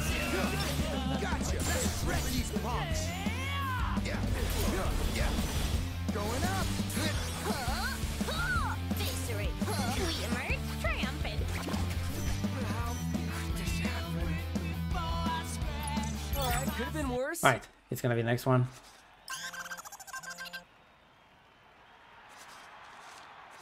Hey, we'll change our fate. Change our fate again. We're gonna go and get to Shibuya Stream right as the conversation starts. And unfortunately, that's gonna make Rindo hear something about Motoi really trusting in him, that he would finish the fight. And that's gonna make Rindo say, Really? actually, I want to hear that again. How about we go back in time? I want to hear my friend say it again. Say that I'm cool. And this is why parasocial relationships are bad. And so, the final thing that we can do to speed up the Scramble Slam is that we're gonna go to Tipsy Toes. And instead of just going through all of the variabilities one by one, we're gonna fight them all at once. 8 whole variabilities. Lord Rindo. Excuse you? I must needs weather this storm. Keep it together.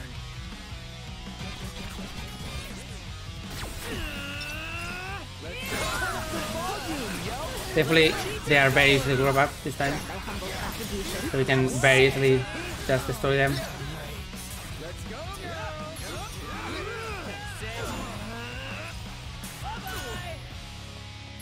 No foes can fell me.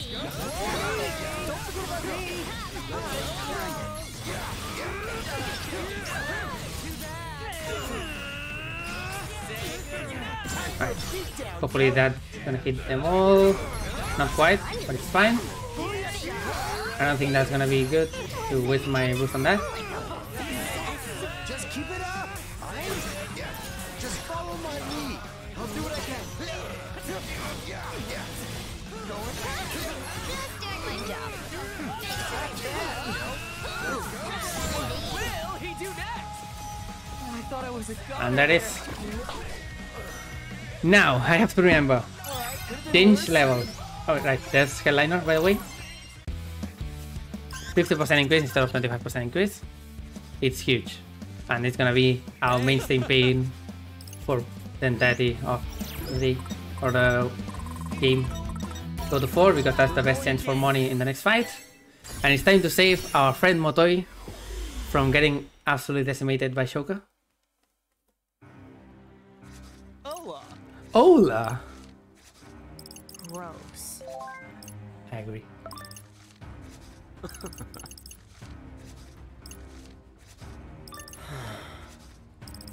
So, Rindo sees it play in real time. Yes. As it turns out, Really? maybe being a sim for an influencer is not that good of a thing. Because it turns out Motoi is actually an asshole. He didn't even die. So, as Hustle and Bustle comes in, it's time to beat up Motoi. The second team leader that we're fighting, and the funniest fight in the entire game. But how? When I say he's an influencer, it's not only that he's an influence in the story. This fight is just hilarious. You'll see, you'll see. I suppose We fight him and a lot of pure hearts. Let's get this over with pronto, shall we? I agree. Let's get this over with.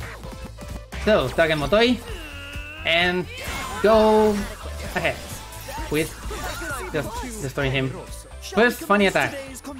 Conferencia. First on the agenda, La victoire. So this attack does nothing except put a lot of text on screen. If you hit the pure hearts, some of the text also goes away, which is just amazing of a concept. But yeah, eventually it disappears. It's basically as threatening as the blooper on Mario Kart, aka no, not at all. Alright, Motoi's thing is this really dumb thing, this fence. If we touch it, we get immobilized, and that's a really bad idea. And the Mundo needs to hear it. So I want to avoid it as much as possible. Now, fun attack number 2. What's he up to now, yo? It's time for Kickstarter, that I'm gonna ignore. So, all of the pure hearts around the arena are gonna start asking in social media for money so they can power up. That's literally it. That's the attack. Looks like we've met our goal. You can definitely try to not make them meet their goal, but it's not a big of a deal. The big deal is if they get the next one, because otherwise, after this, we should kill Motoi, and then these attacks are not gonna come through.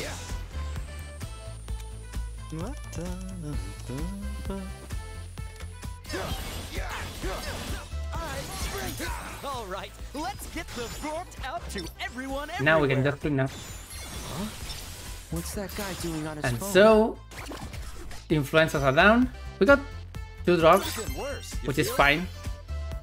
Could have been much better, but also much worse. And week 2, day 6 is done. Turns out, and we're gonna learn about it now, Motoi was actually spying for the Reapers because he wants to become a Reaper. And he's an asshole. Also, I don't know if it's said now or next day, Motoi also steals all of his content. No! What a surprise! Himself by beating me? Even if he can't beat a real Reaper, like... So yeah, Motoi is an asshole. We don't care about Motoi. Content thief looking ass. Go talk Spanish in another place. Or French or whatever.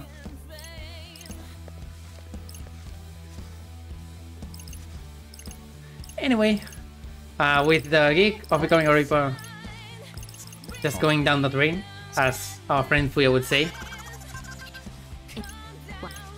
Motoi is done. And we also hurt Shocker pretty badly. But hey, good news. This is day 6, which means we have day 7 ahead. And remind me, how many days are in a week?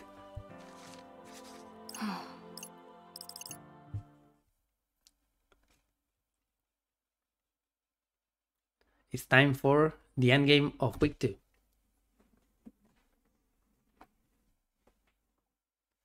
We're gonna get Shibuya Survivor, which is also an amazing song that is gonna really urge us to take down the Ruin Bringers together with Cannon. And we have a lot to set up in this particular day. So, turns out Motoi is very showy. Ooh, please forgive me. Please don't unsub, please. I will give you a piruleta. That's Spanish for lollipop. Right, lot of setup to do in this particular day. First off, we're gonna go to Cookie Panic and grab sale. I'm gonna have more money than I could hold normally. I'm gonna grab 2 of these and this. This is Fred's attack boost too. So it's gonna be pretty important later on. And the afros are our first input-based boost. It's a 20% boost to any pins of a set input. In this case, it's the sword input. And we also stop by this. Get this, which is a universal attack boost too.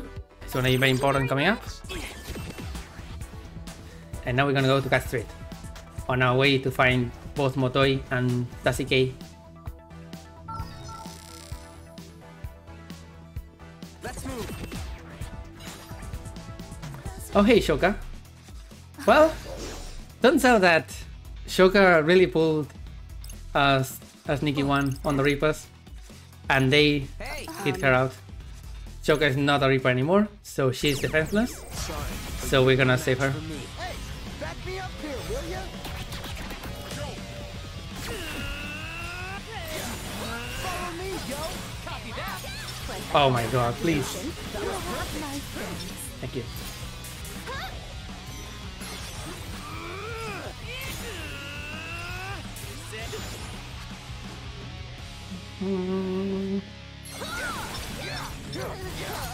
Turn up the volume, yo.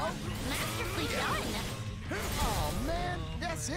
Alright, Shoka is saved. So how about we ask her to, I don't know, join us or something, maybe? If you want only, I don't know. Or would you rather get erased? So finally, we get our 5th member, expanding our decks all the way to 5. She's just a player. Like game isn't meant to be. We get Shoka. She's gotta be stronger than most. And Shoka comes with probably the most important ability in the entire game, which is gonna be pin multi-wield, which means we can equip 2 pins of the same slot or same input at the same time. And what was that particular psych that I really like and is really good? Well, Psychic Shotgun is a very cool theme when characters join because we got one right before Beat joined, and we got an even better one now, or we're gonna get an even better one now, that Shoka is gonna actually join. It's a Gravity Elemental pin, which is not that useful, but it's really good. And we also get Killer Remix. What? Also, Motoi took a pick and put text over it. Very cool. Right, multi-wheel. And also Ayano for safety, because we don't want to have 0 HP. We go back to Nagi and we're gonna... no, actually, Nagi's fine. We're gonna well-rounded and then equip this. Or... this is speeds, right? Yeah. And you can't have that, fortunately. I think we're fine, yes. And now we go here and just... oh no, we need to equip it here. Just multi-wield and overslots and everything. You can't have 2 on the same overslot. Right, and I got this as a safety measure. So I'm gonna do that. And this is a light pin, and it's very good. Let's move. And alright, 4 is fine, yes. I'm gonna do 2 frogs and try to get that drop, Lover Magnum. Alright, I also got this cool thing called Killer Remix, which is the final version of our group. And it's really good, but it also makes it so you get 2.x drop rate, which is gonna guarantee drops in normal instead of easy, and I want to get 1 in easy right now. And yeah, double shotgun is really good. I think we got 1. That's cool. Think we bit off more than we can shoot here. So yeah, look at this. Everything goes well. Let's keep it going. Oh, not quite. Didn't get the best hit possible, but... Are you kidding me? Oh, I didn't even kill 3 of them? Okay, I suck. Sorry. There it is. surprise. And we got the 2 Locker Magnums in fact, so that's nice. I'm gonna immediately do this, so we can possibly have it for Sasuke. Let's have a look. And we need to fight one more frog, which should be here. Yes, thank you. Let's move. Get in my way and get shredded, yo. We sure we can handle this? And this time we should definitely be able to just do this.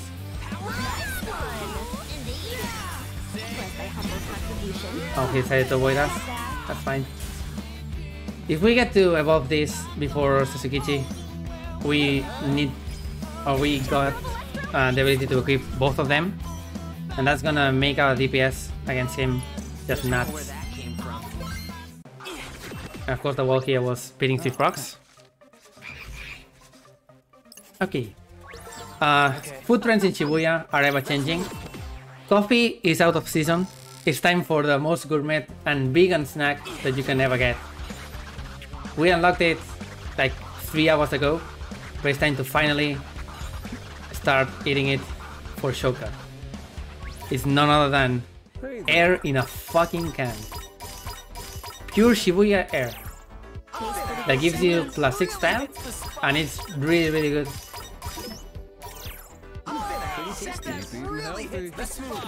We want to start pumping style into every single character right now.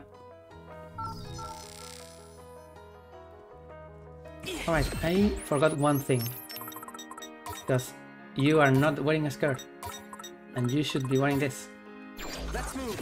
Because next wall is gonna be having someone in full Gatonero. Gatonero, by the way, very cool brand because it's actually Shiki's brand from first game. She wanted to be a fashion designer. Well, she got it. Why not?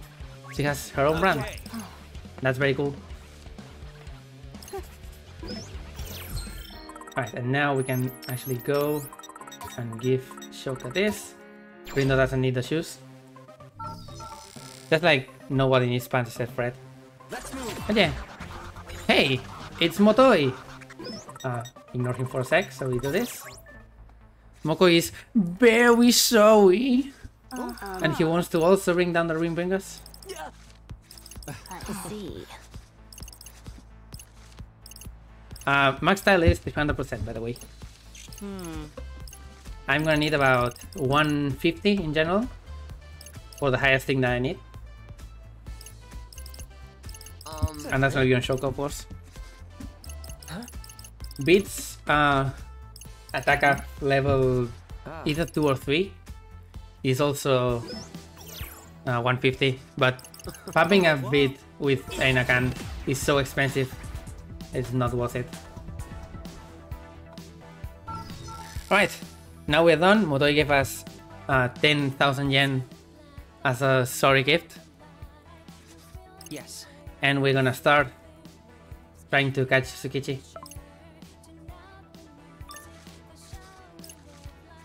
Quick. Let's move. We're gonna pursue Tsukichi instead of just going to where he wants to take pictures. And meanwhile, Canon is gonna be on the sidelines trying to find Sugumi. So we have to be quick. We have to find Tsukichi. And here's where the surf clipping adventure started, by the way. In this day, next up in Scamble Crossing, you have to go to Tower Records to find Tsukichi there. But it turns out that when you get near it, you hit a trigger and Reaper pulls up a wall. It turns out you can go out of bounds using surf clip in all the versions of console and just hit the area transition from behind, skipping all that we're gonna do starting now. And it saves quite a lot of time. However, the imbalance that you get from load times compared to, I don't know, 5 minutes that you save from this, something like that, is not worth it. Unless you're playing on PS5, once again, because PS5 is super fast.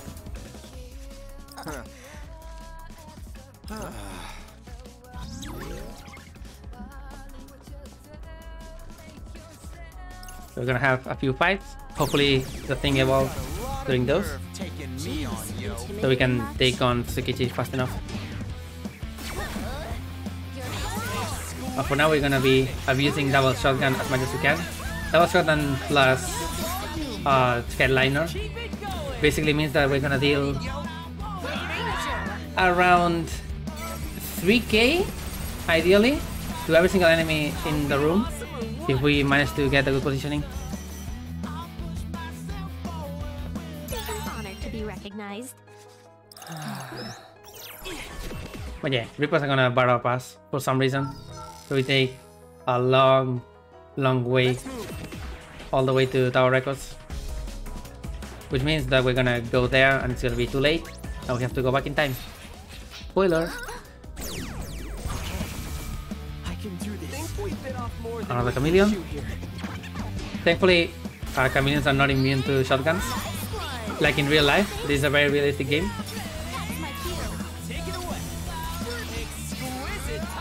So don't freeze them like that guy. And we are done with this fight. I was just getting started, yo. Just gotta keep it up, yo.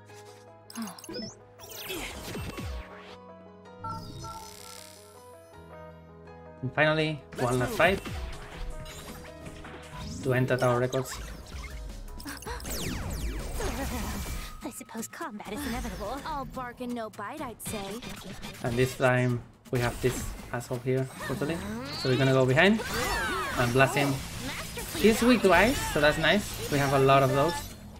Oh, and there's this guy as well, I forgot. Oh hey, thanks for the raid. Welcome to really lots of lore. Benefiting Open Medicine Foundation, right? Exclamation point donate. If you want to contribute to the cause. I'm just playing games. Unfortunately that didn't evolve, so we're gonna have pretty low DPS in comparison. We're gonna set drop rate to 10, mainly for safety. And then you are gonna change to this, and we do that. And Beat gets this. Did I actually change it? No. 10.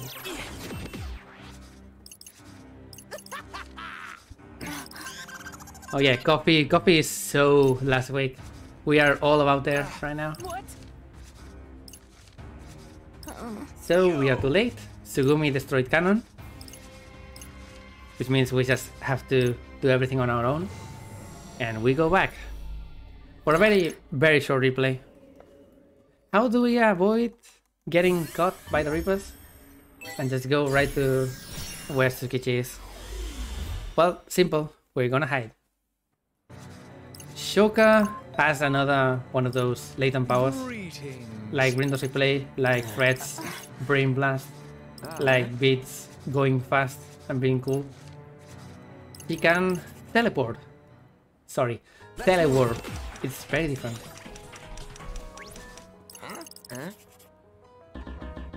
And so we're gonna be able to go up 104. Which is kinda cool, but basically we just wait here and the Reaper is not gonna stop us. Makes sense, believe me.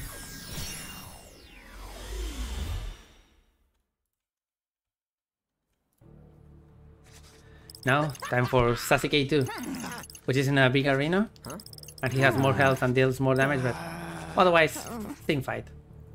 We have more chances to deal damage in this case, and what I want to do is have 200% or 300% rather, and not use it.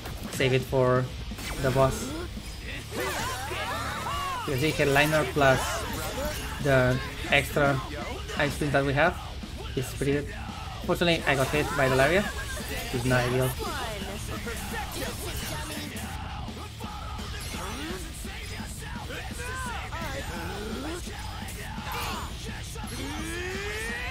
He still has handlers.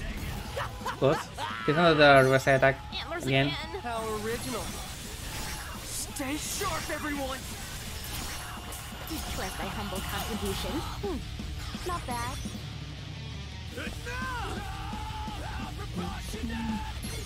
Alright, we're gonna wait for everything to boot. So I can deal a lot of damage here and here. That's Sasuke too. Not too shabby. And now we get the evolution. It's gonna be important later, so it's fine. Right, we're gonna get weak twins, which is gonna be a very important pin for the end game. Because, spoiler, this is not the end. And we're gonna do double shotgun again. Where are you? Where are you? Where are you? There. Double shotgun on Q2. You are gonna be this. Let's change to that. And you are gonna be... fifth pin is always a toss-up, so I just do Spectral Swords.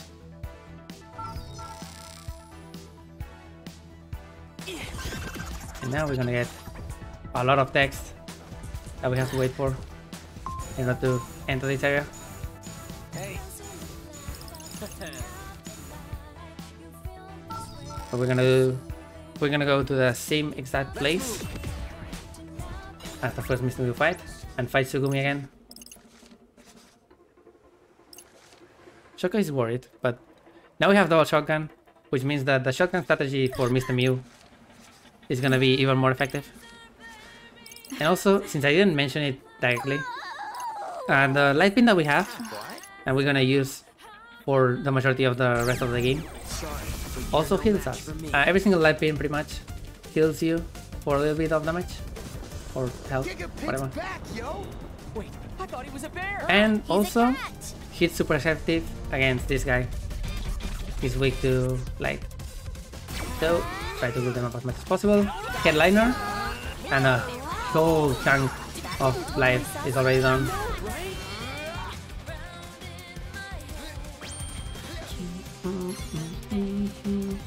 This attack is now much more threatening, by the way. Also shout outs to sideways running from the other characters.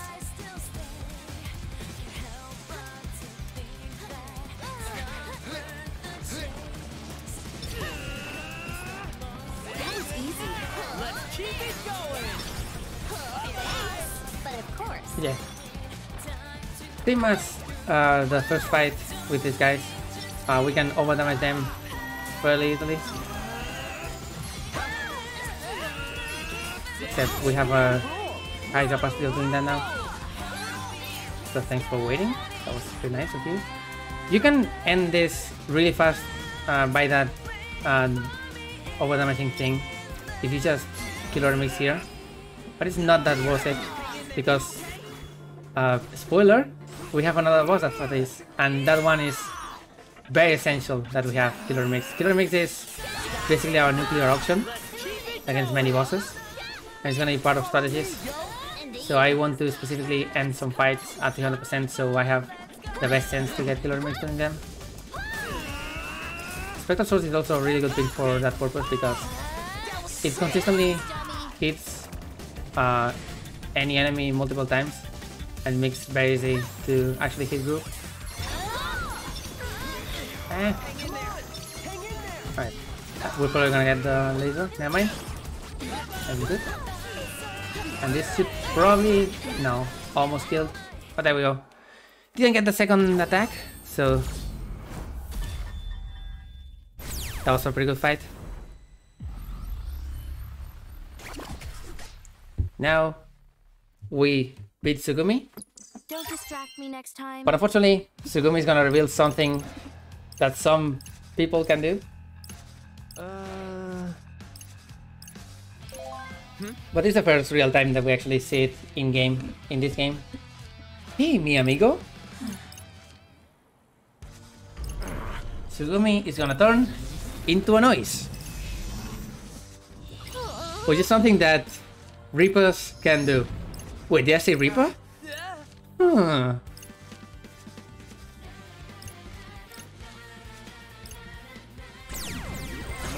Unfortunately, no more last call.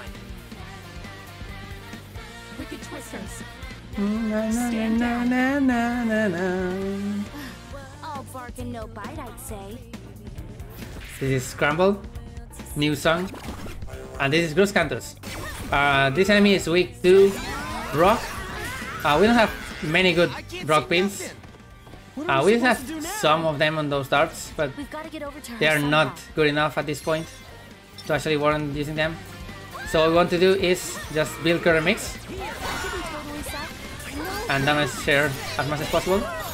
There we go. And now we just have to wait until a cat's in place to make sure that the killer mix is gonna kill. Also don't get hit by that ball of light. That traps you. That's bad. Alright, there we go. And now I just spam circle like there's no tomorrow. Am I seeing double? It's not only you, she's multiplying. Well, attacking an illusion won't get us anywhere. Just gotta aim for the real deal, y'all. Easy clap. That's gonna be week 2, day 7, and also week 2. As you may know, because 7 days in a week, you know. Could have been worse, you feel? So anyway, we actually won the game this time. No bullshit appearance, making it so win is not valid. We actually took down the ring bringers. So Shiva himself is gonna come and congratulate us, and that's gonna be the end of the run. Thanks for watching. That was 4 hours under estimate. Sorry I put an estimate so high. Oh, but Shiva actually... No, that's cheating. Shiva, we actually won the game. Shiva, I'm gonna post you to scrap codes. What are you doing?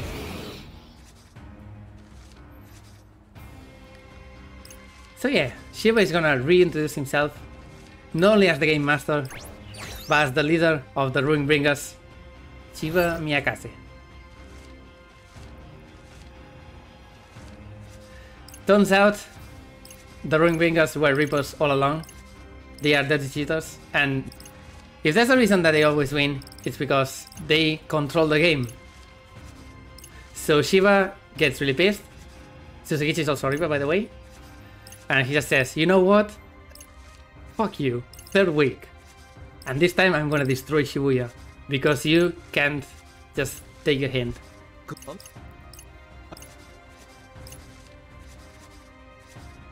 And so using the gray/white noise, Shiva is gonna just declare that we lose. And they win. And of course, who is the loser for this week? It's none other than our good friend Motoi, who is gonna get cancelled out of life. I was destined for greatness.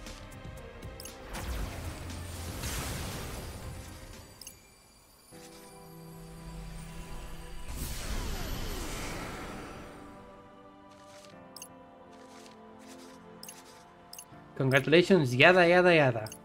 They choose to keep playing, what a surprise. Shoka apparently joined us as somewhat of a distraction for the Reapers. But no, she just wants to keep being part of our team. She doesn't want to abandon us. And so the Wicked Twisters and the Barrier Beauties are the last hope for Shibuya. As we enter week 3, where Shiva is just very determined on destroying the whole city. Because this is not Shinjuku. Shinjuku was cool, except except Shiva also destroyed Shinjuku. But we don't talk about that. He just did it because he loves the city or something. He's the executor. I don't know. And now time for week 3.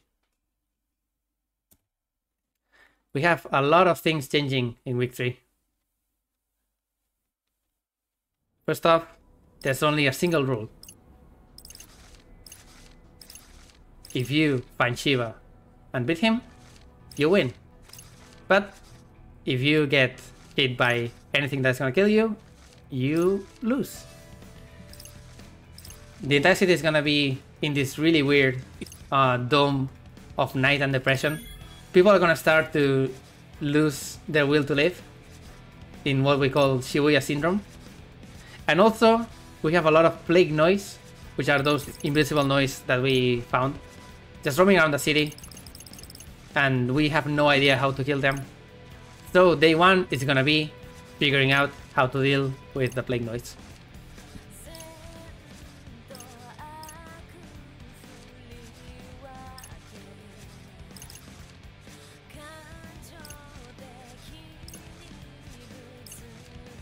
Thanks.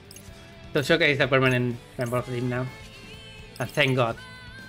I didn't mention it, but Shoka's base stats are much better than everybody else. Especially since he starts with, I think, 100 base style, which lets us use a lot of abilities that we couldn't use otherwise. And it puts her really close to being able to use many other better abilities. However, we need to boost her up as much as possible. And so, it's time to investigate. Let's move. I almost went for copy. I was so used to doing that, but no, not copy.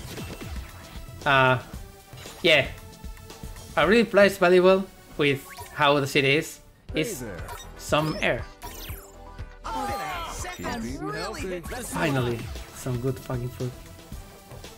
I think the funniest thing about Herreteman is that I think it's overall the most liked food in the entire game. Everybody likes it. Why does he want to destroy Shibuya? Well, pretty simple. He hates us. Same reason that Joshua wanted to destroy Shibuya in the first game. Well, that's spoiler as well. I don't know. Don't watch this if you haven't played the first one. That's my advice. Yeah, he has the power to destroy it. So he just decided that he was done with not using the power to destroy it. Still, he gives us a whole week before actually destroying it. So we are on a timer. We need to figure out where Shiva is and beat him. For that, the first step is figuring out plague noise. And for that, we go to Cannon here. We're gonna go back to Scramble Crossing and start investigating different reports because apparently plague noise are being spotted by people in the real world, not only in the underground as this plane of existence is known. Plague noise are kind of a parallel to taboo noise in the first game, except they really don't work the same way. They are more of a story gimmick, like, oh, you can't damage them unless you get this, and then every single one of them is damageable. So yeah, in terms of mechanics they are a little underwhelming, but hey, can't complain. Taboo noise, for reference, in the original, in DS, you have a system where you combo with your partner, and a ball of light determines where the combo goes. And if you have the ball of light after finishing a combo with one partner, or Neku, of course, then the other character deals a lot of damage to plague noise, or taboo noise rather. Meaning that you have to retime your combos to deal as much damage to them as possible, or else they resist a lot. Well, I think only in Final Remix, but I could be wrong. In Solo Remix, the iOS version, it could be the same deal. But in that version, basically you have the partner in the same screen, and you get more damage on taboo noise by hitting with both partners at the same time. I see. Okay, so turns out this guy here is seeing things. Maybe. Yes. Pardon the intrusion. And so we're gonna dive into him. But an It's a level 36, and we are very much on the level now, which is gonna be a theme throughout the entire game, the entire rest of the run. It's kind of annoying because we don't want to even get close to leveling up that much, if that makes any sense. I'm not gonna grind. I'm gonna stay at the level I get, and some fights are gonna be very hard as a result. But otherwise, it's not ultra hard. Right, there we go. We're gonna use our light beam to get some health and then get blasted anyway, because I suck. And ideally I want to try to get killer remakes for this particular fight, because those crows are really annoying to fight. You can just shotgun them like most enemies. Nice work. If we don't get it, it's fine.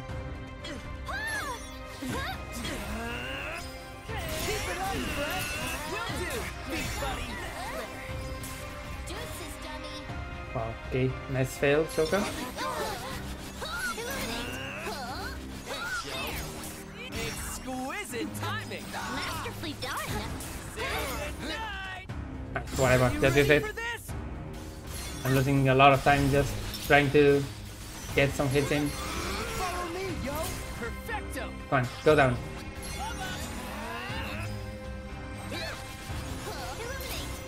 Go down, please. Give me a clean shot. Give me a clean shot. There we go. Let's keep it going. What'd you say, Penny? Please go down. Just a little down. Not too much. So I can hit you, please. Why are you so annoying? Come on. Most spectacular. There we go.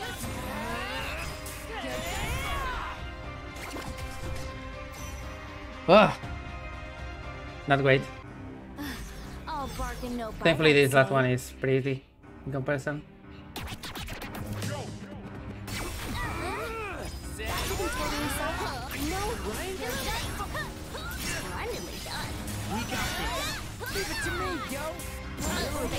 This is it.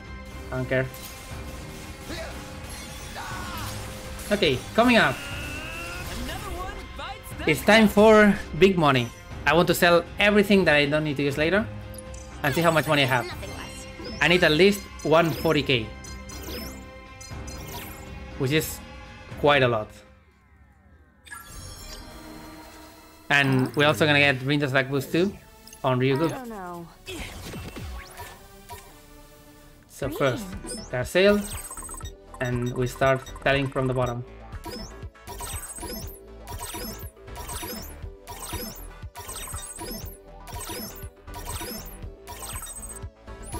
Not these two we're gonna use. I want to use that as well. We're gonna use that as well. We cancel a Mikaburu because you can only get one in the entire game.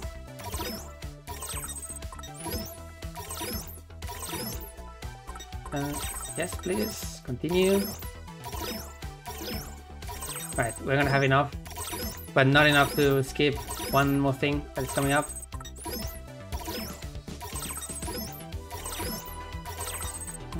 Right, make sure to not sell with win, which is right here.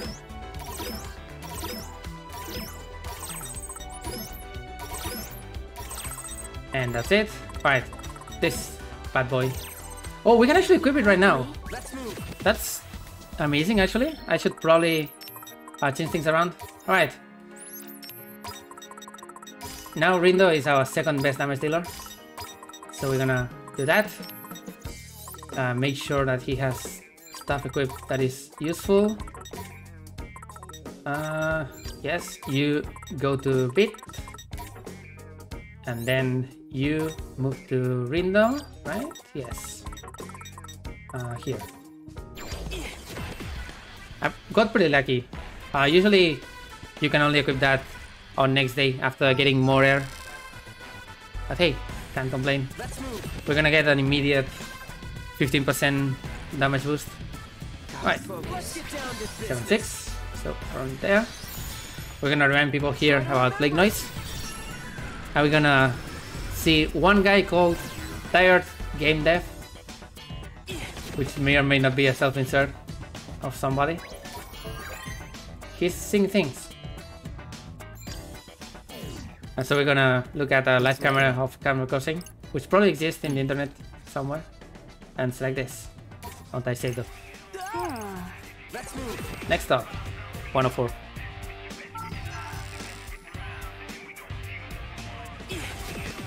In No East, we have another sighting, but we also need to avoid this Plague Noise for a little while. It's go time. Think we bit off more than we can shoot here. We have Plague Wolves, which are 100% sure, and nobody can discuss or nobody can disprove this. They are the worst enemy in the entire game. Look at that attack that the other one is doing. The zoomies. It's invincible. It deals a lot of damage. And every time you get hit by any Plague Noise, you also lose groove. And avoiding that attack in particular is just the worst. So yeah, every single time that there's Plague Wolves on screen, I want to focus them and kill them as fast as possible. Which leads into this fight in a small arena that is 100% Wolf Noise. We sure we can handle this?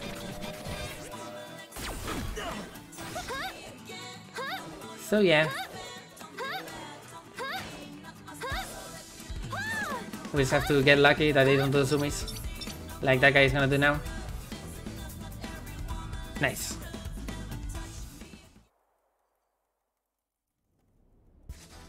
Listen. Greetings. And we're also gonna meet Kishima, by the way. Kishima is another Reaper that they decide to introduce only in week 3. We don't know his deal, but he's gonna appear quite a lot.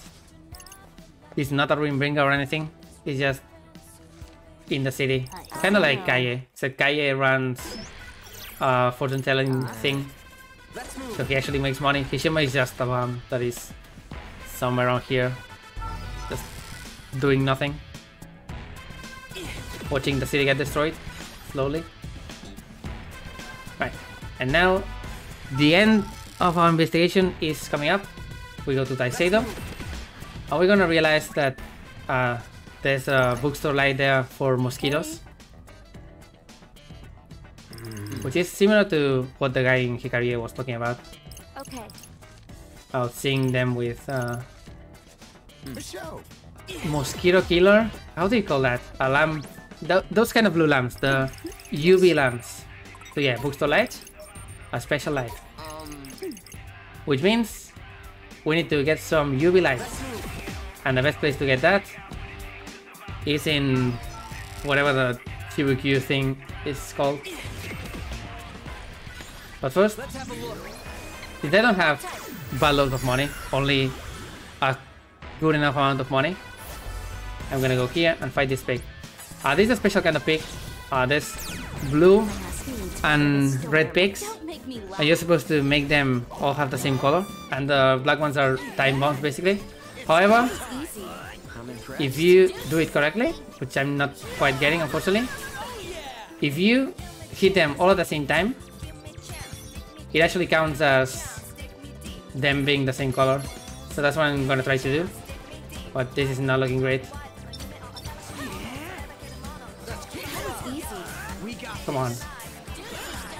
I swear this works, but I guess I can focus down this line instead. Never mind. Alright, we have to improvise.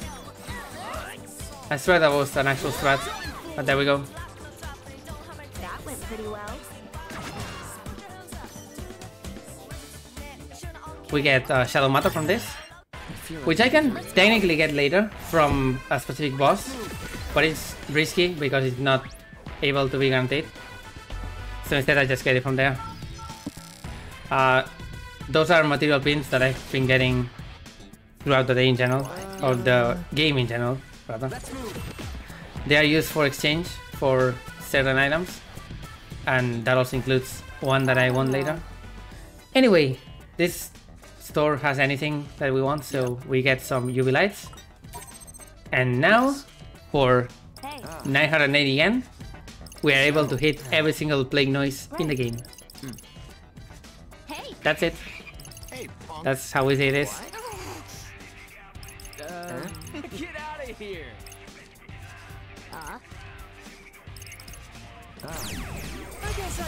And so we get formally introduced to actually fighting plague noise with this.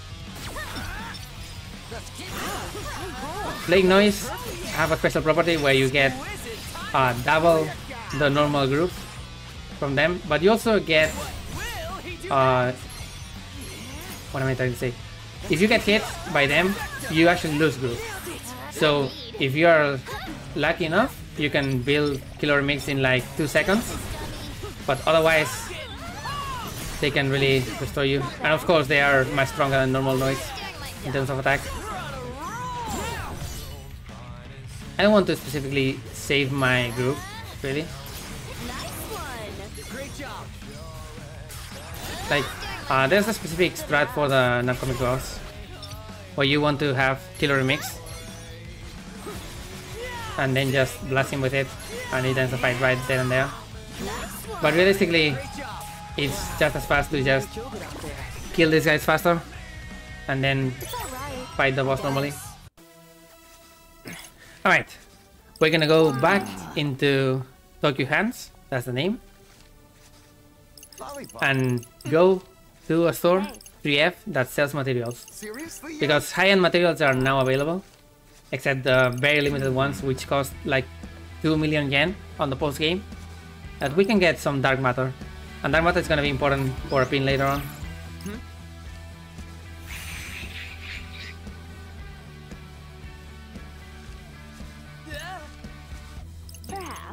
Perhaps. Hell no. Okay, I need to exit and then re-enter. And for 70k, we get this. Right, and finally, we go to that. And I think everything is right. Yes. Oh, I entered collection, so that was bad. We got an extra cutscene. Don't mind that. We don't need to enter collection at any point. So, how are we gonna fight all of this noise that are going into us, multiplied with mirrors, at this shop in Tokyo Plaza?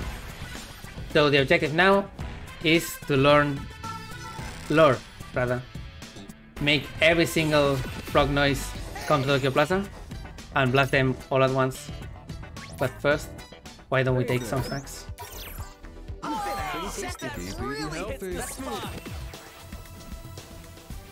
I should probably check.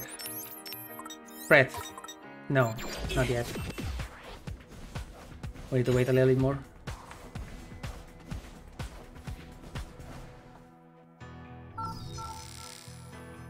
Right, time to go to Tokyo Plaza and fight the boss, which is just a very big frog called Plague Batracos.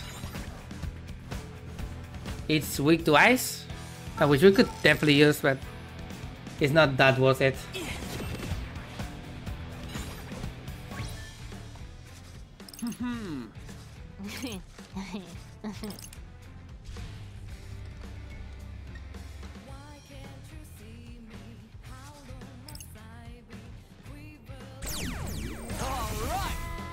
A piece of crap. Right, we only need to fight the big frog.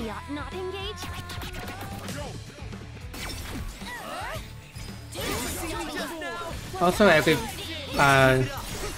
Lance Launch Spin again. So shoutouts to that. Missed that. This one is a little worse. It's better on attack, but it's much shorter and has a way smaller hitbox, but it's still pretty good on the terms of DPS. And so that's gonna be week 3, day 1.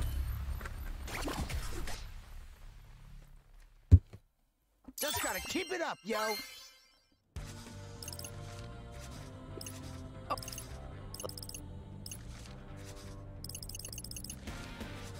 The main theme of week 3 is gonna be Plague Noise, And every single day basically has a specific type of plague noise that is trying to destroy Shibuya or something, I don't know. The exception is week 3, day 2, aka what we have now. And also the last few days, but those don't count. Also, since another team got erased, Swallow has a very high chance of being dead. Or erased, I guess. Not actually dead. Which means if Swallow is not part of the variabilities, it means we lost a friend without ever meeting. Right, week 3, day 2. This one is gonna be a pretty long and boring one, unfortunately. Because we're gonna meet and... well, no spoilers, but that woman that was talking to Shoka for many of the end day sections, Ayano, she's finally gonna formally get introduced. Because right at the start of this day, Shoka's gonna get a message from her saying that she got infected. Which means that the plague noise actually got to her. And that's pretty bad, because it means that they are attacking Reapers as well. Hey. So, Huh? Ah. Yep. Right. Specifically for the boss in this day, we need some fire pins. And the best fire pin that we can have right now is... oh, where are you? This. And so I'm gonna try to have it... one... wait, this... my notes are really wrong here. What the hell did I do with my notes? Oh no, never mind, I have this on Rindo. I was so confused. Anyway, we need to fight 5 crows for the wall, so we're gonna do it right now. It's go time. Think we bit off more than we Hi, can chew here. this is New Older with you. Yes. Welcome. No sweat. So this particular pin that I'm using for fire is actually dropped by these crows, which are ironically also weak to fire. It's kind of annoying to hit because it has really weird tracking. Otherwise, it's one of the best fire pins in the entire game. So I want to have one at max level, and with this particular chain, we already got one.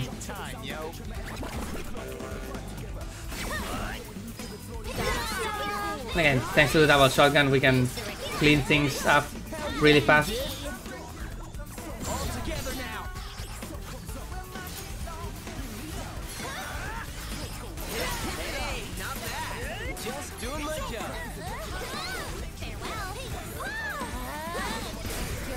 Oh, how are you both still alive? Hello?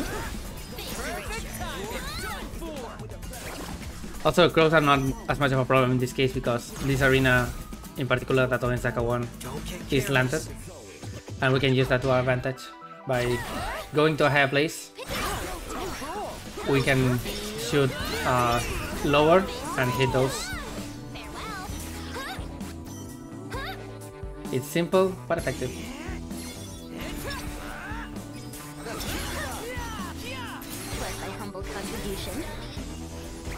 This is gonna be very apparent for this particular fight coming up. Because if everything goes right, I can just go behind them and blast them and pretty much end the fight right then and there.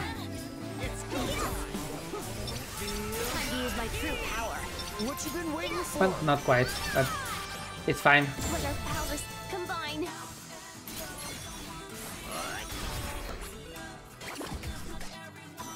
And the final one is another repeat of this one in particular. We also get a lot of money from this. Plus 10k yen after getting the wall. Which is pretty nice. Alright, that's a very hard spread. There we go. Oh yeah, we win!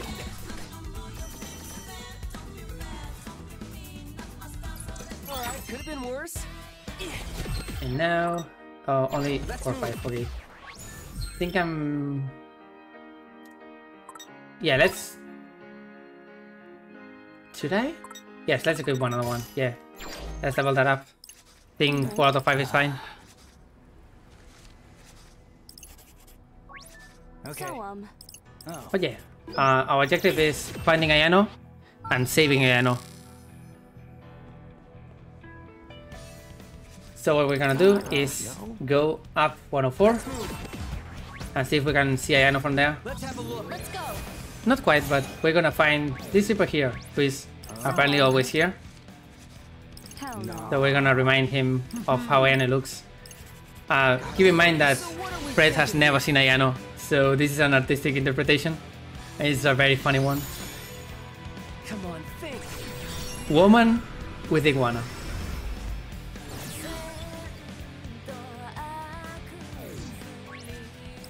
Hey.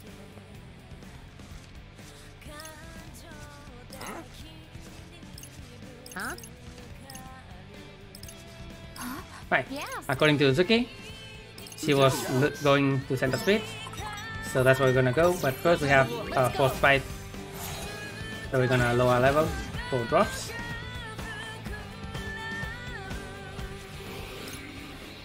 And go to Scramble Crossing. It's go time.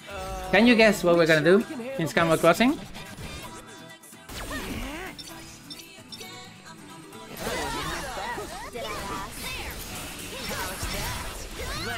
That was a pretty lengthy setup, and not even getting all the procs is kind of bad, but fine. Yes, got it. Most spectacular. Nice one. My thanks. Pretty well, I suppose. An adequate performance. That's like a C+. Let's end this. Did I do that? Yes, copy. Way to be useful for once. Shout out to my girl, Awesome or what? Bales, for coffee. Alright, could have been worse.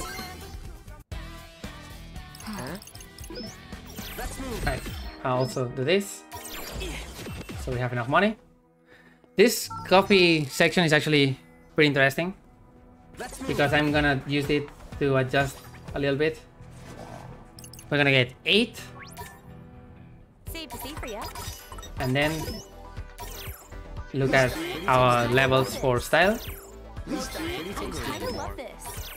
Really hits the spot. And unless Shoka gets a boost here, Weapon. we're gonna have to give her special treatment, which looks like it's gonna be the case. Yes. I love this. Right, so you and you get this, order up, and another one of these, Really hits the spot. and then I get an extra one. Okay, sure game, sure. Right, I was so confused for a sec. We need to do a 4-chain fight. None of the fights are really ideal. So I just use this 4. I can't wait to be done Keep with it this. together.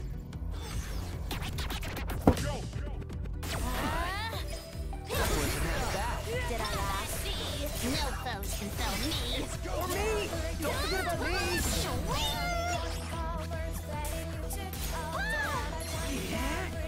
And yeah, the reason I actually get coffee there is because having to do 4 fights here definitely means I need to use my hunger more efficiently, because we have many fights before actually getting to more air. Don't get careless.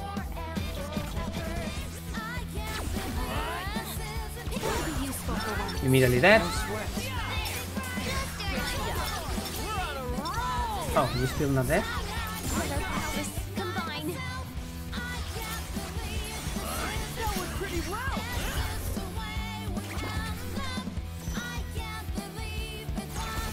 Shout out to Long Dream, by the way. I think that this is not in fight until week 3. This is a song from the first game. Many of the remixes that we're gonna see. Oh wait, why am I about to die? Hello? Many of the remixes from the first game are gonna start coming up now. Now that we are almost at the end of the game. So we're gonna hear quite a lot of them. The exception is Owari Hashimaru. which has a Neo mix right in the first day.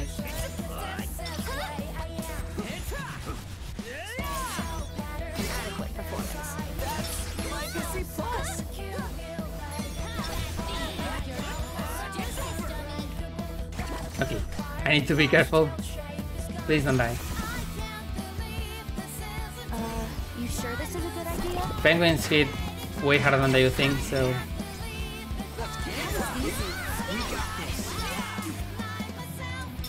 Careful. Ooh.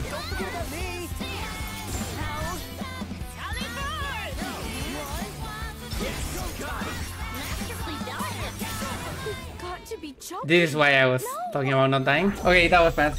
Fine, fine. Dying at the end of a chain is bad, but... I need to be more careful. We are 16 levels down, so it's normal that everything in this week is gonna destroy me. But getting the dwarf is more important than getting to live.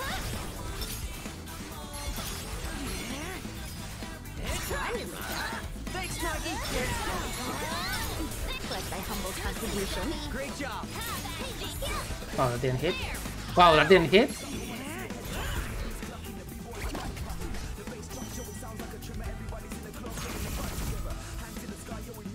Think we bit off more than we can chew here. That was perfect. I'll make sure I don't get hit by that. I don't know if that's gonna kill, but it's not worth saving. Right. Devil Shark. This time I'm gonna be careful. Try to pull them out. Oh, okay. Or maybe not.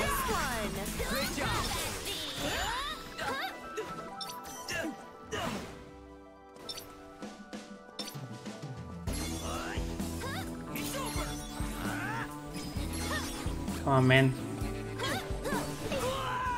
Huh? Alright. The game is destroying me.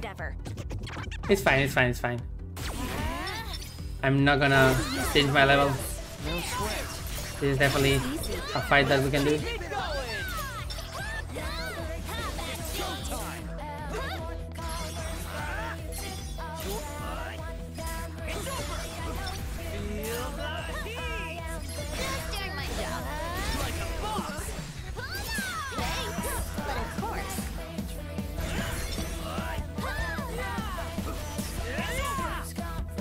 Oh man.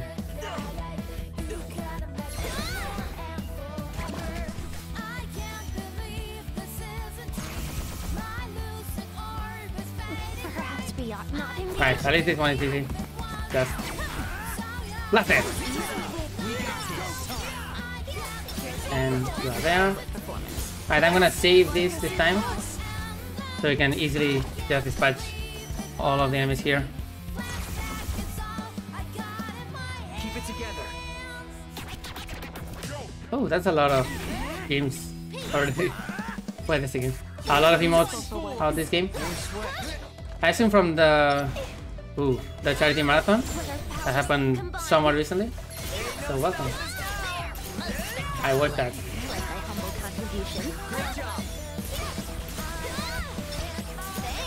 I'm always looking in this games category in Twitch, so if you ever play this game, I'm probably there.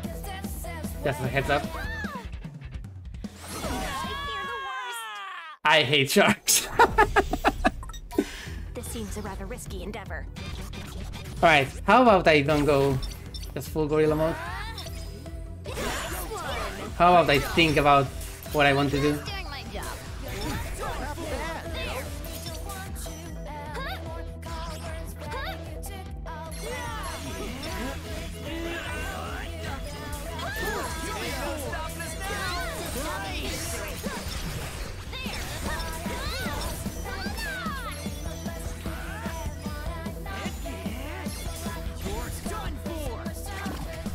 Let's get good music.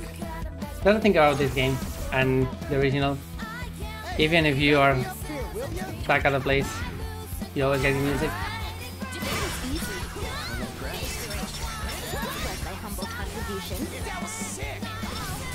Right? actual good fight here. Let's do one thing. I'm gonna wait instead of using my thing right away. I'm gonna wait and use Killer Mix. No sweat. Please don't hit me, thank you.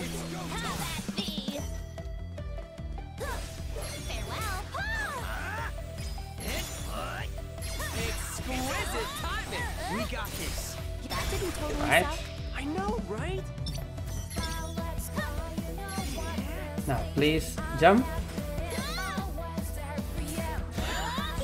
I didn't actually get to hit him, so not that great of a thing to do. Spectacular. But hey, now we have a guaranteed victory on the Pokemon, and that's fine.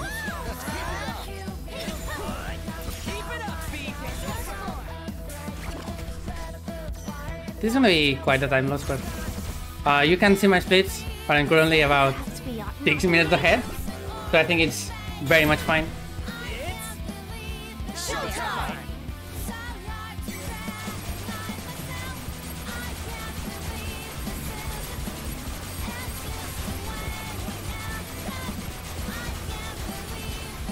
Huh? How did you not die? Right, whatever. It's an honor to be recognized. We did it. Sup? Okay. Now for Center Street. We're gonna meet another Reaper. This one definitely knows where Ayano is, but he's not gonna tell us. Instead, he's just gonna run away. Also, Hishima's here. Hi, Hishima. Wait a sec.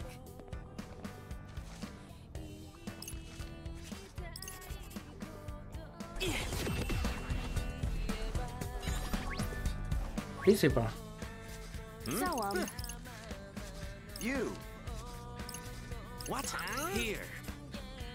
Get in my way and get shredded, careless.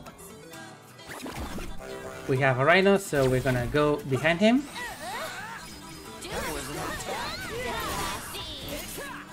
Oh my god. The Wolfman destroyed me. Nice. Good enough.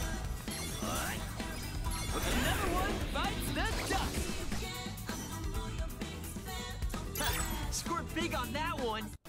Right, I should probably just to get 2 at max level. For the extra damage boost, I'm gonna do this. Did we have 2 more fights before actually going to the boss? Well, 3 more fights really, but 2 more fights before starting to prepare for the boss.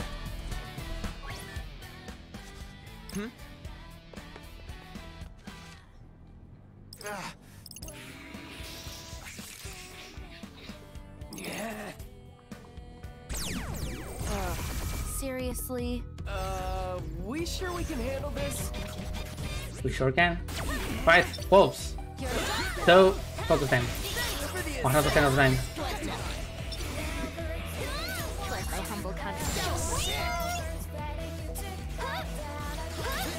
I want that wolf dead right away. Also stagger them as much as possible so they don't do the bad moves.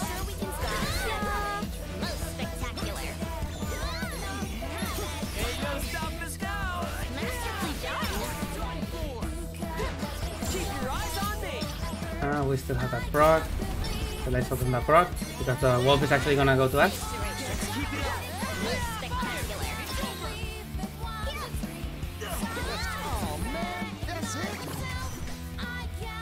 Jesus, I lost like 4 whole minutes to this. Dying in chains is so bad. Let's move.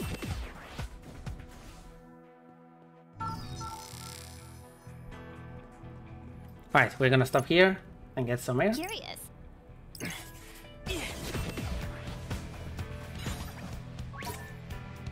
Hey there.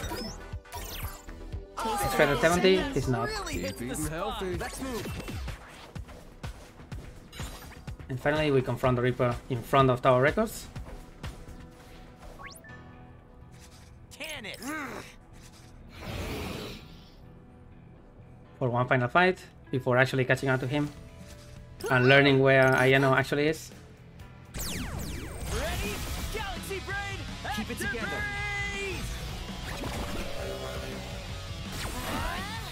We have walls again, but really bad position unfortunately.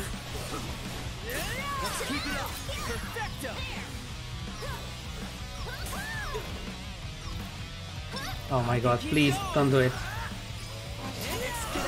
Don't do the zoomies, thank you.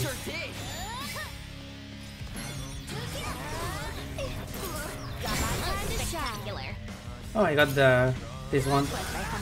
Not planned, but sure. This is a bad one for the build I have. Mainly because grounded opponents are much easier to hit with a shotgun. Don't distract me next time. Right, and the Reaper is all the way there, so we're gonna telewarp to him, which has 2 steps. First we go on top of Modi, and then we go up.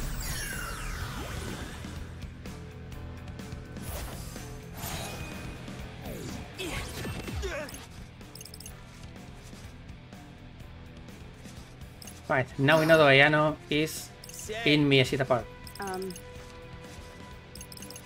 This sucks.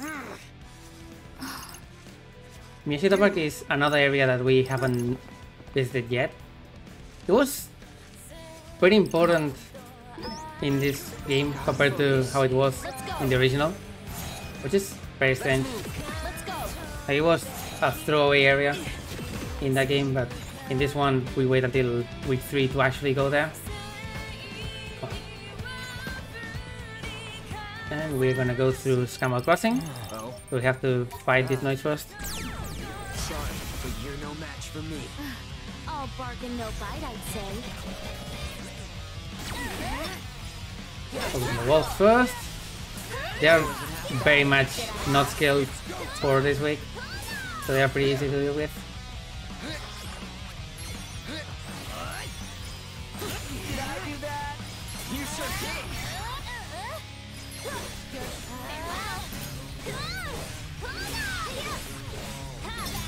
How's that?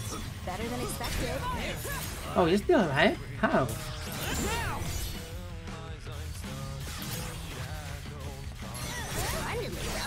We got this. Triumphant.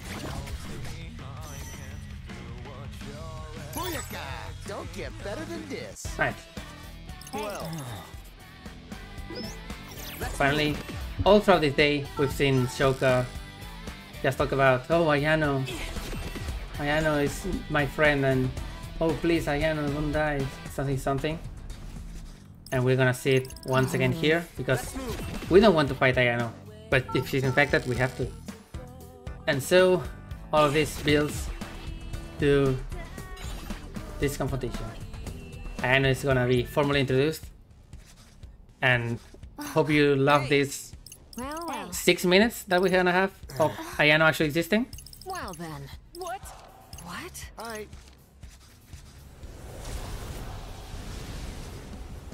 But yeah, there she is. Ayano, another one of the Shinjuku Reapers. Of course, just like Shoka. We're gonna dive into her mind and try to destroy the noise there. Get in my way and get We shredded, get yo! off more than we can chew here.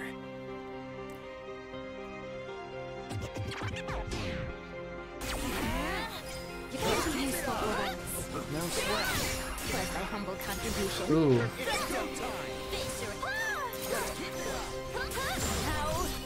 Sally forward!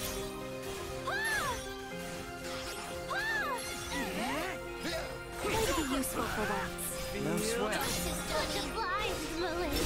right. Just say you owe me one. I used my groove, but I'm dumb because I shouldn't have done that. Because we definitely want Killer Mix for the next fight. Oh well.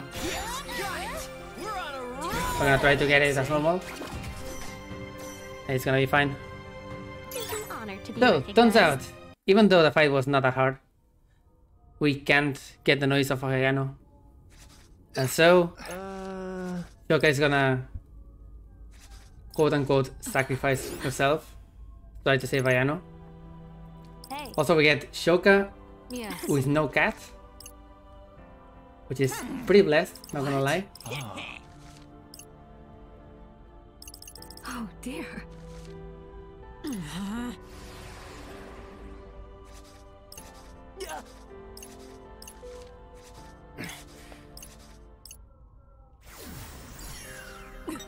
Wow, don't do that.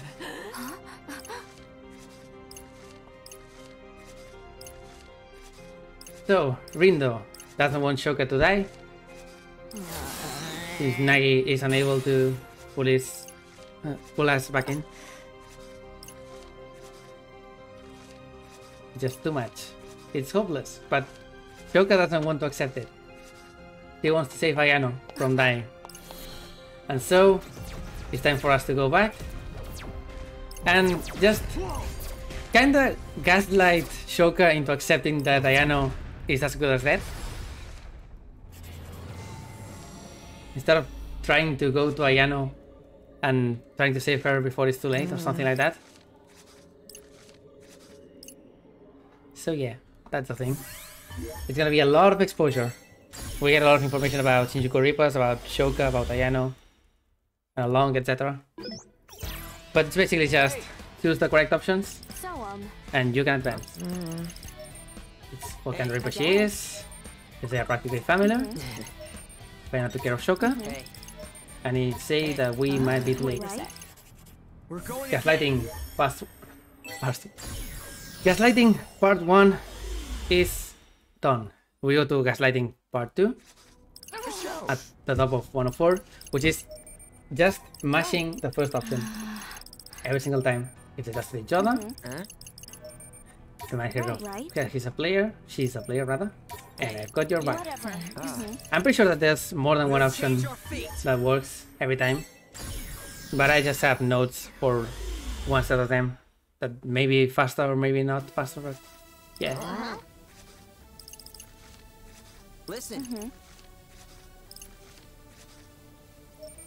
If they like Shibuya, if they agree with Shiba's plan, if she prefers Shinjuku, what makes the city special. I guess. Hey. We're going again.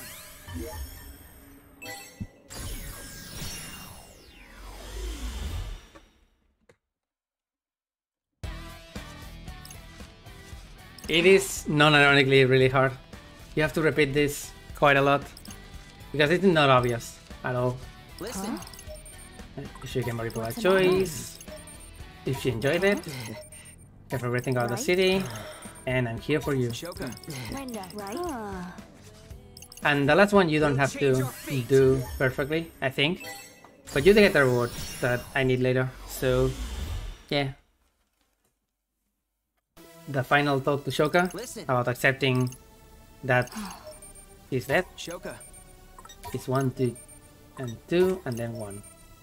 And I'm gonna set up here.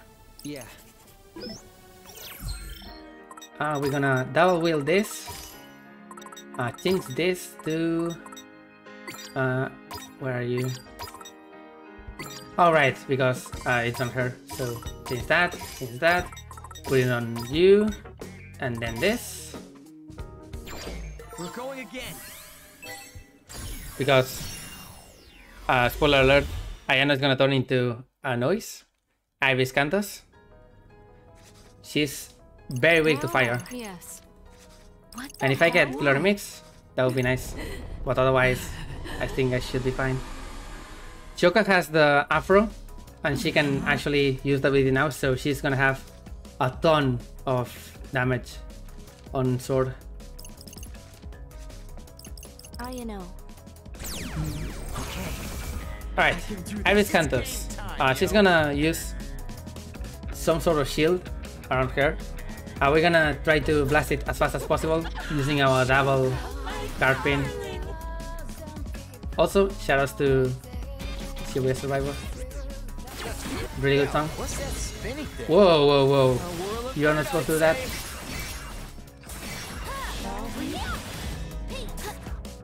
Right. Now, we wait for the thing to recharge. I'm getting destroyed by Ayano. This is not going to plan.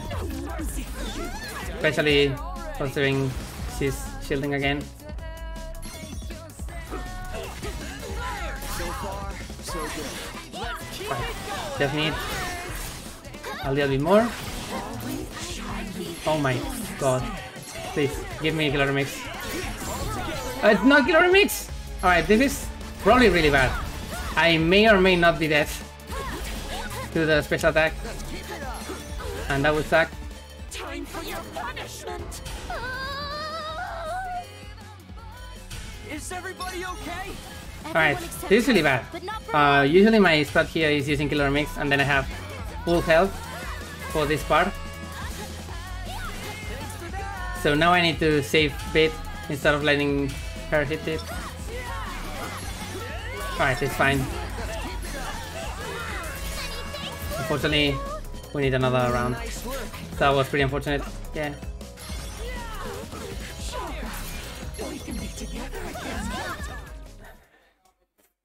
What a stressful fight all of a sudden. That was not supposed to go that way. That day was very unfortunate in general.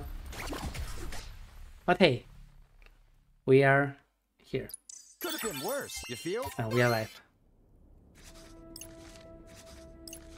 That's week 3, day 2.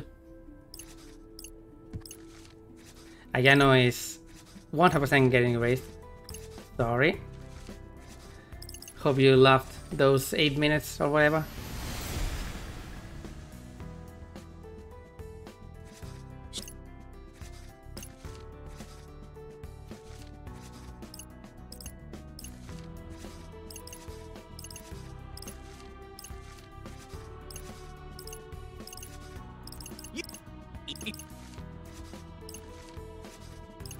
Also, Suzukichi is gonna come and be an asshole, as usual. More birds are coming from somewhere.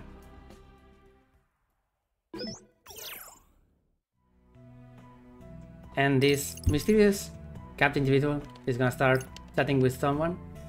Fun fact, that's also in English in the Japanese version. And dearly beloved. Shout out to that as well. We got simple and clean early, and now get dearly beloved. Week 3, day 3 is pretty interesting, actually. One of the most interesting days, by far. We're gonna start by Fred trying to kill us and cannon on the floor. We have no idea what's happening. And we're gonna go back in time right away.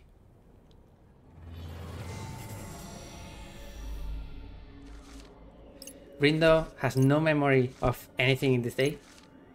So he's gonna check his phone, of course. Rindo on his phone? No.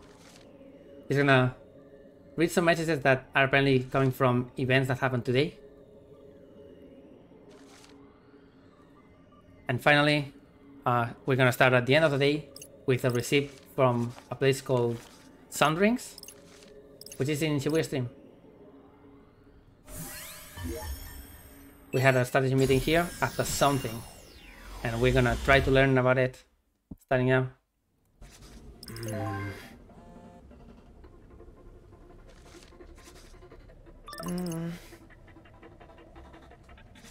The show. What's the matter? What?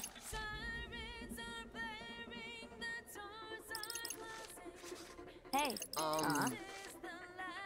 Turns out Fred is not here.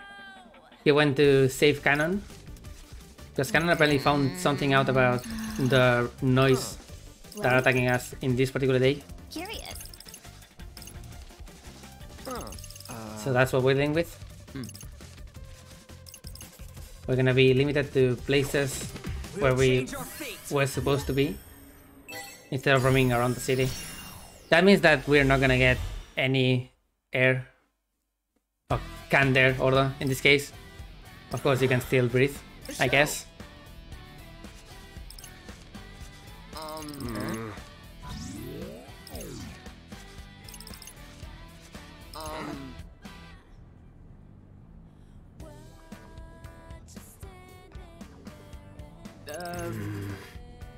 Let's have a look. Let's get down to We business. are gonna remind this variety here, which is completely spaced out for no reason. That Canon is a thing that exists. And so we get some intel. Now, it's time to change our pins a little bit, because now we don't need to worry about this.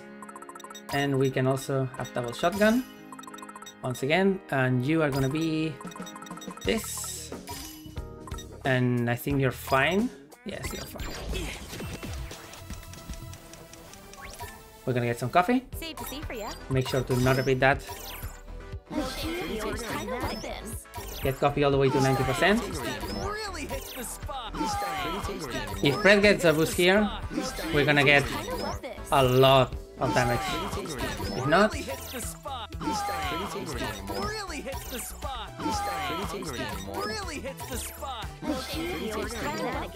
yes, reminding is always the same in every single playthrough, and also even if it seems like it's very weird and that you have to find the angle, it's always on 8 directions. Except it's a little hard to do that on a stick sometimes. So yeah, we go back to a very trusty. Oh no, that's not trusty at all. Very trusty ice spin, because these guys, play scorpions, are actually weak to ice. It's an honor to be recognized. So yeah, as I was saying, reminds are always the same, and they are 8 directions. So the way I have it on my notes is with numpad notation. If you play fighting games, you know what I mean. Basically, this one was 4 and 2, which means left and down.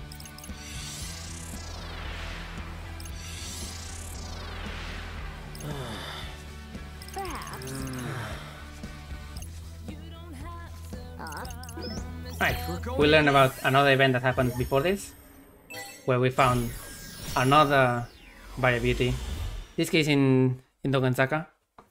He's very pissed at everything for existing, especially canon. Come again? Right.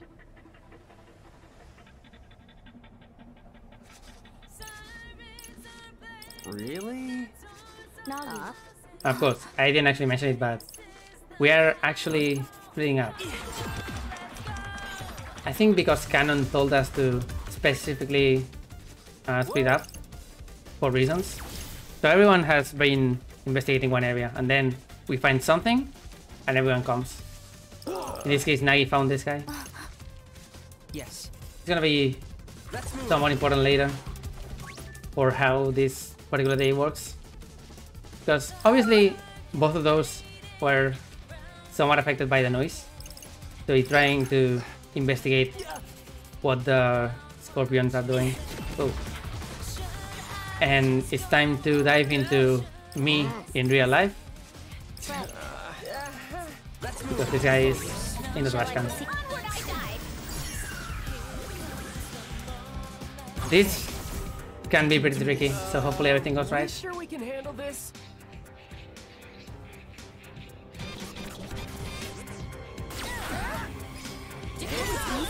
We got this.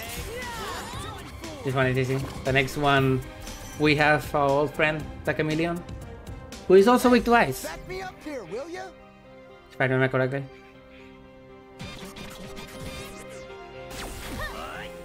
Just doing my job. Right, thank you for the auto dodge.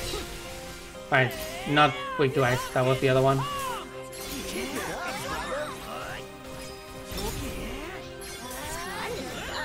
We got this. Deuces, dummy. Exquisite timing. Right, I'm gonna save my remakes for the next dive because we're gonna have another one. This one is easy enough.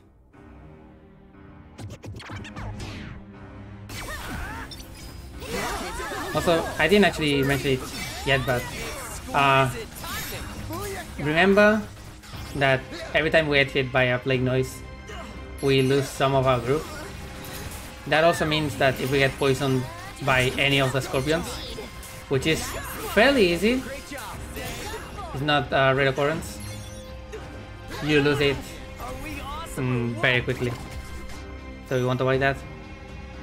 The wicked twist Right, and that was dive number 1. But we have another one coming up. And this is gonna be the longest dive in the game at 5 fights instead of 3. And it's also really scary. I have very specific strats that hopefully will go well. So Shoka found something in Castry. And we're gonna go back to that. We'll change our fate.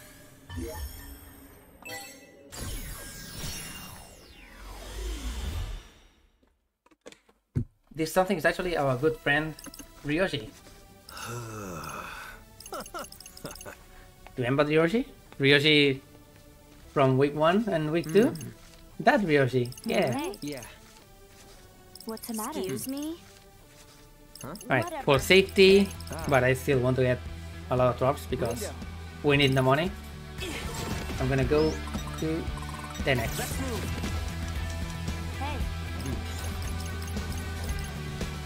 Right, so we find Ryoji here, right next to a variety who is pretty much done with everything and says that he wants to kill Cannon.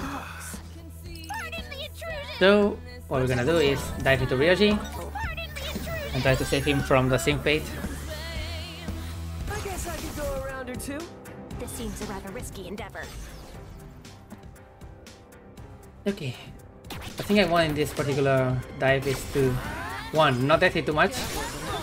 Everything hits super hard in this particular dive. And then I want to use my killer mix in a very specific way for one very specific fight that otherwise takes a long time. Keep it together.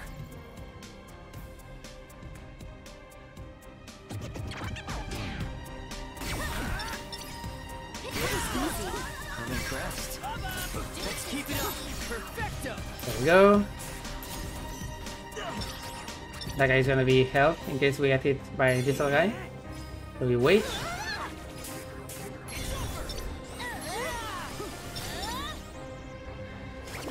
Now frogs. Frogs should be fast if everything goes right. All bark and no bite, I'd say.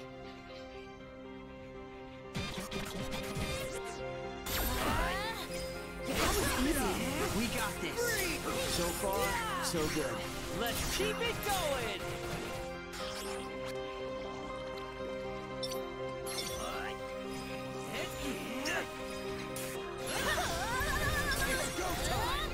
And now we fight Big Bear. And Big Bear has an absolute metric fuck ton of health. So what I'm gonna do is use all my pins. Not get hit by Big Bear. That's also very important. And then use Killer Mix right away. And this should either kill or put it very close to the dying.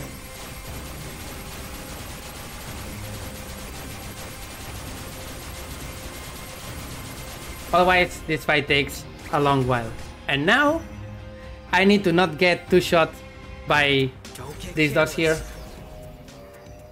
It can happen very easily. So, target the dogs right away.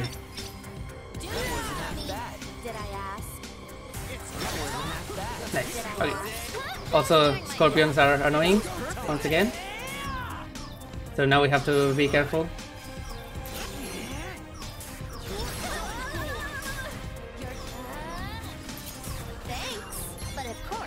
Ooh, I was way too close from comfort.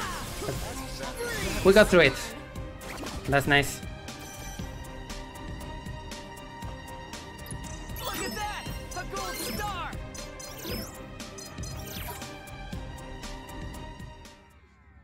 Ryoji is saved, and with that we've done every single step in the way. We're gonna prepare for the boss and just go back to the start of the day. And for that I'm gonna go ahead and give you this. And everything else should be fine. Yes, everything else is fine, I think. We're going again. So we go back to the start of the day. 10 AM Center Street. Here we're gonna get a vision about something that we have already seen. which is fun. Apparently, once Fred went to check on Cannon, he started acting like this and decided to attack Rindo. So, we learned a few things about what the Plague Scorpions specifically do.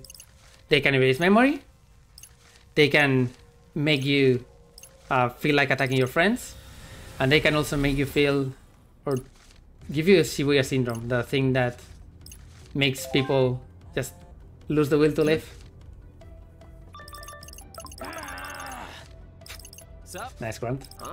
So, now that we know this, we can tell Fred, please don't go to Cannon when she asks you to help her. And we go back to the last meeting, and Fred is gonna be there.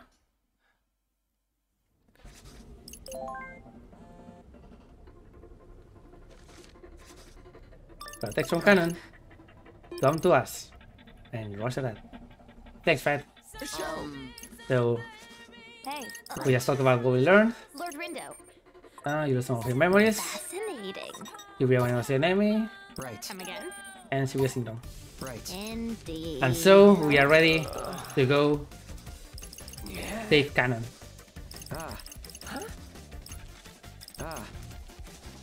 So, specifically, Rindo is very worried about Fred, saying, no, you're not gonna be rational, because Cannon is gonna be there, and you're a fucking simp. So please, stay here and do nothing. Very cool idea. We definitely can take this with only 4 members.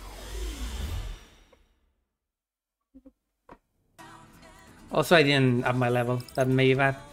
Hey. For safety. So if I die here, yeah, told ya.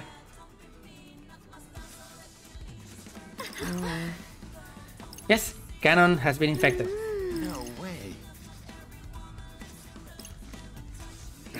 We're gonna dive into her.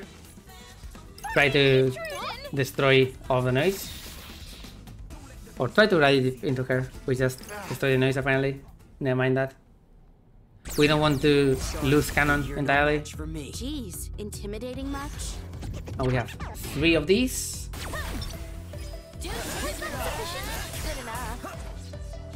We don't want to save our remix in this case. Because they are gonna reset it by next fight.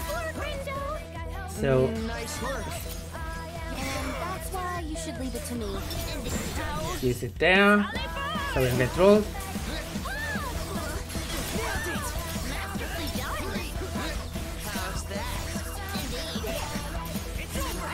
And now, after this fight is done, we're gonna enter probably one of the most risky fights in the entire game.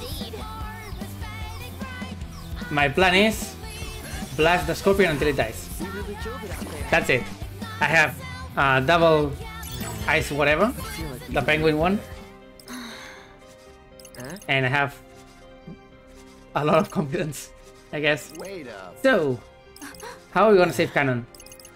Well, Fred is gonna absolutely disobey us and say, I'm gonna remind her that she's Cannon, and then I'm gonna let you go ahead and destroy the noise. And that's totally gonna save Cannon.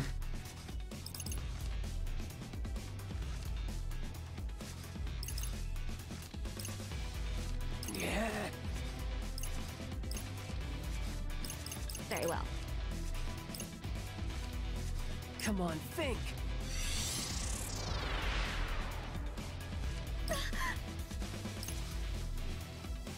Now,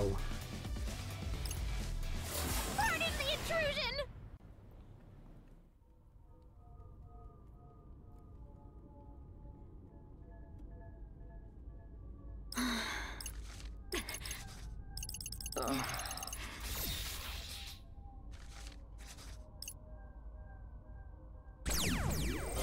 alright, this is exactly the same, except we have 2 bears, 1 scorpion, and the scorpion is very big.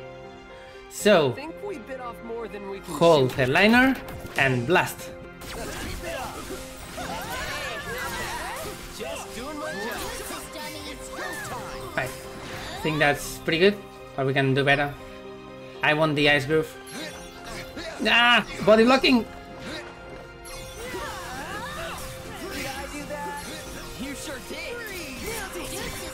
Oh, that's not ice, but it's fine. I'll take it. It's still damage. I shall leave it to you. So then what are you gonna do? Whoa, whoa, whoa. Came down swinging. Right. Keep distance. Yeah, sure. I'm gonna lose it anyway. As the song would say, oh, I'm about to lose it. No, please die. Thank you. That's gonna be week 3, day 3. And with that, we're gonna save Cannon. Yeah! And Cannon is gonna join our team. That's the 6th member, because the entire rest of the variabilities are not worth it. Am I right? Oh, never mind. She's getting erased.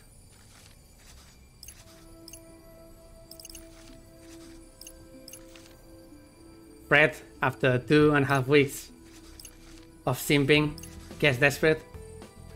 Asks to go back in time, try to save her.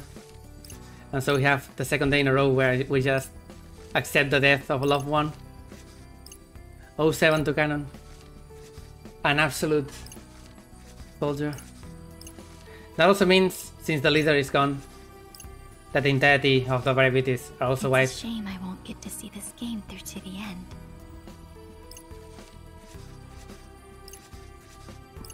Win. That's the last message. Cannon leaves the rest of us. And Fred is gonna be eternally sad.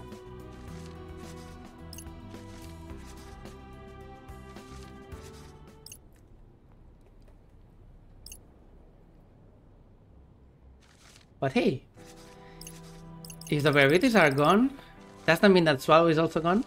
Was they, or were they rather, one of the variabilities? Or was it, who knows? Can we reload this? Cactuar, never give up.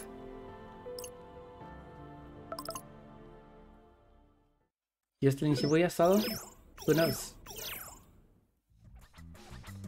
Oh yeah, there's Coco, by the way. We're gonna meet her in a while. But she's plotting something as well. Everyone is doing something behind the screens. Behind the scenes, rather. Including our boy, Kaye, talking to the mysterious stranger.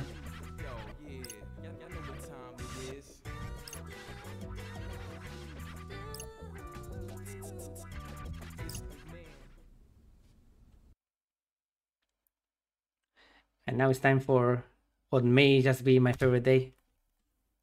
Week 3, day 4. We start with this flash forward of Kubo destroying us. And Nagi getting very excited about someone returning. Which is very telling of what we may find. Right, first things first. Cannon is another Uber pin slot, which is extremely valuable. So we're gonna get it right away.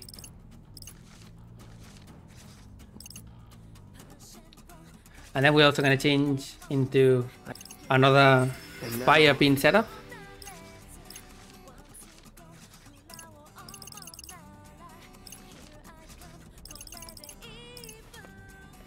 I think I'm gonna wait for the fire pin setup actually.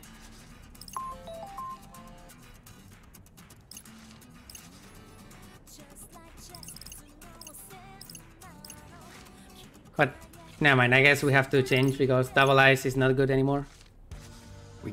So, everyone is a little bit down, so Beat is gonna be the big brother in this case, trying to motivate us. Not a fan of this, by the way. Japanese Beat just uses names as normal, while English Beat, in this case, just shouts random things that he calls people, like Beanie and Catgirl, because Beat can't women, apparently.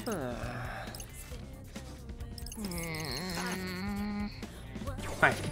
So first off, right away, go to cannon. Come on. And we go to this. We're gonna equip. Where are you? Where are you? There. Put it like this. We may swap it later. You are gonna be not that. You are gonna be this actually. Not this one. The level 6 one. There we go. And you are gonna be fire. Let's move. And now we take a small detour. We need a lot of money and a lot of specific things. So we're gonna go visit a lot of shops. Starting with Croaky Panic. Croaky Panic has two things. This, Need something? Stills, and this, which is a water sword. And what are synergy? Synergy abilities are basically shoes that give you a global 15%, I think, per every pin that you have of one specific affinity, in this case water. Please come in. This is the most expensive thing in the game, by the way, with turbocharge. So yeah, Shoka is the only member of our team that can actually trigger the synergy attacks, or synergy boost rather. So we're gonna use that to our advantage. Welcome. Keep it fresh. Oh, I forgot to Garcelle, by the way. Welcome. We need the... Right, I guess we are selling more.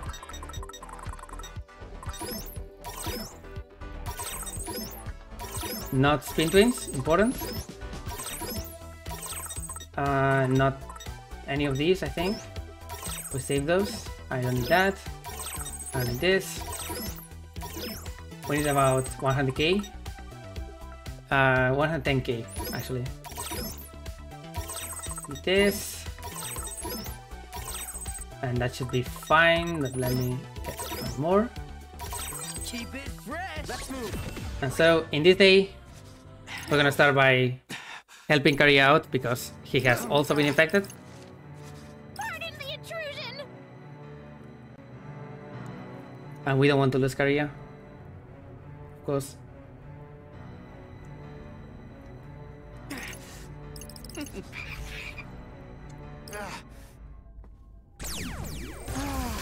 I can't wait to be done with this.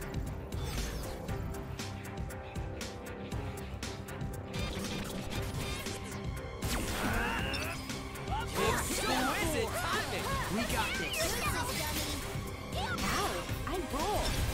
Not bad, yo. My time to Let's do shine. that. Should kill. Hopefully. It's go time. Thank you. Let's just say you own one. Oh, how the hell? Procs are so annoying.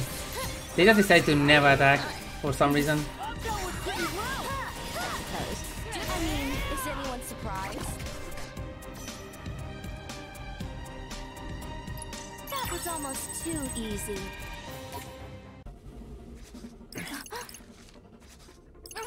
Alright, so Uzuki is gonna come here, see Karya like this, and just say, "Yo, wake up, you dumb dumb."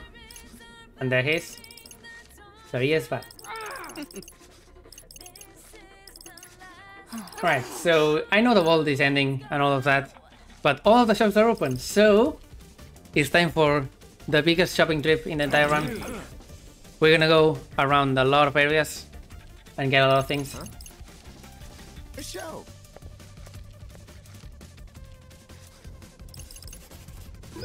First off, we're hungry, of course. So how about we get some air? Yeah. Delicious air. Let's move.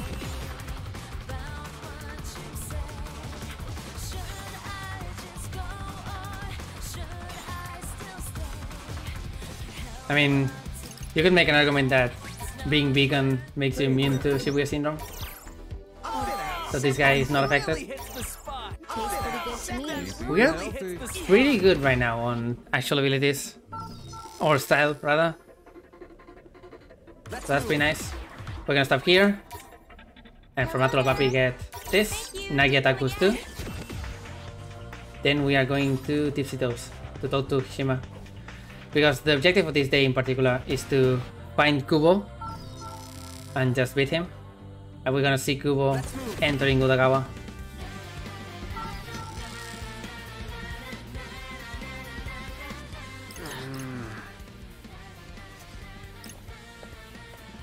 Just being very sassy. We see one Reaper there, so we just talk to him and see if we can get through.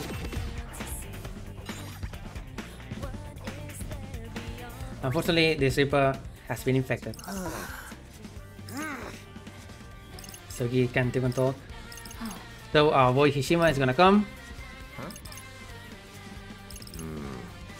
and just say, you know what, there's a lot of noise, go beat the noise at Miyashita Park.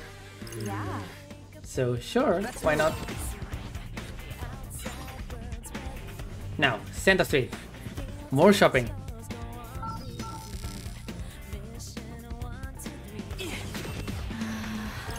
Oh, come on. We're gonna go to Hawkfang and get Shining Synergy with these shoes, which Shoka can already equip. But it's gonna be important, come on, later on. We already have a Shining Synergy shoe, but this one is better and it's convenient, so why not? Get Universal Attack Boost too.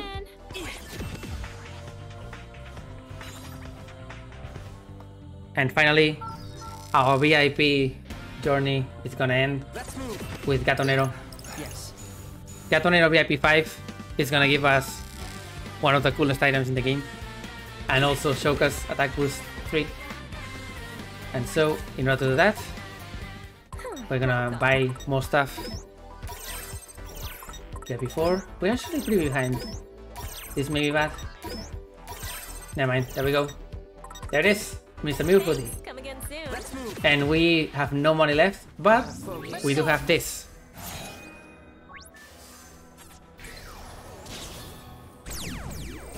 This pick is gonna give us 100k, and so we are set for money for basically the entire run.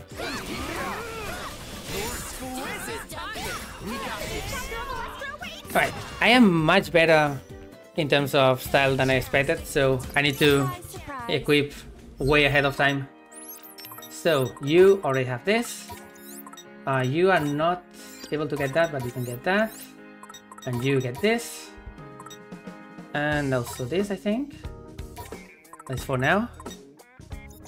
You are gonna get this. Right? No, you are gonna get this. And you are fine with that. You... No, you're fine.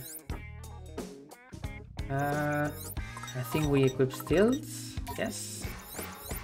You can get that. Actually, we are way better than I expected, so I can get fire synergy, which is amazing. And now we do you on that. You on that, that's correct. Move that there. And for now, we are fine. Let's go. Basically, with that, everyone just got around a 10% boost on every single attack, except Shoka, who has a 35% increase. It's pretty bonkers.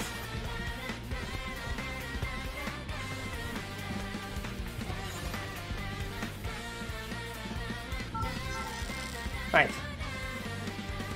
We need to read the noise, or read the city of the noise, not the other way around. And so we go to Miyashita Park, to specifically go to this place. We had scorpions, and now we have jellyfish. Lake jellyfish are actually weak to fire, so that's nice. We're gonna have a lot of fights against them here.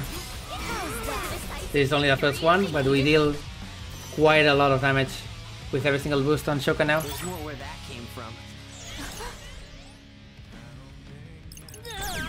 All the asses is grass. All bark and no bite, I'd say.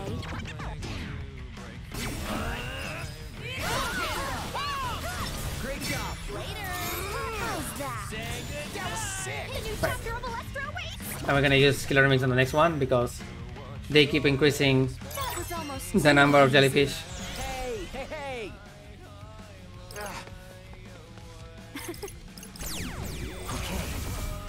can do this. Jeez, intimidating much?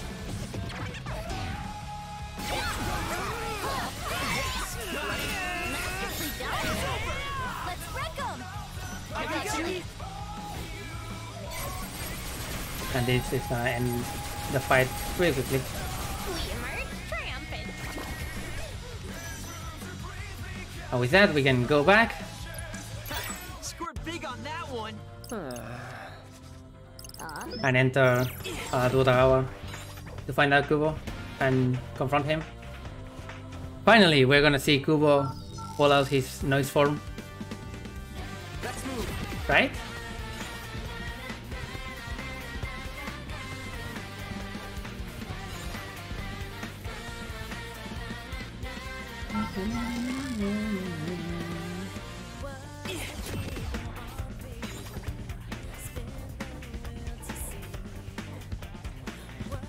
Well, actually, before we actually enter Utagawa, we do have one extra fight.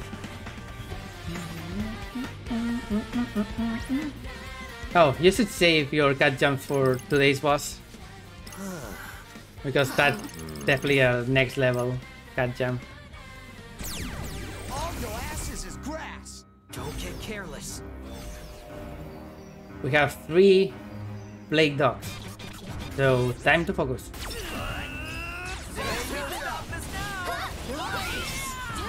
Oh, I should probably change my deck already. Oh, never mind. We have... Spoiler, we have to go back in time to beat more jellyfish. And we are not gonna be able to avoid the zoomies, unfortunately. Can you not?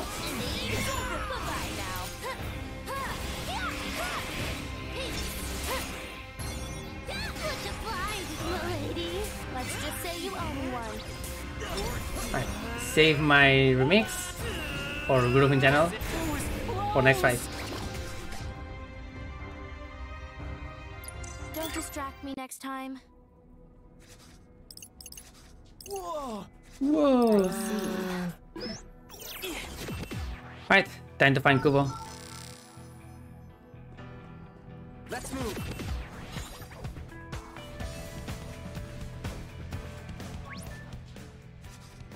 Turns out Kubo has enough control over the plague noise to build an army of zombies.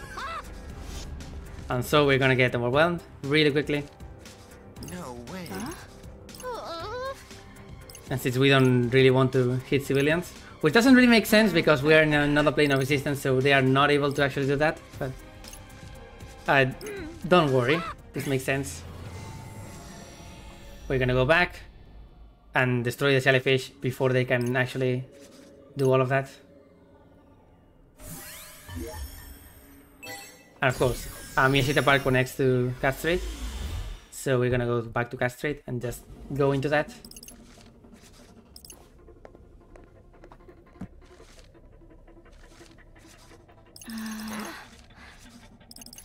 Huh? We'll change our fate.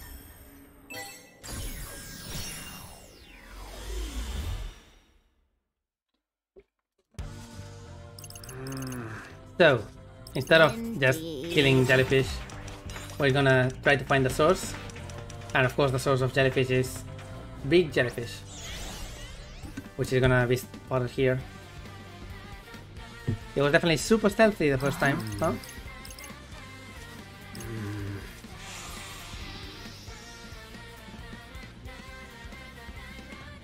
This is Blake Nemopilema. Get in my way and get shredded, yo. Off more than we can chew here.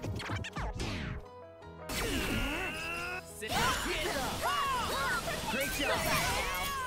You're surprisingly helpful. Hell yeah, I am. Oh my god, I realized I lost my group, so let's try to gain it back. There we go. And now we just blast him. Because we don't care about killer mix for the next 2 fights, including the boss. It has a lot of health, as you can see.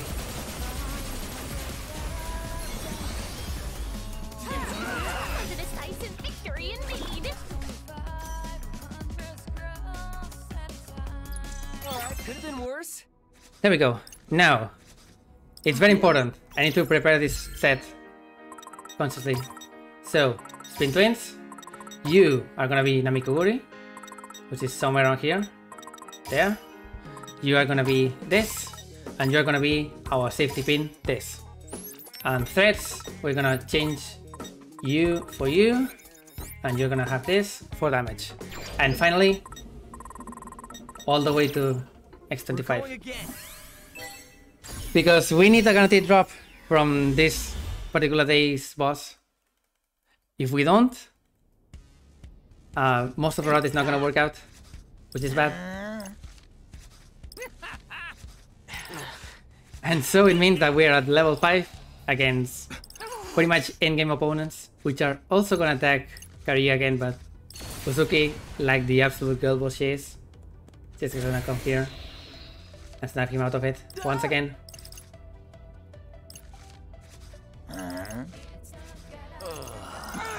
Right, Utagawa is a very small arena, so we need to be very careful in this particular fight. But it doesn't matter if we get drops or something here, as long as we don't die. It's just a preamble to the boss. And what a boss it is. Wait to be done with this. Perhaps we ought not engage. Come on, focus the dog. Thankfully for us, the dogs are weak to light, and we have a light pin. And we also have water. Oh my fucking god. This is why I talk about the dogs being annoying. But yeah, water is effective against the bears, and light is effective against the dogs. So we have a pretty good pin set for this.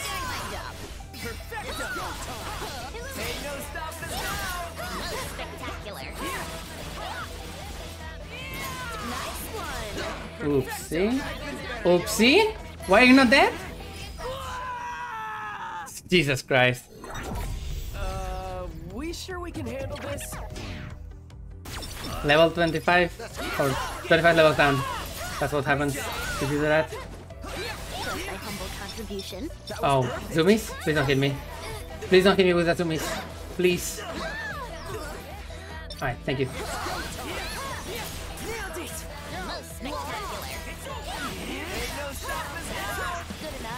Yes, use it, so we don't get trolled. Let's keep it going.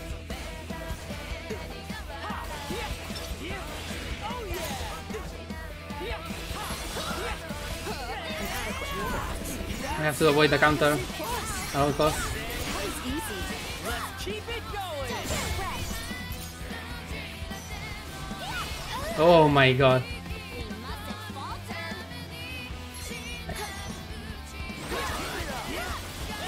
Alright, that's fine.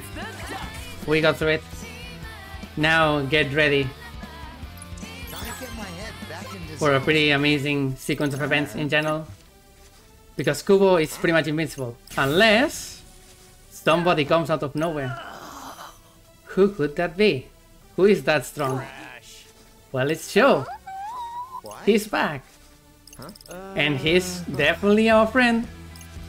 Beat is the only one that knows him from earlier, so he's gonna reveal that he used to be a Reaper and that he's shady as all hell, which the gang doesn't really believe. Perhaps. Anyway, cue in transformation. Time to solve this equation. Those birds, noise beyond measure, and Sho can use them to transform into a better version of his own noise thing. Noise form, version, whatever. And so, this day's boss is Leo Canto's Armor. One of the most annoying fights in the entire game that will hopefully go well.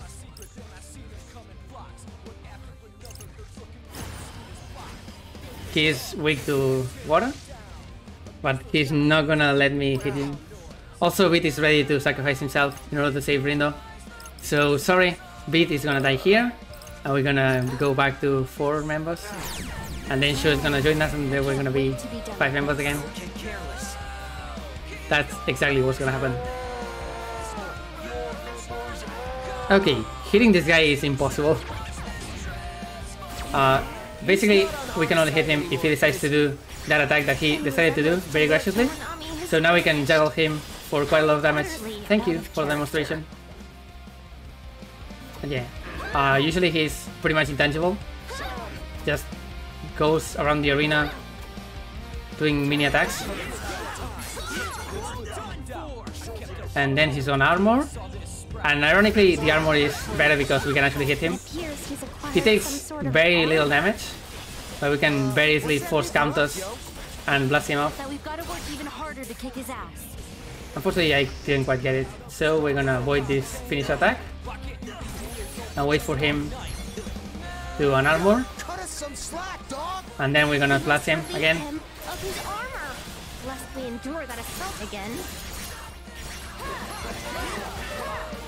Not bad. That was pretty good for a start. Didn't quite get any attack with that, unfortunately.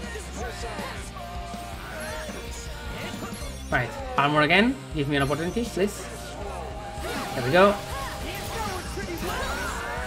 And now the armor is already pretty much gone. It's that easy. You actually want him to armor for that reason alone? We can use his right, give me the good attack. Give me the good attack. Give me the good attack. Good attack, please. Alright, it's fine. He's on armor, so he's dead.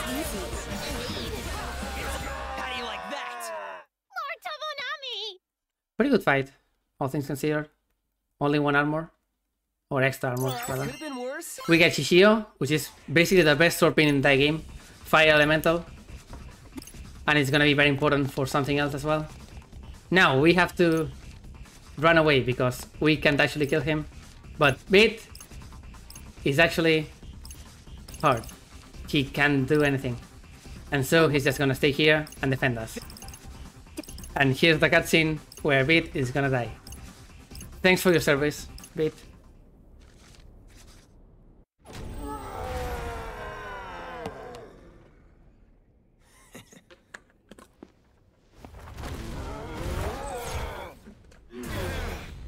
Sorry, pal. Can't let you through. Beat!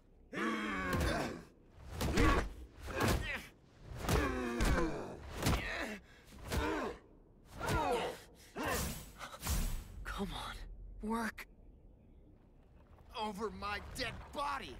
You said it. I seriously thought that Beat was gonna die here, by the way. Unfortunately,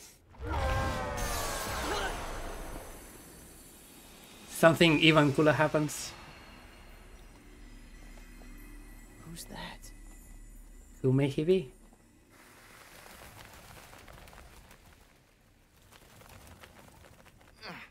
Got me good, yo. You okay? No way. Yes, What way. was that? No idea. Here, let me help you. It's your boy. Can't believe you're back.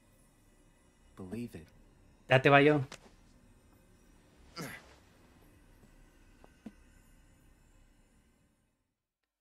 And so, the Golden Video protagonist and bearer of the Twister theme, Neku, is back. And he's dripped out of his fucking mind. Look at the boy. Holy shit.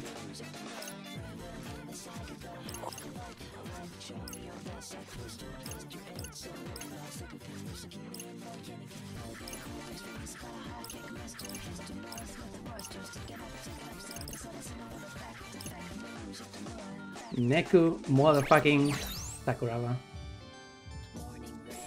Back from about 3 years of being in limbo after technically dying in Shinjuku as he got erased.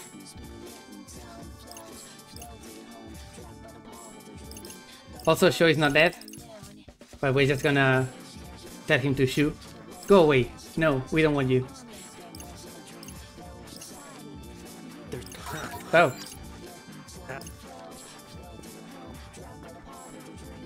Oh yeah, Neko is also wearing Gatonero, which is an amazing touch, and I still love it. Shoutouts to that. Wearing Shiki's brand for no reason at all. But the drip is very respectable. And as installation, we're also gonna get another even better psychic shotgun from it.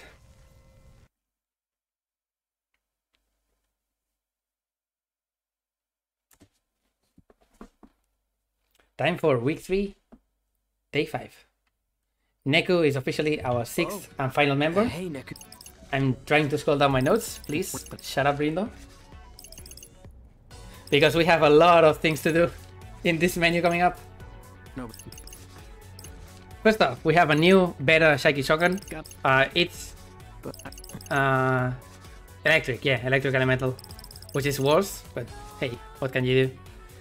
And we want to equip Shishio on Fred, not Fred, Rindo. Rindo gets a special evolution from Shishio, so we want that. We want to equip Jupiter of the Monkey 2 on our friend Neku, because it also gets a new evolution. And we need to go through this day. Of course, Neku has the base stats of an absolute god. Like, it's absurd. It doesn't make any sense. And we're gonna be able to equip a lot of good things on him right away.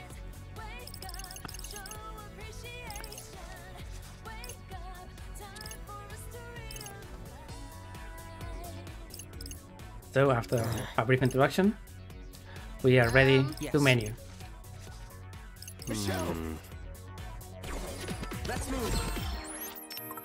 First off, you are this, and you're gonna be on Shoka.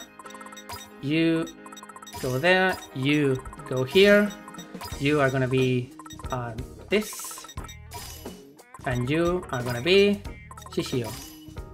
And now, from Fred, we go back to this, we go back to this, I think, yes, correct? Correct. You go back to this, and also Fred this, you, I don't care, you are gonna this, and everything else is fine. We'll do this. And Neko, we're gonna auto style. Comfy, I guess. And then this, I think, yes. Do we have any better shoes? We don't, so that's fine. But you are gonna get this instead. And this. Shoka doesn't need pants. Don't worry about that. Everything else is fine, correct? Yes. Let's go. 6 characters. This is the max that we're gonna get. And things start getting really, really fast. We are able to have 2 swords, as well as a shotgun, and many other things.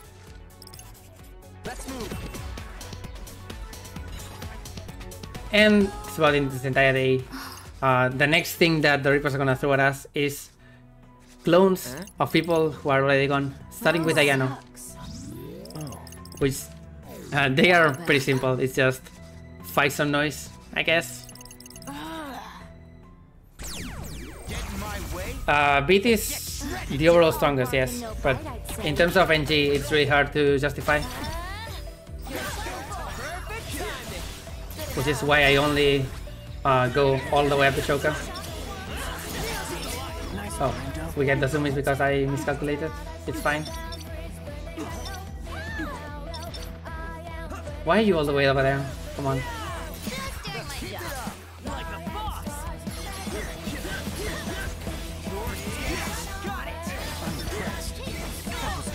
Jesus, stop. I'm trying to fight here. Don't use killer mix, it's not worth it. Well, actually, I guess it's worth to just use that instead.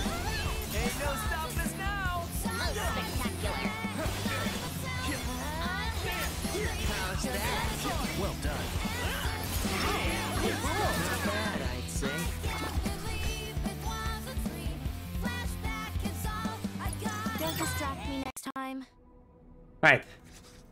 Here's the one day that I wish I could still play on console. This game is still like 20 whole minutes in console, while this is 17.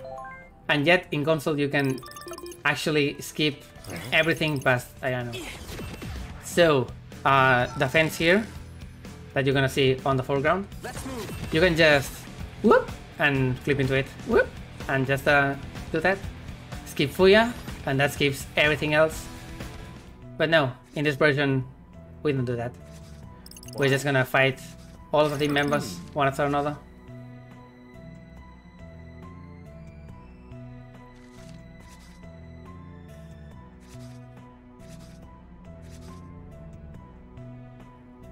We have no emotional impact about Fuya, so it's fine, just beat him up.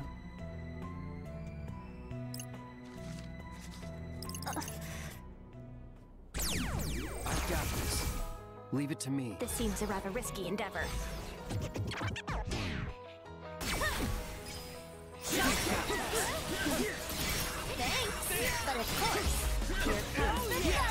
Oh yeah, I didn't actually explain it, but the ability I have right now on Shoka, the perfume thing, not only is that a pretty good thing to have because it's plus 33 all across the board, it also gives you turbocharge. The actual description for turbocharge is very misleading, but it says that you can charge some attack pins, that any pin that actually charges, you charge it faster. Which you would think, oh, so you can just attack faster, right? No, actually it means that you can fire all of the charge pins one more time. Usually they are 2 times. With this we have a shotgun that can fire 3 times. And this really bumps up the DPS. Anyway, I hope Neku likes coffee. Safe to see for ya. He does, very cool. We had 67, so that's nice. We can just spam. It's amazing. Really hits the spot. Got a boost on Neku, that's nice. Really hits the spot. Alright, all the way to 88. Not because I can get more, but because I just get decently good. I had decently good boosts that don't need that many money, or that much money rather. It's uncountable money. Hey. He's Modoy, by the way. Back from Twitter cancellation jail. Seriously? He turned into bears. 3 bears, which is... I know, the scaling on this fight is really weird because the first one is already 2 bears, or 3 bears rather, and 2 dogs. And then this one is just the dog, or the bears rather. Can I even say one sentence without failing? I don't mind me. We are finishing this very soon, I hope. So I don't need to talk for an entire week after this. Unless I commentate tomorrow, but that's another thing very soon. Okay, we're gonna take a small detour here because... yeah, Neku is pretty strong, but what if he got 70% stronger just out of nowhere? Wouldn't that be nice?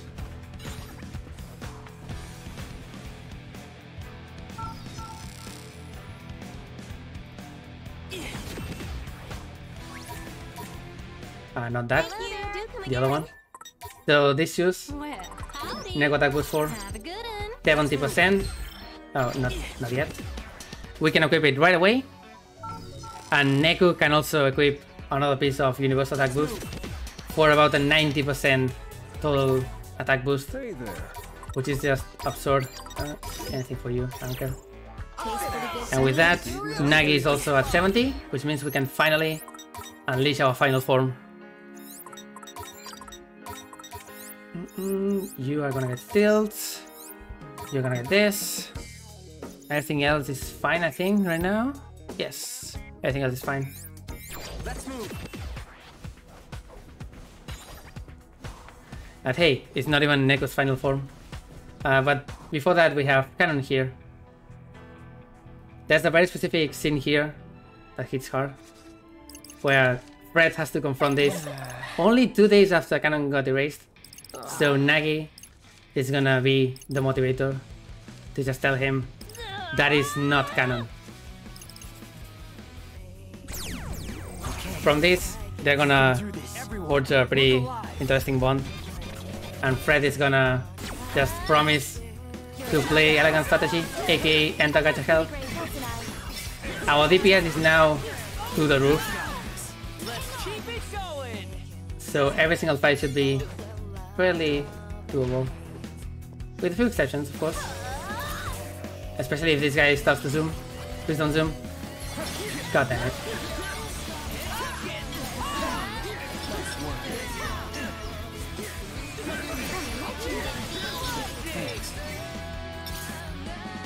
Wow, you suck.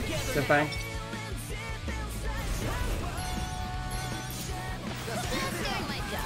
That was perfect. You never stood a chance. You may have noticed, by the way, that I'm still at level either 5 or 6, 24 levels down. And this is intentional, because there's another 25 drop guaranteed from the next boss. Anyway, here's the promise. Yeah, thanks for helping me. I am gonna play your shitty gacha game.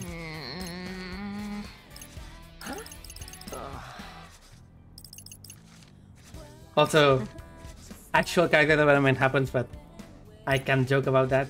Curious? So don't worry about it.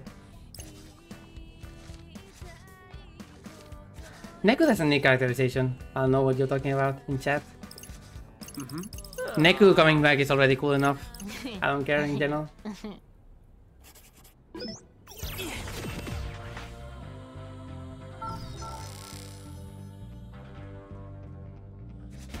Alright, finally, before we actually start the boss, in front of all Wildcats, we're gonna go into Jupiter of a Monkey and buy a Vice Runner jacket, which is attack boost 3.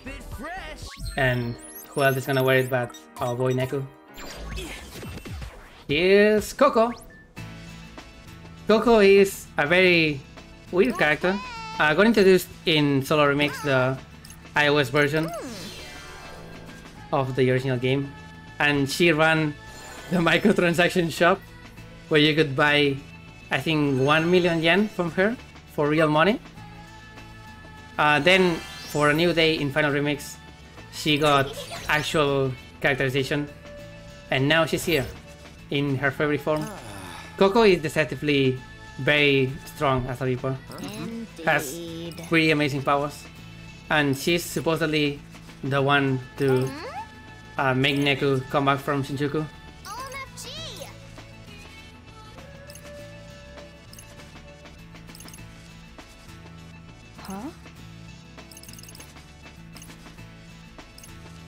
Oh yeah, Coco is also friends with Tsugumi, and she kind of has her here. Turns out that Tsugumi's soul got separated from her body during Shinjuku's erasure, and she has been living inside that Mr. Doll all of these years. So what we're gonna do is dive into that and save Tsugumi. Actual Tsugumi, not weird robot Tsugumi. And yes, the reason Neku got pulled into Shinjuku 3 years ago was because he wanted to save Tsugumi.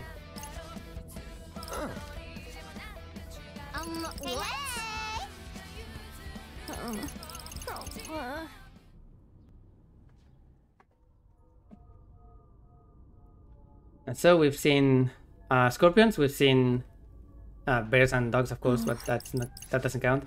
Big frogs, we've seen big jellyfish. It's time for big boy Blake Noise Patchy. Fighting never ends.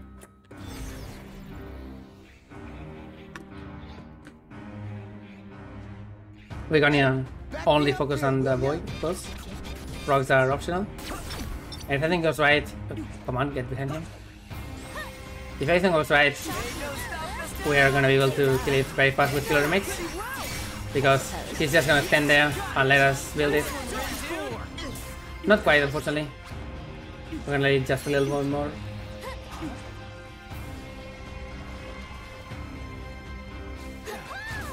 Oh, I don't have that on. 16, come on.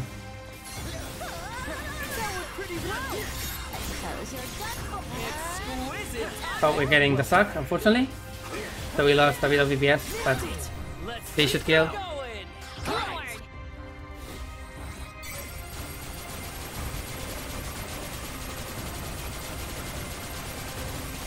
Of course, this also gets stronger with Neku. And we also get a 3 times multiplier on drop rate. So that's always nice. That's gonna be week 3, day 5. It feels really short, but it's still around 16-17 minutes. Not too shabby. We get RRLAT Reborn, which is honestly the only good blood spin that we get in the entirety of new game. And it's gonna be very important for next day's boss. And now we actually find real Tsugumi, who's gonna reveal a few things. First off, Tsugumi's ability is to send visions to people. And she's been sending visions of the future to us for a long time now. So every time we start a day and see that we are gonna die at the end of the day, that's her.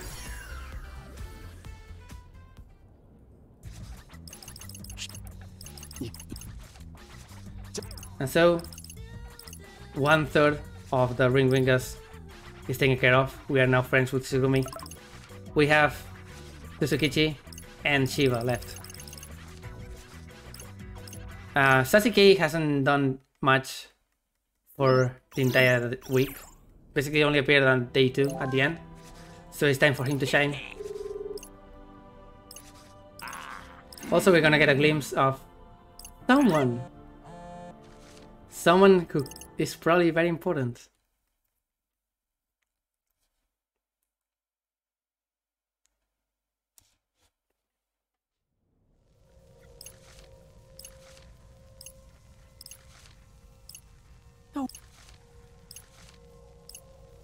Right. Talk about character development, by the way. The biggest character development in this entire game is gonna be Suzukichi in this day. Because just look at his selfies. He has gone such a long way. I'm so proud of him.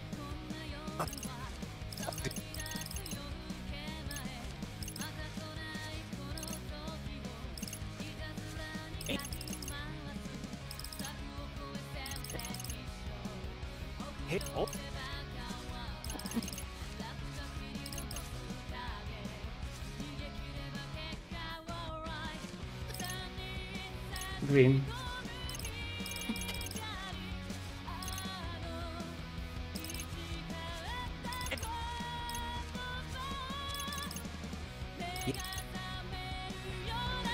Yeah, look at this selfie. It's gonna be very cool. Yeah, see, that's much better. You can both see Suzukichi's ugly face and the dumb background of Shibuya getting erased slowly but surely. And so we have to go to Scamball Crossing, pursue Suzukichi once again as we fight enemies in the way. I guess I could go a round or two. Keep it together. What a throwback, right? Alright, doggies, please die.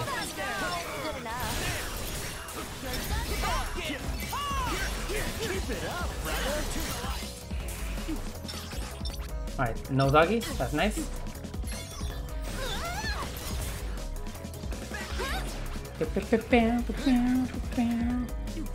And now, the way this build works now, we don't really need to care about getting hit, because I can just get all of my health back very easily. We really killed it out there. Okay, it's time to drop the minus 24 levels and go to only minus 11. Because unless I'm gonna be super safe, there we go. This is the only drop rate that I'm gonna need for the entire game. Because we'll still need another drop later on.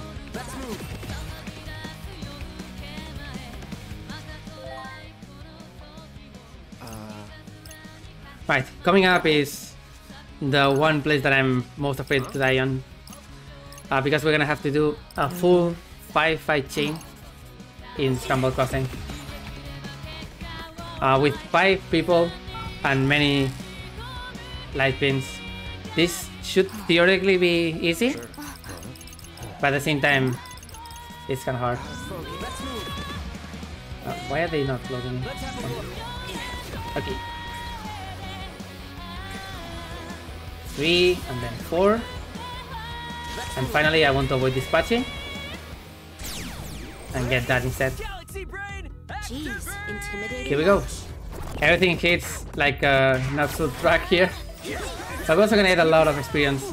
It's gonna evolve our Jupiter Monkey 2 into something new that is extremely useful. Oh, we got Fred, but it's fine.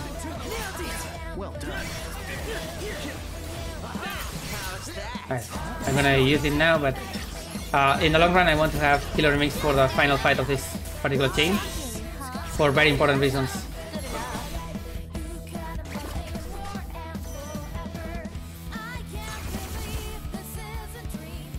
Don't get careless. This is the King Penguin, by the way. We want to kill it fast, because otherwise every single penguin deals like double damage.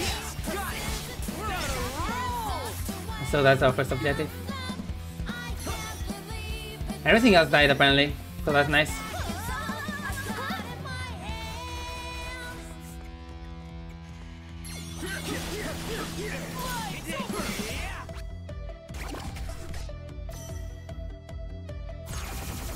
Now for Chameleon. This Chameleon in particular is pretty interesting. This, I don't know his actual name, but this pink guy can actually heal other noise. It's the only noise that does this in the entire game, which is a very interesting concept, and means I have to target him as fast as possible, or else he heals, and it's not a negligible amount. It's like half health at least.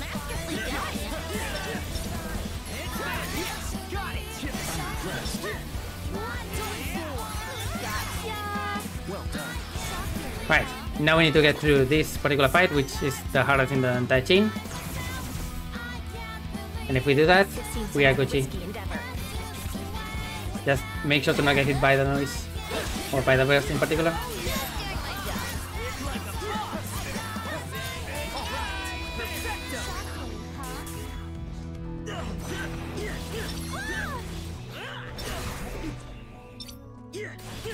Look at how much damage his shield does, by the way. It's pretty bonkers.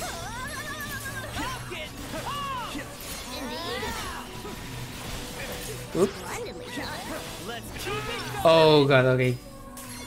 That was really bad for a sec, but it's fine. Avoid this attack, and it should be dead in just a sec.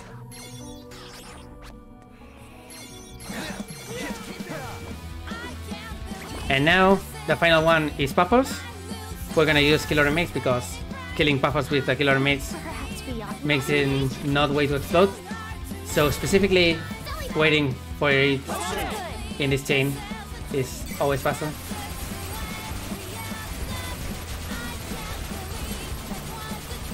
Of course, we can end the fight right here and there. That's a successful 5 chain without dying. So very happy. We get the evolution that we want into basically a better version of it that has a triple finisher instead of just one. Yeah, okay. And Tsukichi is taking a bath. So we have to go to Shibuya Ring. Right, stop here for a sec and buy this. This is Gusty Synergy. It's gonna be important for next day. Same thing as other synergies, except for wind. Okay, I can do this. It's game time, yo. Let's keep it up. Perfecto. Nice work, Fred. You're done for. It can be understated, by the way, how much damage this Gotham Wheel does. For NG, this is absolutely amazing. I'm really happy I could make it work. Because, spoiler alert, we're gonna be able to equip another sword for triple shotgun. Triple shotgun. I wish it was triple shotgun. No. Triple shockwave. Triple shockwave is, in many cases, the strongest option in the entire game. If you need to deal single target damage very fast, Not bad, I'd say. you can do triple shockwave or even quad shockwave, because there are some shockwave pins that don't require being on triangle. So with that and headliner, you get absurd DPS. Right, one more fight, which is a lesser version of last day's boss, a Plague Pashi. Also doggies. Doggies are gonna be priority, of course. But at this point, we can destroy them very fast.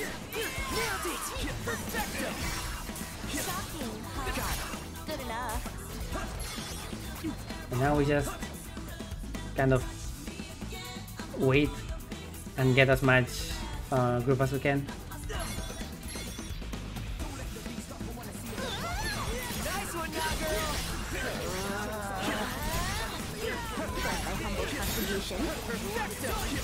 This guy has way too much health. You ready?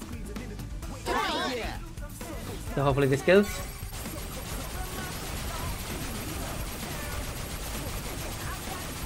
There we go. And now we can go to Shibuya stream and catch up to Suzukichi. We finally get Shishio from this, so we're ready to change pins around. Because Neku is still our best DPS by far. So now that we have this evolution, which is a wind pin, we can change it to that. You go there, you go here, and you are gonna be Gundam Ribbon. And finally, get this. Let's move.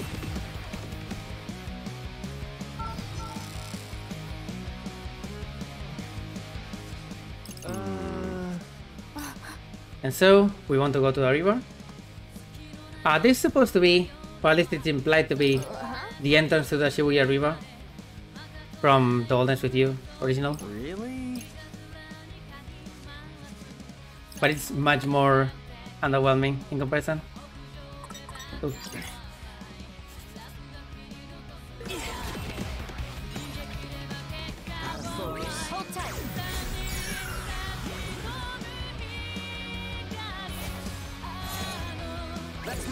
So we are in the river. Turns out we can find Sasuke here, and we got trapped. It was all a trap. And during this, we're also gonna get Neku to tell Rindo to not use his powers to go back in time. Let's see how that works out. Shoka is gonna go on a rampage. Yeah. She's gonna text a lot to Sasuke Yes. because she feels betrayed. Sasuke held us here for a reason.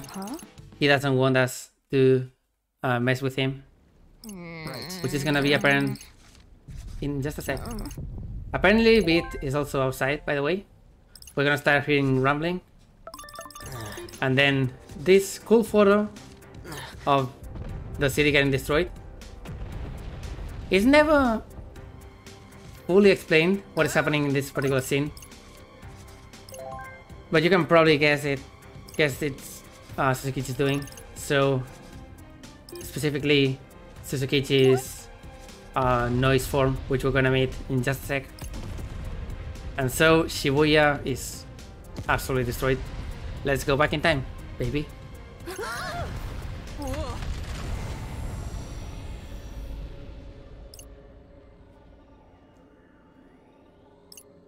Even though Neku asked us not to do that, it doesn't matter. We're gonna go back anyway.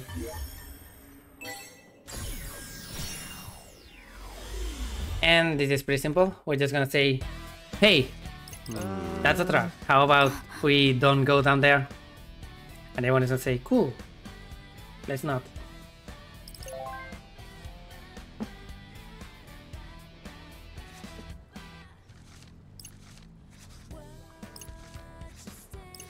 Huh?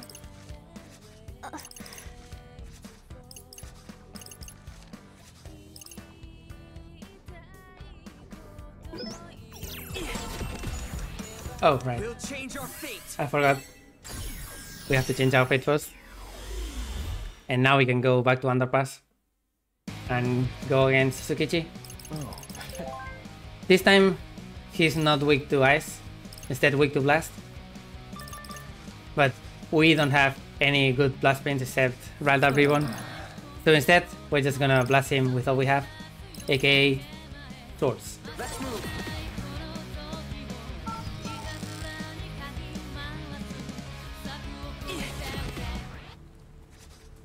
Kick in Suzuki's team. Team, rather, not team. Wow! He turns into a big boy. Servus Cantos. Remember the antlers? Well, they now make sense. This fight can be wrong in many different ways.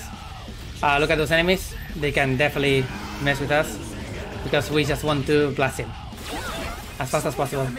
Avoid all of the attacks like we can, like that one that I didn't avoid.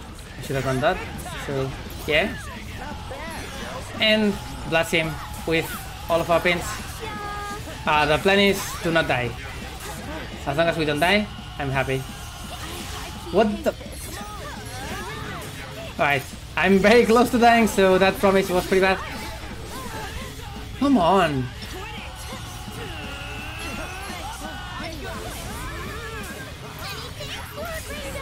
Alright. It's not looking great. I'm getting RNG'd out of my mind. Right, here's the important attack that we have to dodge.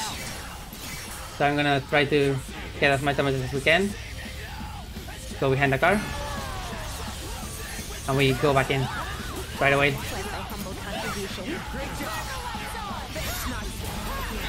Right, save killer remix for phase 2, of course.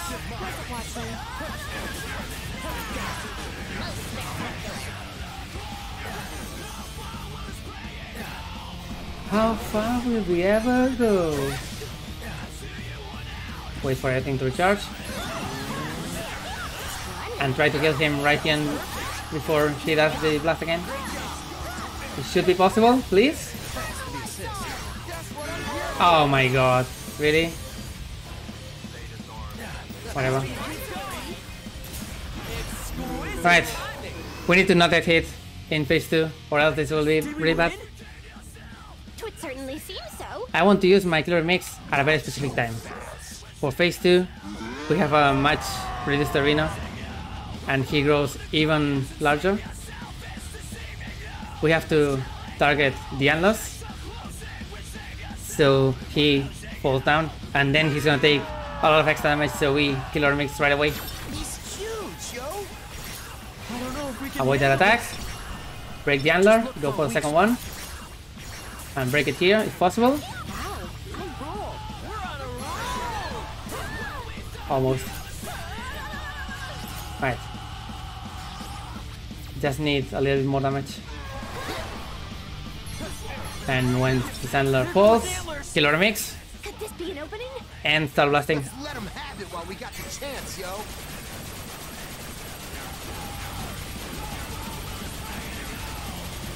And that's the fight.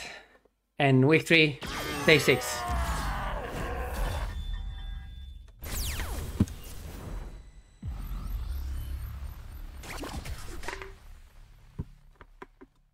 Gotta get my head back in the zone. That's gonna be another member of the Ring Wingers done. And now we only have one left. Shiva. For our final day of week 3. And this time, I swear it, there's no week 4. we're gonna have to farm Shiva with our voice Tsukichi right here. Now revealing that, nah, he's not a bad guy. He just can't oppose Shiva. So please, how about you beat Shiva instead? And he dies.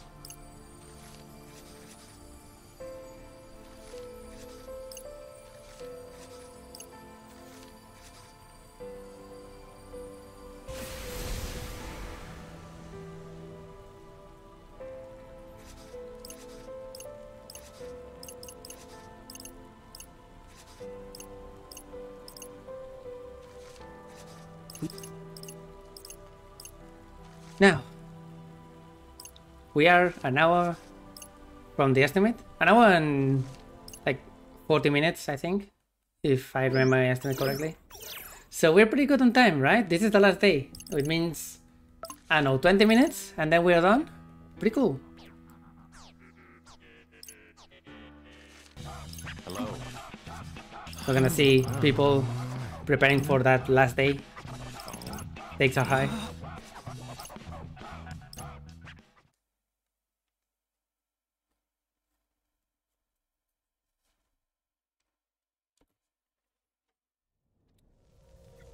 And for our final vision, something is not quite right. Shibuya is getting destroyed. Is this Shiva's doing?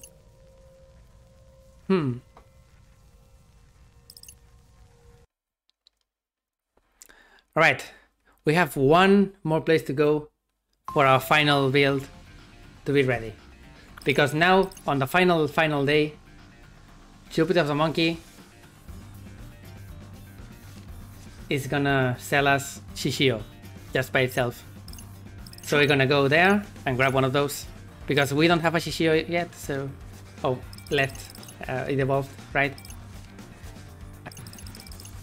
And the money I have after cards selling there is not that important, but I want to have at least around 50k so I can get as much coffee as possible before Shiva.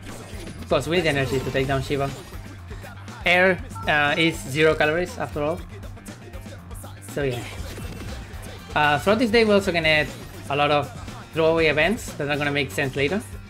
Like here, Beat is texting someone. To be fair, my estimate also accounts for something that I wanted to do as a donation incentive, but it didn't quite work out apparently. At least I didn't see it when I checked earlier. But yeah, it's fine. I can do it if that's the case. Anyway, this and this.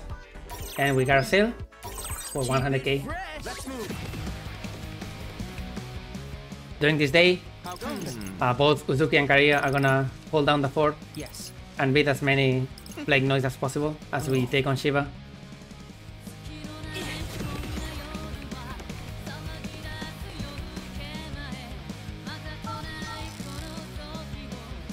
Oh, and before I actually forget, since we need to change our build a little bit, now that we have Suzukichi's ability, which is actually another overpin slot that we don't need, we have access to Sugumi. Sugumi is the important one because it's another pin multi-wield, which means, oh, what am I doing?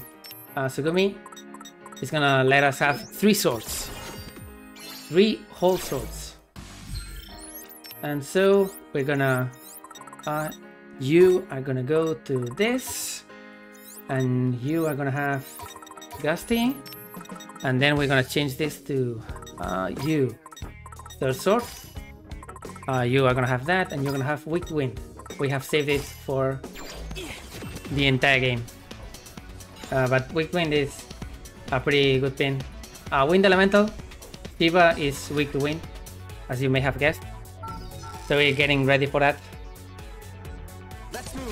But first, for some reason we have to meet Kaie in Udagawa instead of going right to Shiva.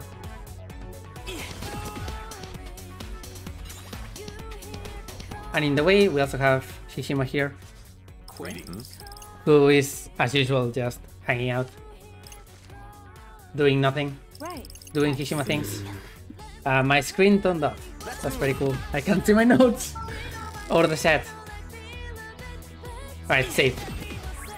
I can see you again.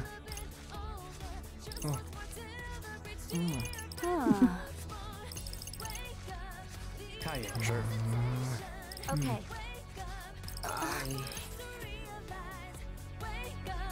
Right, now we can actually access Scramble Crossing.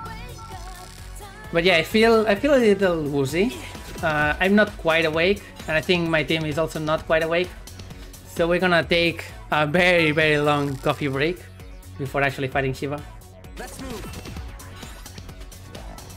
Because we're also starving, and nothing fills you up like coffee does. Yes. Window.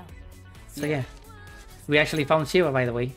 He has been hiding all the time, but he's just there at the center of Scramble Crossing. Really hits the spot. This is gonna be the last time I get coffee here, by the way, so enjoy it. Really hits the spot. I love this. Really hits the spot. Really hits the spot. We drink a total of 72 coffees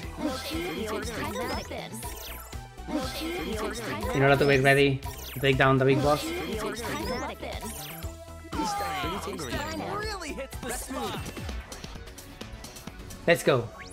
Queuing and Painted. Another amazing song and Shiva's theme that is gonna accompany us through his fight.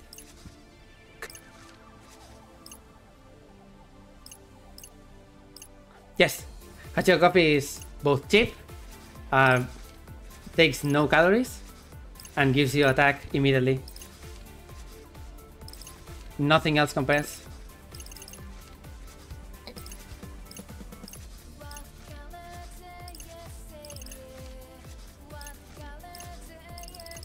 A single serving of the second best, which is Suited Lords, is I think 8 attack, and it's about 70%, and for the same amount on 64% and way less money, we can get 8 coffee. And here's Shiva. Fine. Guess I'll put you out of your misery. Shiva has, first off, amazing visuals, but he also has very low health. He relies on avoiding stuff and trickery, so we're gonna try to blast him into the wall. Long have I waited this moment. The mere thought of crushing you has got With me weak all wind, we fired knock him out and blast him as much as we can. Because we're ending this game. And I ideally want to have at least one level of roof here, but it's not gonna happen. It was a pretty good starting attack though. Wow. Okay, sure. There we go. That's Shiva. That's done. Week 2 day 7 is done. The game is done.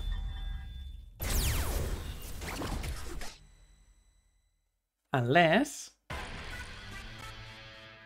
Oh no, never mind. Here we are. Everything is fine. The sky is clear. Everyone is cool. Where are we? Well, we beat Shiva, which could mean this is the RG. No, I'm playing on normal. Oh, we really made it back. 90% normal. Easy is baby mode.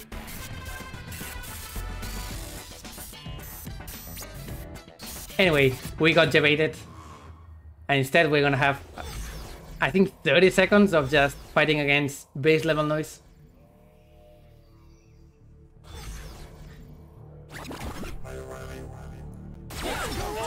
What's wrong with everyone?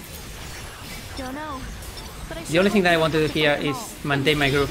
we're woefully outnumbered. Ideally, for the next phase, I want to have 200% group.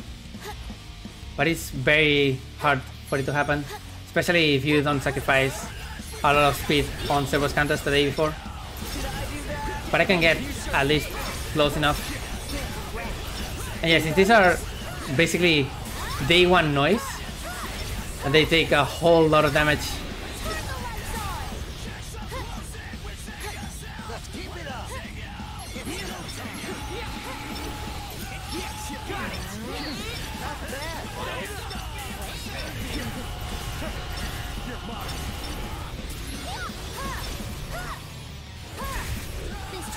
Yeah, since I didn't actually talk about it, easy not being used is kind of a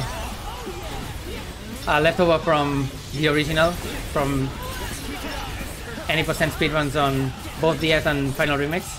We could definitely... Oh, that's super nice. Having 200%. I play normal, and I choose to play normal only because playing in easy is just way too easy. That's pretty much it. In DS, it's not that obvious. But in Final Remix, 80% easy would be just so damn boring. Everything dies way too fast. And this game, it's kind of the same deal. Normal is just the baseline. I would like to do 80% ultimate at some point by hacking the save file at the start. If so, you'll be pleased to know the That would be pretty interesting. is about to begin.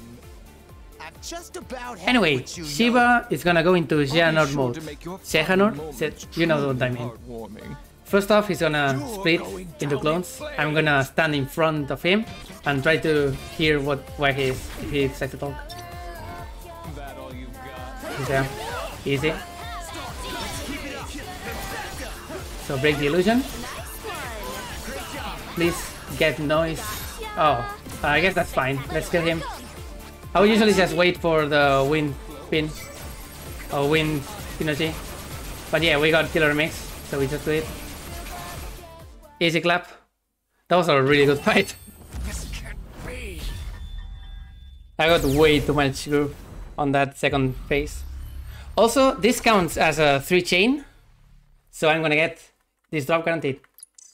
Stay gold, which is one more really good shotgun pin. And with that, Shiva is done. The game is 100% over. And I'm gonna get ready to go to the bathroom once again, because spoiler alert, we get a cool cutscene coming up. The Ruin Bringers are no more. Only the Wicked Twisters actually remain.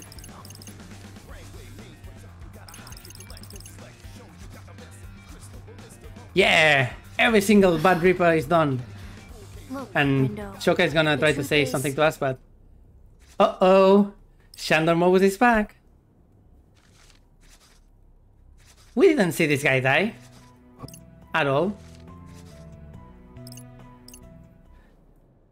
But hey. And that future arrives 44 minutes and 44 seconds past 4 p.m. Something is gonna happen very soon. And now, it's showtime. What's showtime?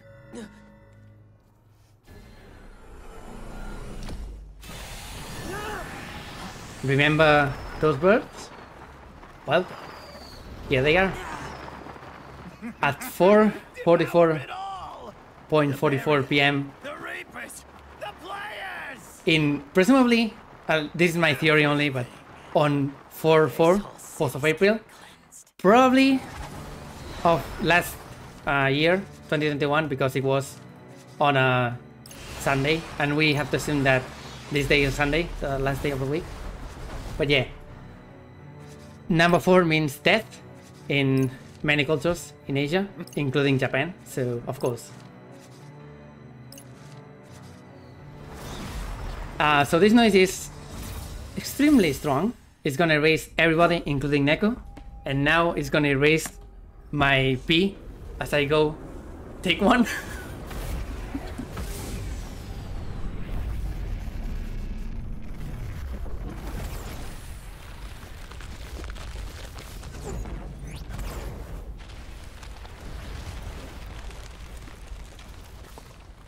The whole city.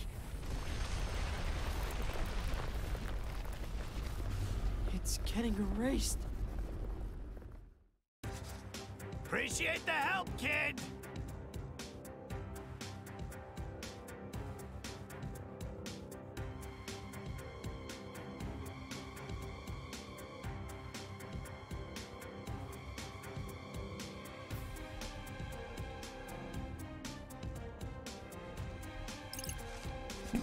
Hell yeah.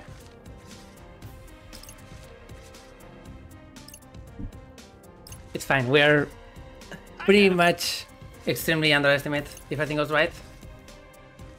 So sorry for the time loss. But yeah, turns out Kubo is an angel who is tasked with destroying both Shinjuku and Shibuya now. And so only Shoka and Rindo remain, the power couple.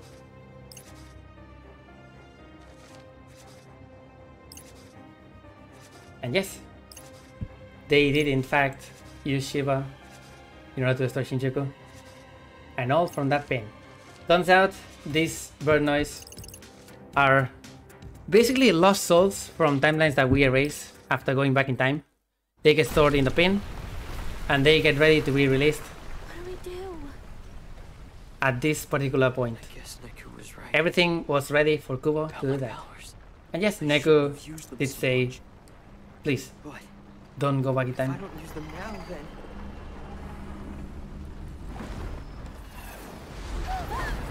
And so, for the final nail in the coffin, for us to want to go back, our ghost girlfriend is gonna get erased.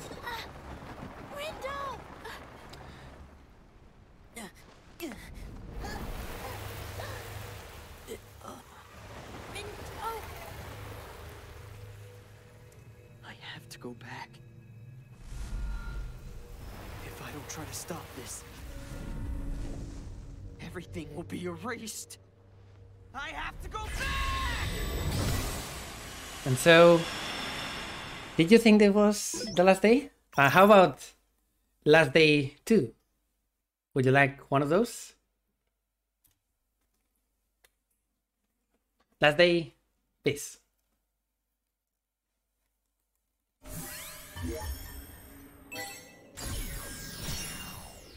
Now we know what's gonna happen. We are ready to counter it.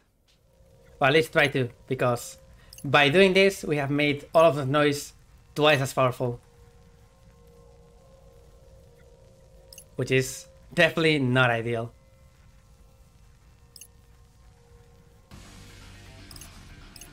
Right, and so we are ready to finally unveil the final build, thanks to the drop that we got from Shiba.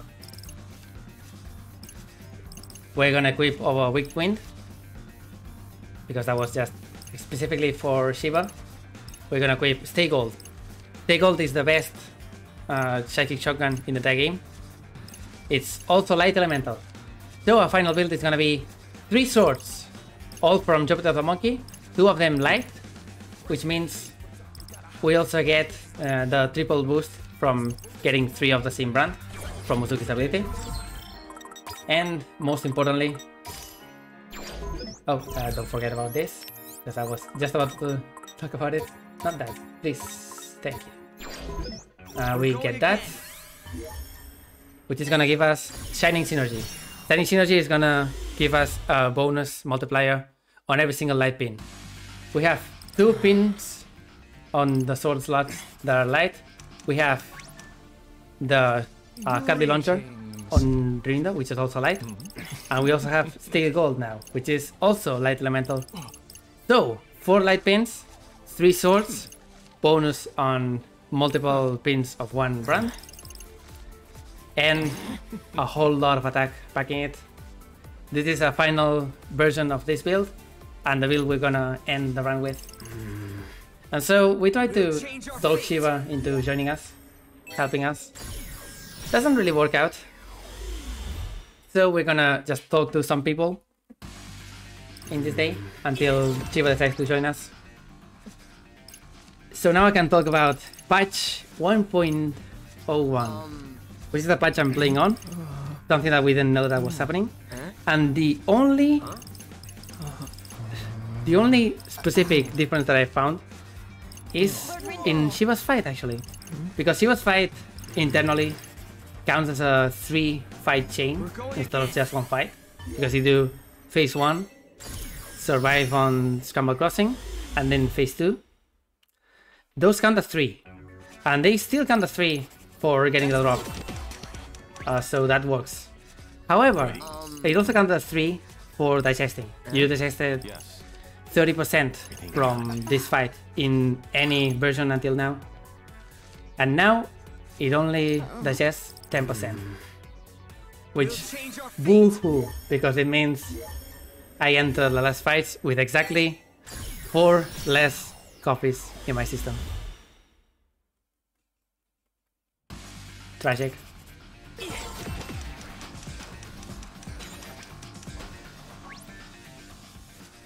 So yeah, technically this particular version is just very slightly slower, but only for like 3 fights. So I'm still debating on if that needs to be accounted in the leaderboards, but yeah. Unless there's something else. And there may be something else because I've been soft-locking in menus quite a lot, and that may be because of the patch. But yeah, that was the only difference.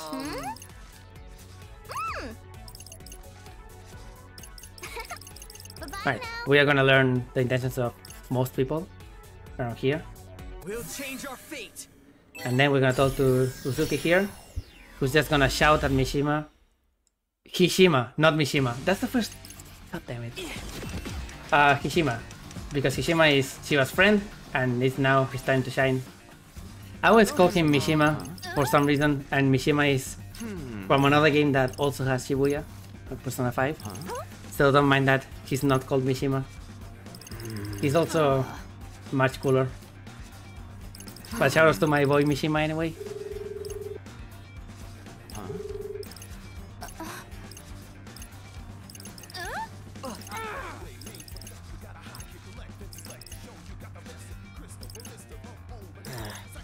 I'm surprised I didn't call him Mishima at least once more. We're going again. By the way.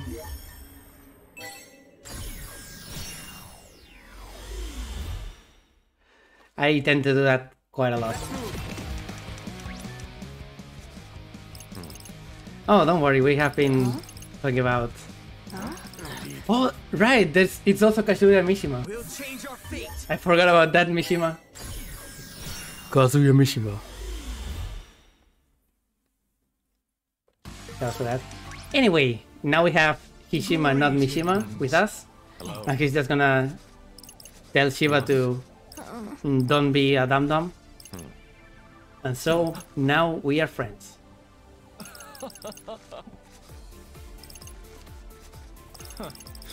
Right. Very cool. So, Shiva agrees to help us. We're going again. And we change our fate.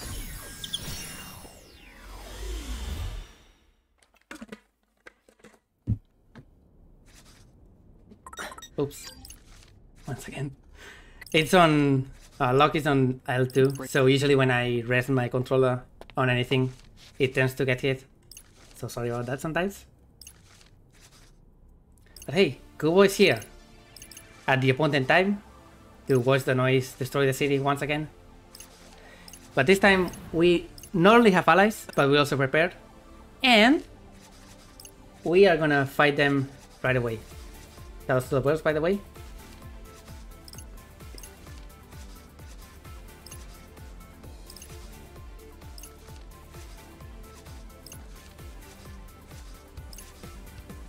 And so it's everyone against our boy Sandor Mobos, Tanzo Kubo, on 4-4 at 4:44:44. The countdown is near. And we are ready to fight for Shibuya's survival.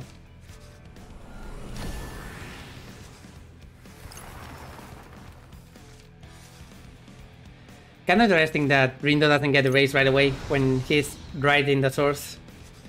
So maybe the noise actually see him as some kind of mother figure. Anyway, this noise is so strong. This is definitely not gonna be the most disappointing fight in the entire game against Sol Polvis. Weak to light. So...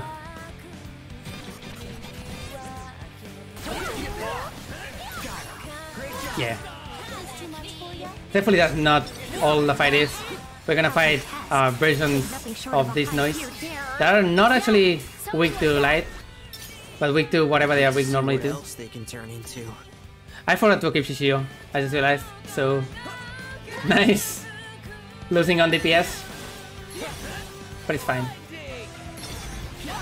And so, we have a few waves. The odd waves have that boy. Wait. Hold on, how did I get sound finisher? I've never had that, that's so weird.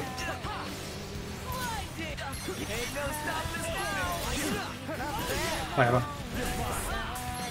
The plan is just go to the waves and keep building Killer Remix and use it because we're gonna lose it for the next fight after this, so it's fine. We don't need to keep it.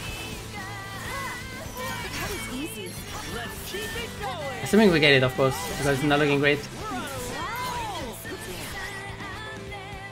The last wave is an elephant, so if we get it here, that would be ideal. And now this will hopefully kill.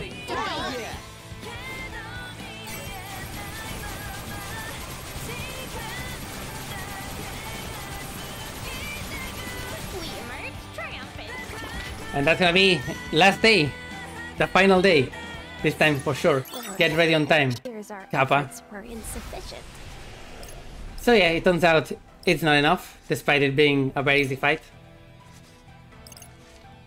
Everyone is gonna get slowly erased, starting with Hishima because Hishima is not doing anything here.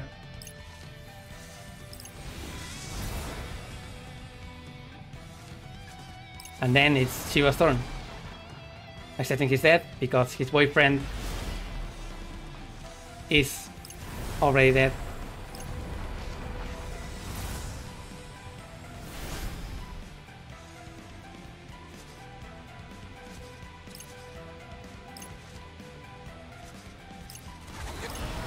Beat is next as the product duo gets erased. Oh, never mind, it's Nag and Fred, I forgot. Yeah! Much better outcome, really?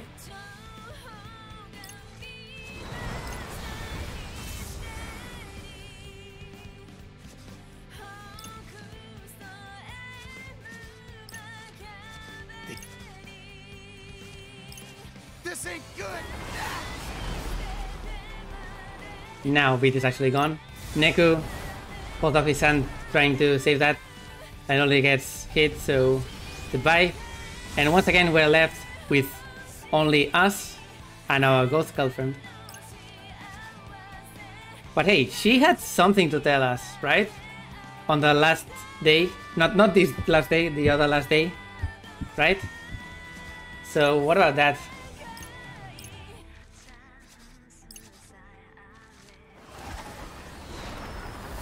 Well, first she has to sacrifice herself, of course.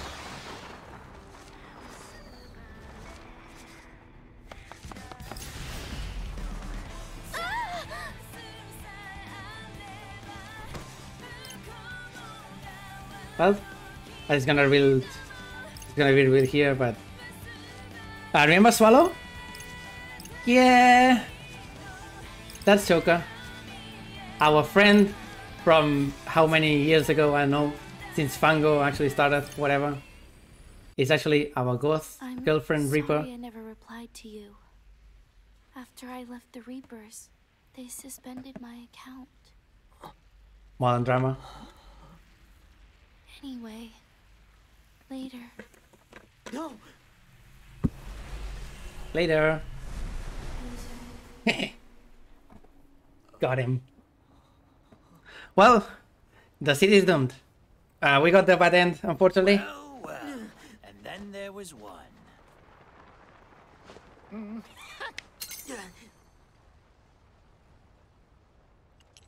Shit. Oh, you won't believe it. I still love the unsubtitled shit right there. The game's over, kid. And now... So Shibuya. And so are you. Like a bolt from the blue, it's Deus Ex Machina time.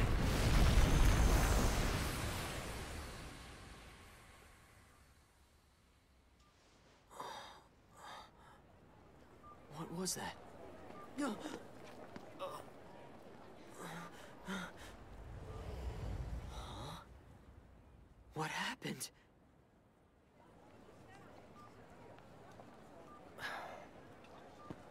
And so, Shibuya is not getting erased, and everything is cool. Roll credits.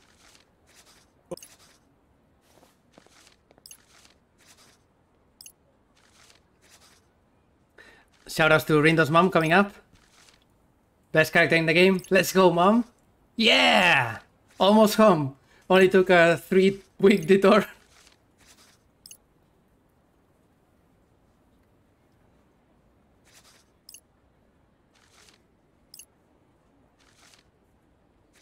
Where's Fred?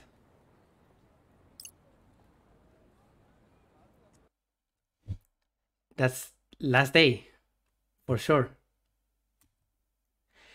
Actually, last day 3. So the game never happened. Shibuya is safe. But unfortunately, our friends just kind of don't exist anymore. Fred is not here, Nag is not here, Pete is not here, Neko is not here. Nobody has ever existed, and nobody remembers them except Rindo. It's like nothing ever happened.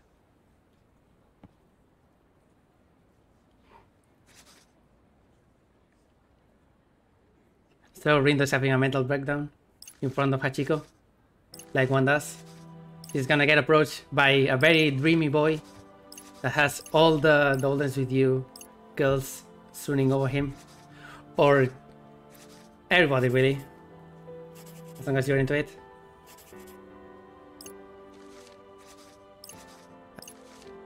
It's time to meet our good friend.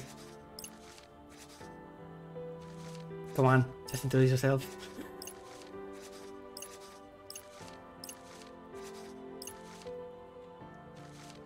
So he's saying very weird things. He knows who we are. And he's Kazuki Mikagi. That's a very familiar to him if you have played the original game. And he's coming to Shibuya for the first time, so he wants a tour. He's gonna ask very philosophical questions about fun and friends and whatever as we take him on a tour. I'm gonna try to not mash too much for most of them so you can read the cool things, but we can't advance unless we mash, so sometimes I'm gonna have to do it. Street full of cats? If only. We are gonna give us a full tour of Shibuya. Well, interesting. Until we go to where every single All Dance With You character goes when things go to shit, aka Udagawa.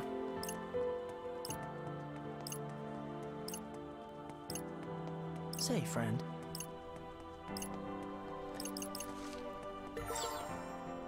And for Spain Hill.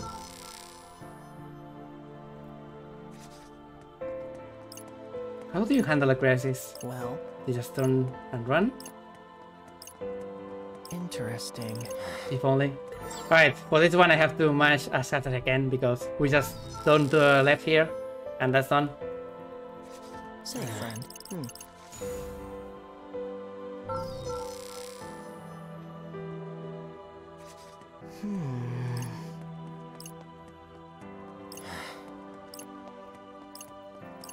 Interesting. Well, should have done that faster. And finally, fastest tour of Shibuya comes to an end as we learn that, in fact, he is an angel. And it's not specifically stated unless you go to the post-game, but he's also Shinjuku's composer. The composer is the guy, the angel in particular, ruling over a section of the world, of the underground. We met the composer of Shibuya 3 years ago, and we may meet him later in this final day, who knows? But Has is the Shinjuku one, and he decided that the city had to be erased, So he gave Kubo the authority to just do that. And then Kubo made Shiva a megalomaniac, and things happened. So yeah, Has realizes as we are about to just get erased with the whole city that maybe it was not that great of an idea, and Kubo kind of overstepped, so he just boop, and now Kubo doesn't exist. And also Shibuya never got erased, but he is not that great with people, which is why he's having this weird door conversation with Rindo, trying to figure out why Rindo is not feeling happy after the situation getting resolved. And it's simple. None of our friends are actually here.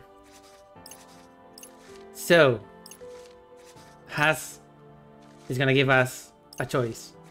Return to Shibuya, make the noise that destroyed everything even stronger for a chance to save the day, or stay in this ideal timeline where nothing ever gets erased.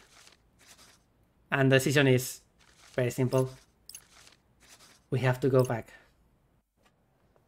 As I said, the decision is yours. But with that decision comes responsibility. Hopefully that explanation makes sense, because I actually prepared it pretty hard. To that end, you're now responsible for protecting this city from harm once more.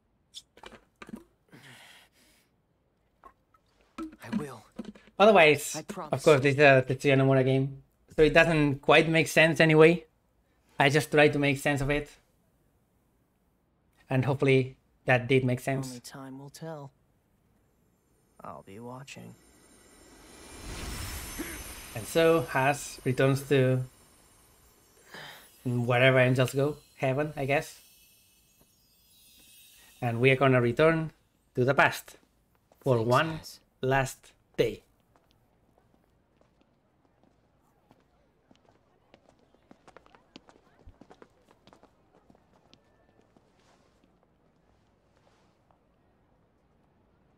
No one's getting erased this time. Neither is the city. Just hang in there. Together, we'll change our fate.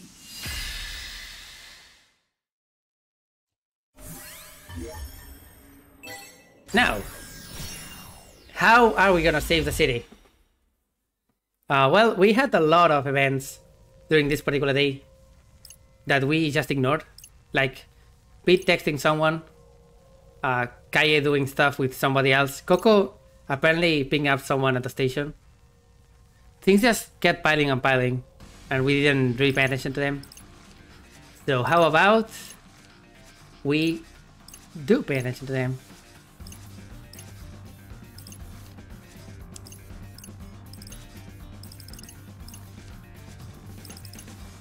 Oh, right.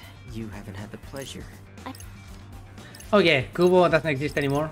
He's actually erased for insistence, so in this timeline, the noise and all of that just kind of happened.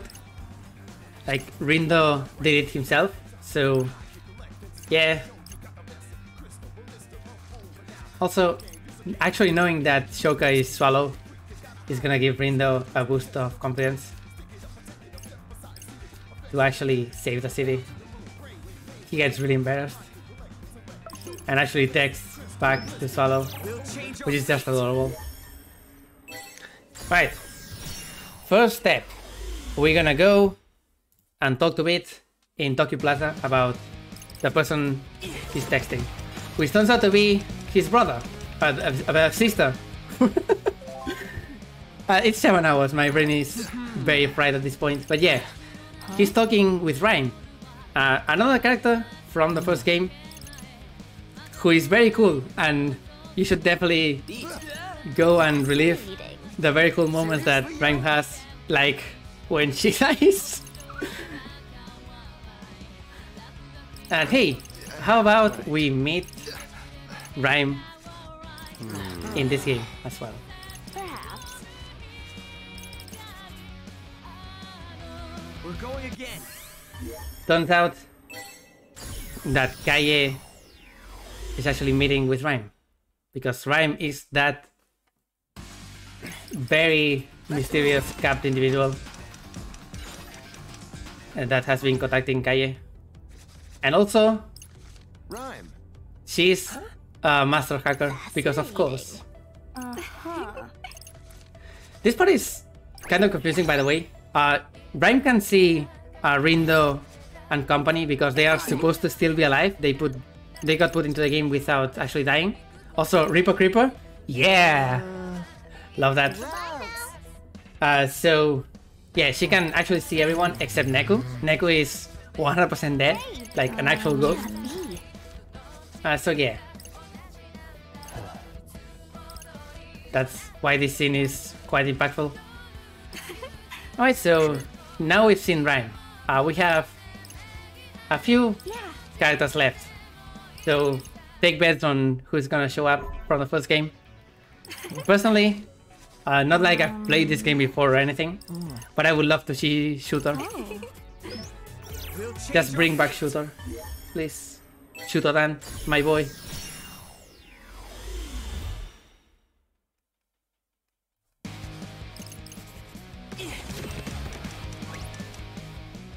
Bring back 777. 777, my boy as well. Bring back... actually Ramen Guy Kendoi is actually in the game, but he's Cory Guy instead of Ramen Guy.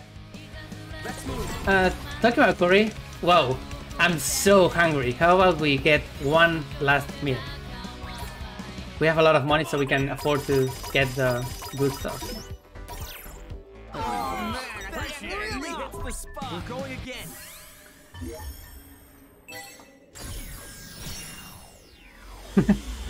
It's definitely very Northern games. I also love Northern games, so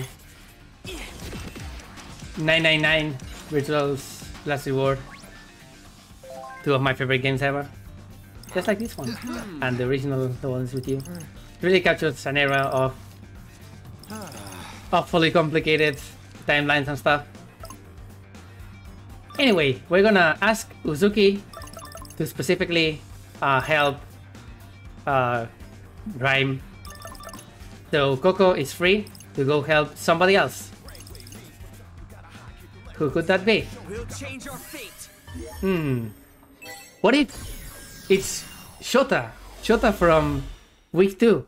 Our boy. Shota, yeah. Yeah. Huh? Definitely Shota. Or maybe it's Makoto. Huh? Makoto, the businessman, the ramen guy of Shadow Ramen. Maybe he's... yeah! What? I'm running out of characters. I don't know who's left. Rindo. Oh, Iron Maiden. Kitanichi? It's Kitanichi, for sure. He's a Reaper, but yeah, he's definitely a friend of Coco, right? Definitely that character. Anyway, we're gonna have a very cool warm-up fight here because we specifically asked Uzuki for help with taking Rhyme to Dogenzaka, which means that we need to go here and help with the Plague Noise. We can still do this. Of course, focus the dogs. I forgot to equip Shishio again. Right, remind me to equip Shishio. Coming up.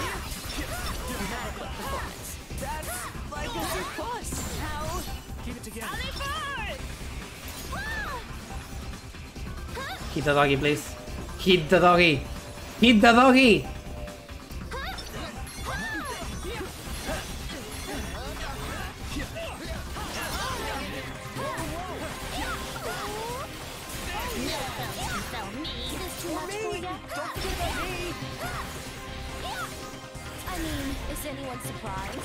God damn, that's strong. Okay, so we can't stand here helping all the time, so we need some help from somebody.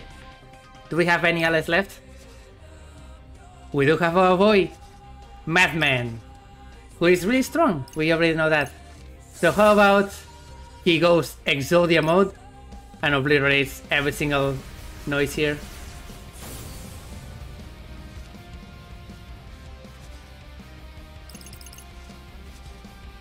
But does this mean we can leave the noise to you? So yeah, not like Sho is good or anything now. He just wants to take over Shibuya, and if Shibuya gets destroyed, there's no Shibuya to take over. Which is kind of the reverse thinking of most mad scientists and mad people like him. I don't know. But yeah, equip Shishio. A real character? Yes. Equip Shishio, thank you. Shishio is still much stronger than what we have right now. So it's pretty DPS. I won't just let it slide. Okay, once again, Hishima. Talk to him again, say, actually, there's no more problems in Shibuya, please help us.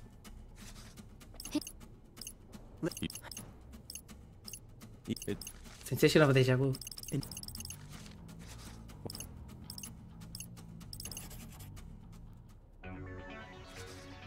And now we can go back to Dokensaka. We're going again. Meet with Rhyme and Kaie. Except Uzuki is gonna be there this time. So Coco can go and help somebody else that we're gonna meet in just a little bit. Rhyme and Kaie are gonna talk about pretty much nonsense about souls being able to be updated to the internet or something like that, so you can actually connect every single soul in Shibuya and make them do things that I don't quite understand. I just know that the operation has a name and we're gonna do it. It doesn't make sense. Stick to the plan. And that name is Operation Awakening. So the plan is simple. Neku syncs up with everyone in Shibuya. Nagi uses that to dive into everyone in Shibuya at the same time. And then Fred sends in remind waves to tell people that, hey, Shibuya's pretty cool. And that makes everyone in Shibuya wake up. And yeah, that's the plan, I guess. What? So we only have one piece of the puzzle left. Shiba. We convinced Shiba pretty easily this time.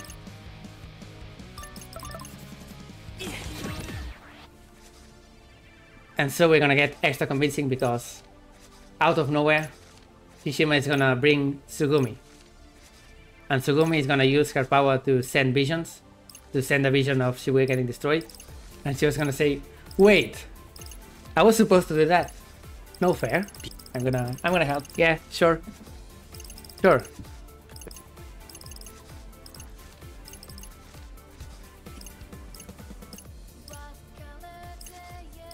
We're gonna hear Unpainted for the last time, by the way. Love this theme. But now we are ready to finally change our fate. I did equip Shishio. It's fine, it's fine. We are alive. We have the most DPS for final boss.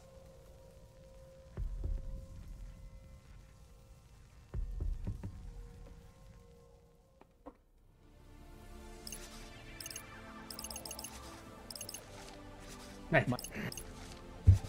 This whole last section that we're gonna see before the final boss is just pure fan service, and that's why I love it so much. And I'm guaranteed to cry at least one scene, so excuse me if I do that. But this makes me really happy. Waiting 14 years for this particular game was definitely worth it.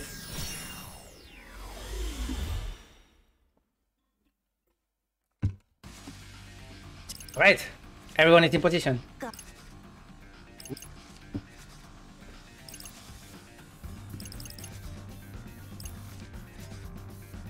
We are ready to start. But first, Neku needs to sync up with everyone. And that's gonna take quite a lot of brain power and willpower. So is Beat and Rhyme gonna be enough for that? Or do we need a third person? There she is. Shiki enters the scene at the last second. only to wonder if Neku's here and make me cry like an absolute baby. This scene destroys me. Also,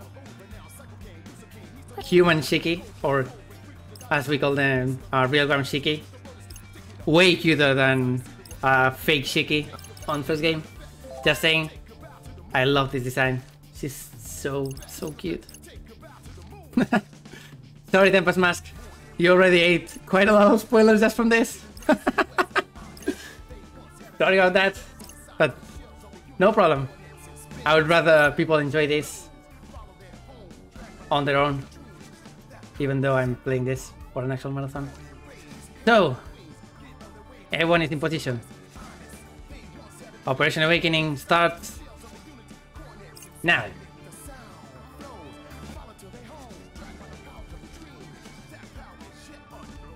Do your thing, Neku.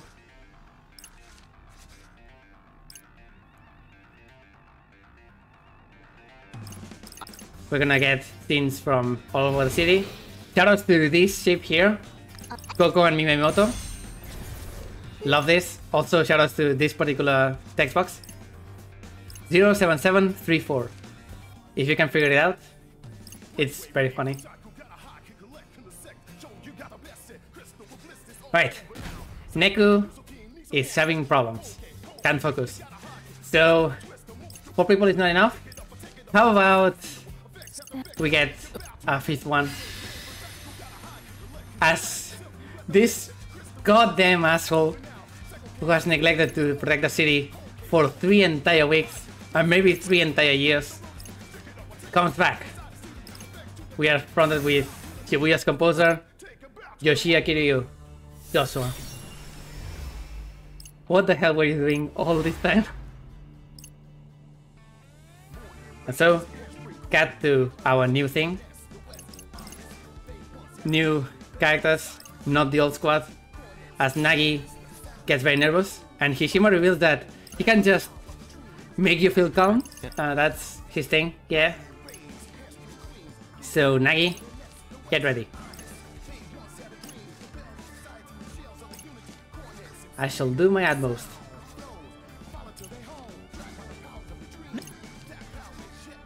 And now, Fred, it's time to brain blast all of Shibuya.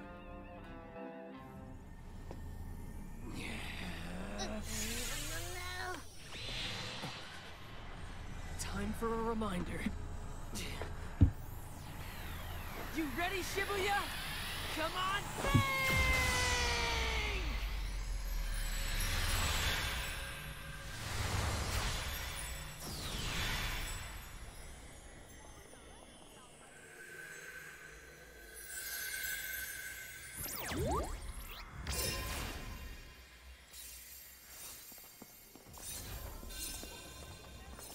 If this doesn't make sense, you're not alone. But hey, it's pretty cool. Shibuya has awoken.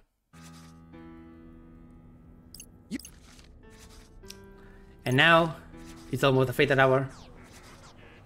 The voices are returning to the Scramble Crossing and to the entirety of Shibuya after a whole week of things getting quieter and quieter.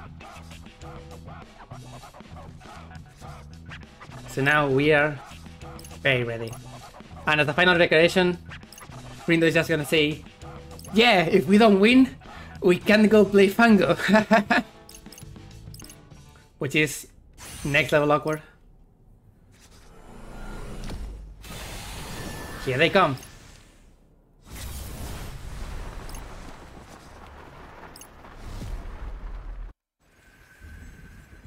Twice as powerful as last time. What's happening?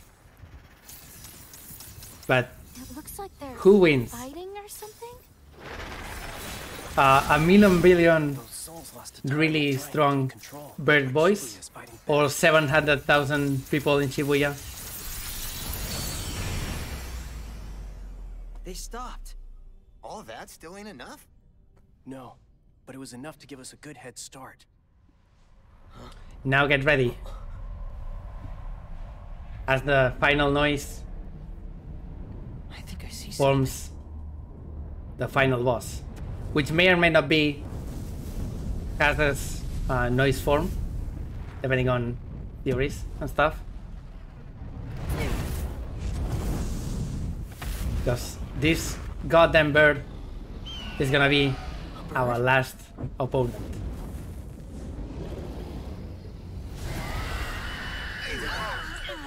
Also, we're fighting in the weird time chamber. Sure is gaudy. All those noise came back and merged into one, like some nefarious phoenix.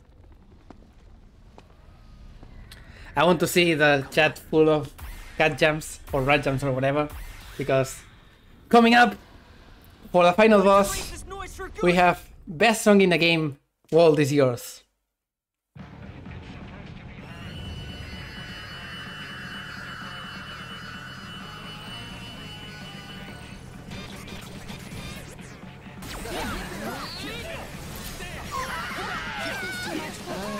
This fight is very annoying. So hopefully everything goes right. I love this song, it makes me pumped up every single time, but basically phase 1 of the boss, yes, there's a phase 2 of course. We had this feather thing that appears, and we need to break them all so we can actually defeat Phoenix proper.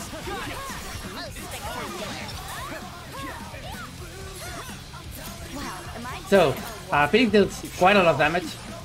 Thankfully, our whole setup with light beams is generally good enough to make us recover almost every single ounce of health that we have. So this works out pretty nice.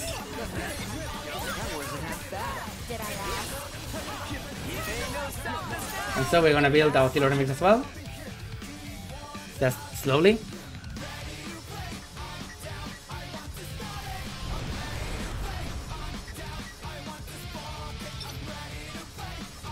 He's gonna scream at us, throw us all the way to the background.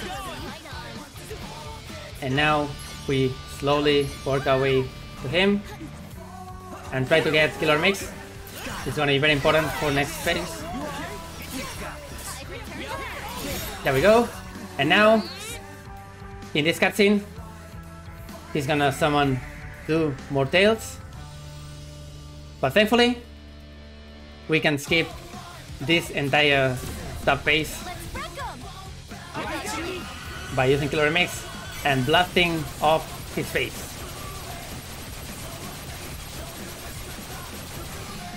That's phase 1. Oh, don't worry, it is annoying. But we're gonna see that on phase 2. Is victory ours at last? Hold up. Something ain't right. You're right. Look. What in the world is it doing? I am so ready for this to be over. Me and you, Shoka. Well, it Me ain't and you. over yet. Just one last push. Oh, seriously? Risen from the ashes. Is it immortal? I don't think so. Let's finish this. For real. Phase Just 2. keep hitting it till it We stays have down, a yo. circle of tails, and we have to destroy all of them. And there's some RNG involved in that, so hopefully everything goes right. But first we have this attack, which lets us build group. Thank you for that. It's very easy to not get hit. Just gotta wait for an opening. No, we haven't got all day here.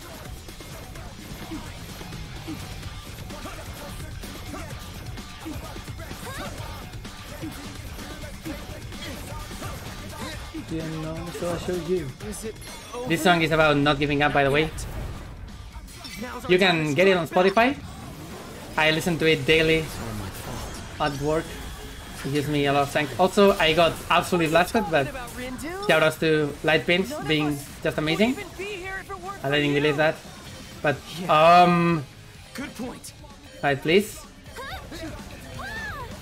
Don't get hit by that. For the love of God. Please! Right. guess we are repeating that from phase 1. Oops. Oh, that sucks. This is probably the worst fight to die on. But hey, it happens.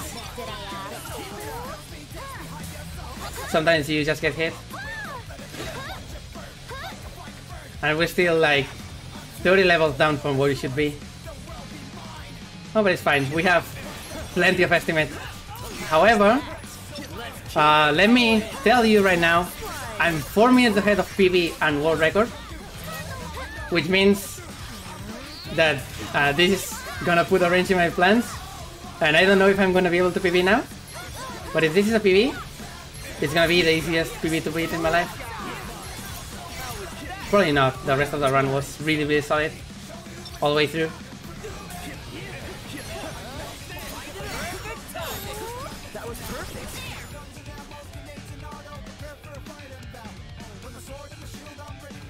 So as long as from now on we don't take around 7 minutes, this should be a nice PB. With a few deaths, but only this one being specifically negligible, whatever. I have a 4-minute time save on week 3, day 2. 5 minutes actually. And then I have this. Assuming I get it. Right. Same strat.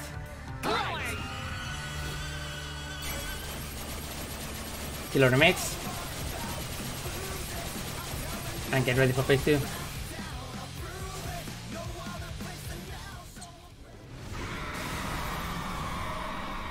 Is it over? Did we beat it? Is victory ours at last? Now, if this fight is hard, imagine doing this in Final Time Attack, which is a 14 fight chain, and in Ultimate Difficulty, which lets you do half the damage and take double the damage as well. What is it doing? I am so ready for this to be over. This fight is nothing. It ain't over yet.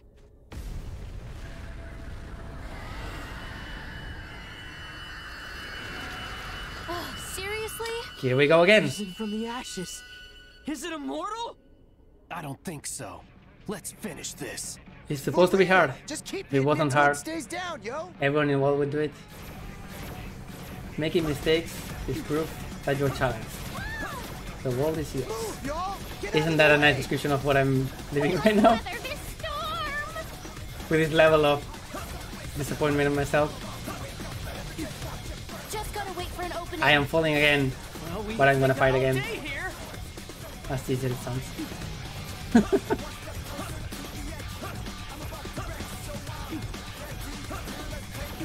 It's that simple.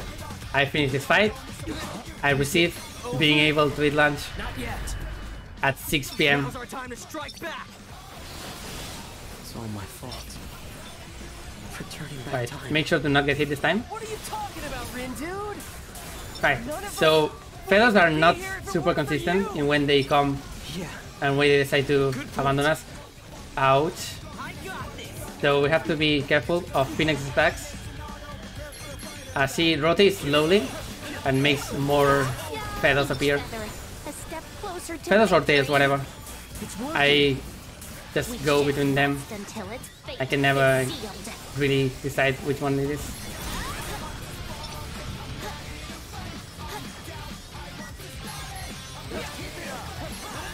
Damn, could you have made this thing any tougher? Right, we get another one of these attacks, but it's fine. Because we're not getting too much group. So I want to have killer mix. And that's gonna be hard if I don't get it now.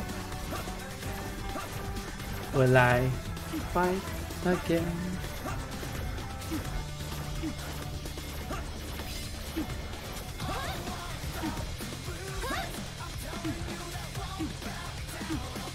Right. 235 is fine. Looks like we're gonna have one on the right.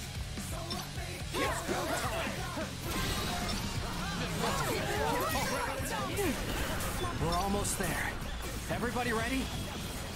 I am. It's my Oh, responsibility that didn't to kill. make things right. That sucks.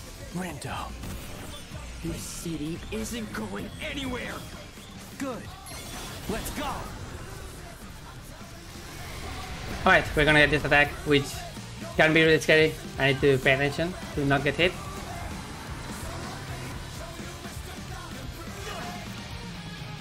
That sucks. I got cornered, but we should be fine.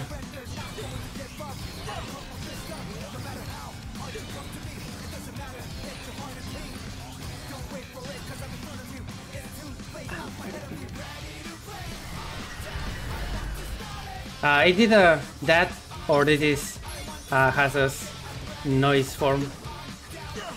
Basically the two theories. But yeah, this is much harder to beat than Soul Pulvis. So yeah, I believe that is just an evolved form from the extra going back. Huh? Yeah, you're finally making your own decisions. Own decisions? Foggy? Please don't die again. Don't let your guard down. Right, I have Killer Remix if I have to use it as a panic button. So it's fine. Hopefully. Killer Remix restores all your health, of course. There's one tail left only. I think. Maybe two. Please be the last one. I think this is it. Yes. Now. Please don't be in the ground. He's definitely in the ground. Should I risk it? No, he's definitely on the ground. This sucks. I know, right? There we go. No, no, no. This is the next attack. No, my world record. No!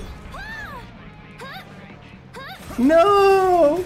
Why would you do that? No! Fuck you, Phoenix. Come on. Now this is gonna be extremely close. He never does this. Come on, man.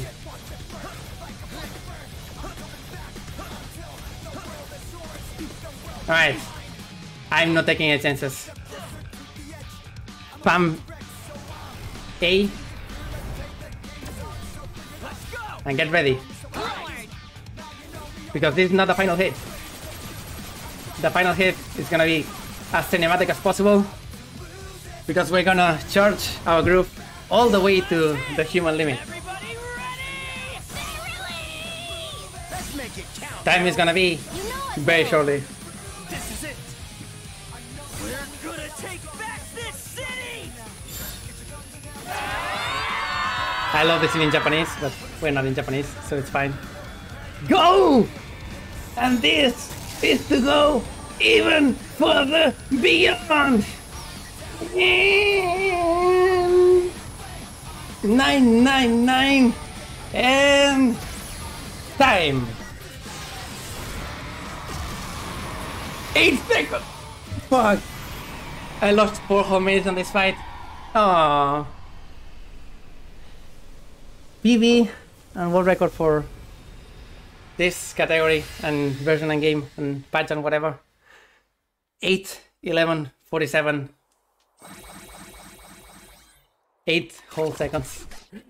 Oh, this could have been much better. Also, the timer on screen is not quite accurate. Which is bad because I didn't actually record it, but whatever. The gang saves the day! Shibuya is not getting erased. And since we have 30 whole minutes to estimate, I can definitely show the rest of the ending. So yeah, Chiba finally gives in. We won by default. The best type of victory. The game is finally over. And as we are the winning team, we decide to end it.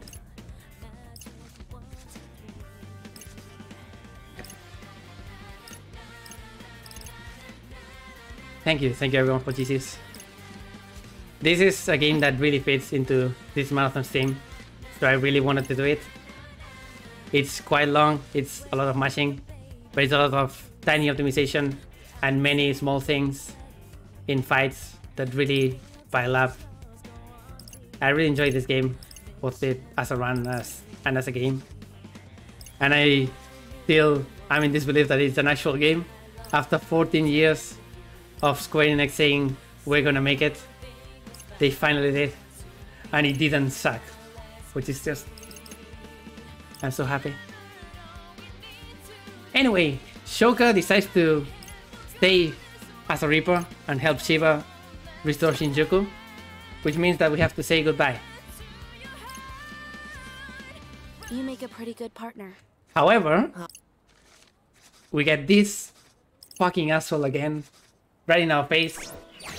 Joshua comes back, and he's just gonna decide to mess with the plan. The whole composer. Write music or something? What kind of game? Goodbye, Shoka.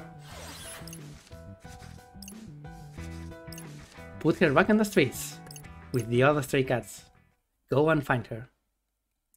Now, isn't that a good plan for the future? This is actually the ending to the final day. We did it. And now it's time to go back to the real ground. No Shibuya getting destroyed. No Joshua being an asshole. No Reapers. No noise. Everything is back to normal. Just good old capitalist Shibuya.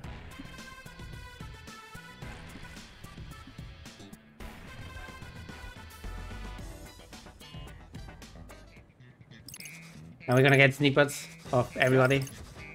The Shibuya Reapers first. Sho, Koko, Yariga, and Uzuki. Koko is gonna reveal that she actually brought Sho back to life. She was supposed, or he was supposed to have died. But yeah, he was back. We got this very PTSD-inducing scene with Joshua and Neku in front of Utagawa. Neku has a single wish from Shibuya's composer. He wants to go back to life. It's been long enough. To the RG.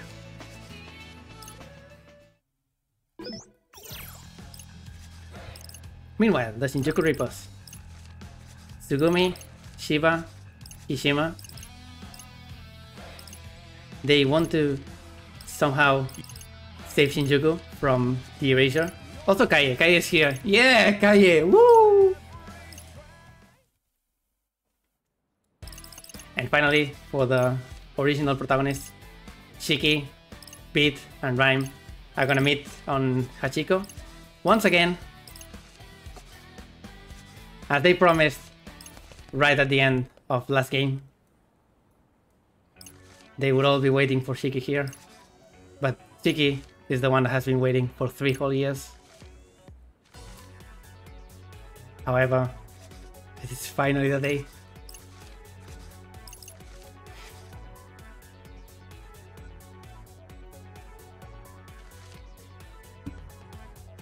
God, I fucking love this scene.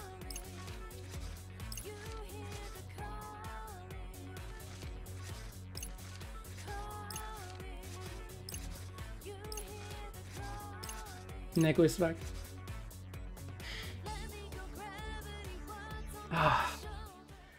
Fuck you, Nomura.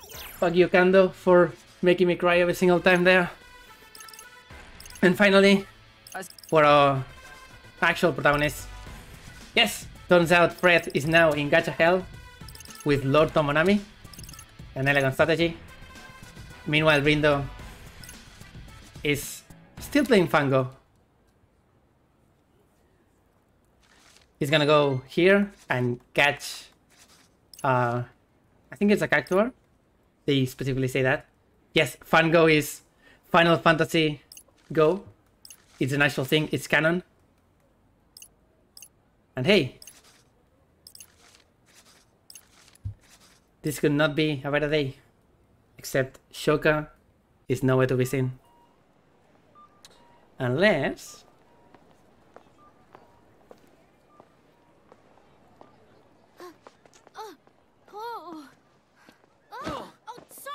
No, it's okay. Rindo? Huh? It's you, right? Shoka? There she is. Whoa, careful.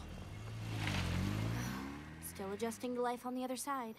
Normally, I'd just pass right through people. You're here, in the RG. In the flesh, which is, you know, another new adjustment. Guess I'm a bit of a slow learner. The hell? You should have said something. I could have helped. Shouts to modern problems coming up. You could have helped by not ignoring my friend requests. Huh? I got locked out of my accounts. including Rindo, mine. you are in your I needed fucking someone phone to be friends. all the time. Somebody You never who stop looking at your phone. How did you not see this? You moron. Oh, my bad. Van Gogh too. Seriously? Oh, shit. Unfortunately, I'm back at level 1. So lend me a hand, okay? Hell yeah. What? No. And so, Rindo's life is gonna turn into helping your goth girlfriend get to max level on Fango Got a nutkin I can give any you. percent. Oh, sweet. Wouldn't that be a nice thing for really longathon as well? Also, here we go. Little things. It's official now, Rindo. What?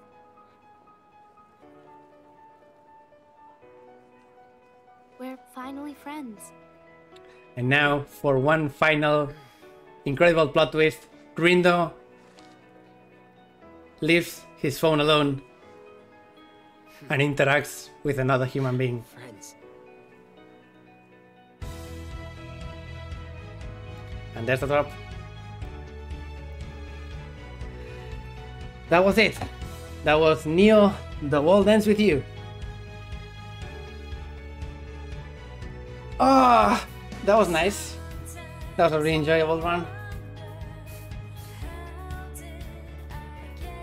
Hopefully everyone enjoyed it. I have been preparing for this run quite a lot, by barely having time to do runs, because it's so long. 100%. I don't know, but I don't plan to do 100% at any point. But I may do all graffiti, which is essentially all achievements. 100% would be much more tedious. And just as a ballpark estimate, I don't expect it to be less than 24 hours. So maybe one day. Maybe. I've been going from 10 AM until now 6 PM. I'm so goddamn hungry. Oh, and it was a PB, despite being a really bad one. Hopefully, everything from a bigger perspective was nice. Again, I'm in disbelief that this particular game exists after waiting for it my entire life, and I still love it so much. So if you also love this one, then thank you so much. It came out in 27th of July, so 9 months actually. Pretty much.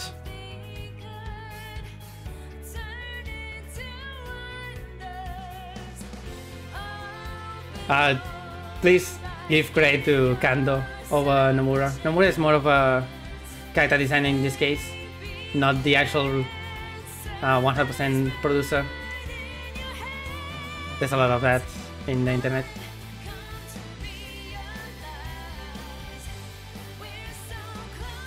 But yeah. Also, if you like this entire OST, this is definitely my favorite OST ever. Basically because it also incorporates all of the songs from the original one, which was already my favorite OST ever for a video game.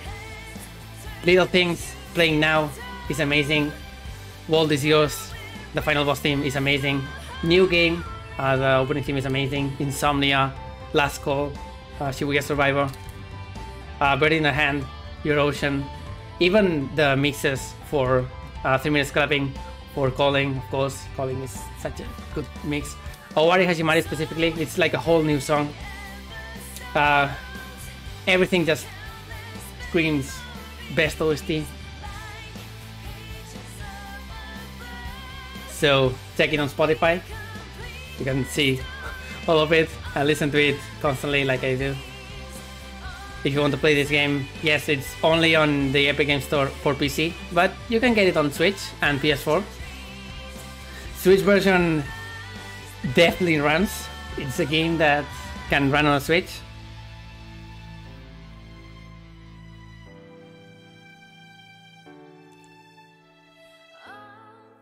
And this one, I'll try to beat it at some point because this PB was trash. So, Sub 8 is my next goal. So, as a callback to the final screen in The World Ends With You, we get a title change.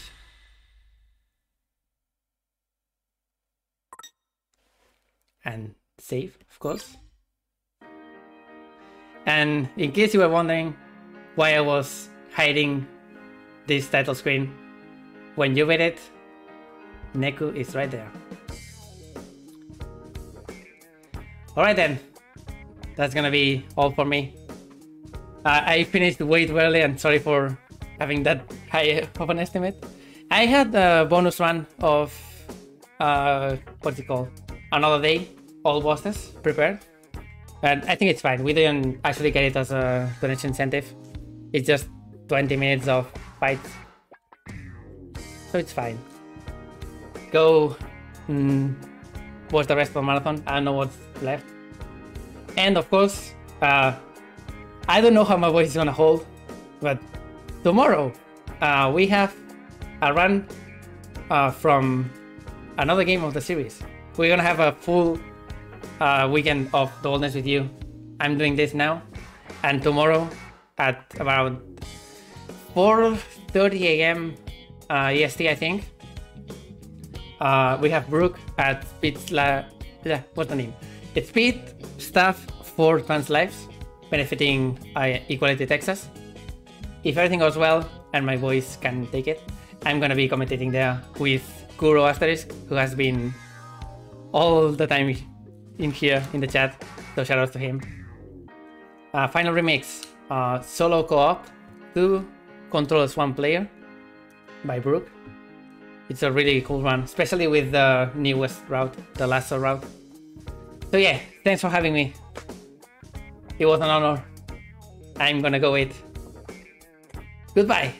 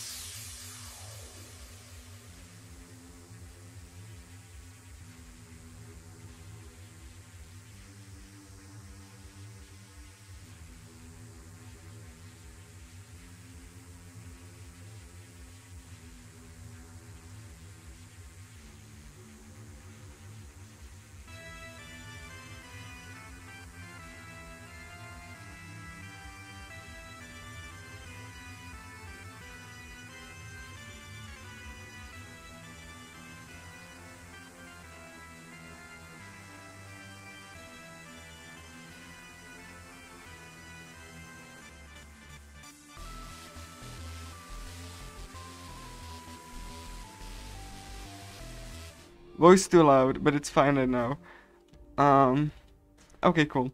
So, let me just, okay. So, okay, hello everyone.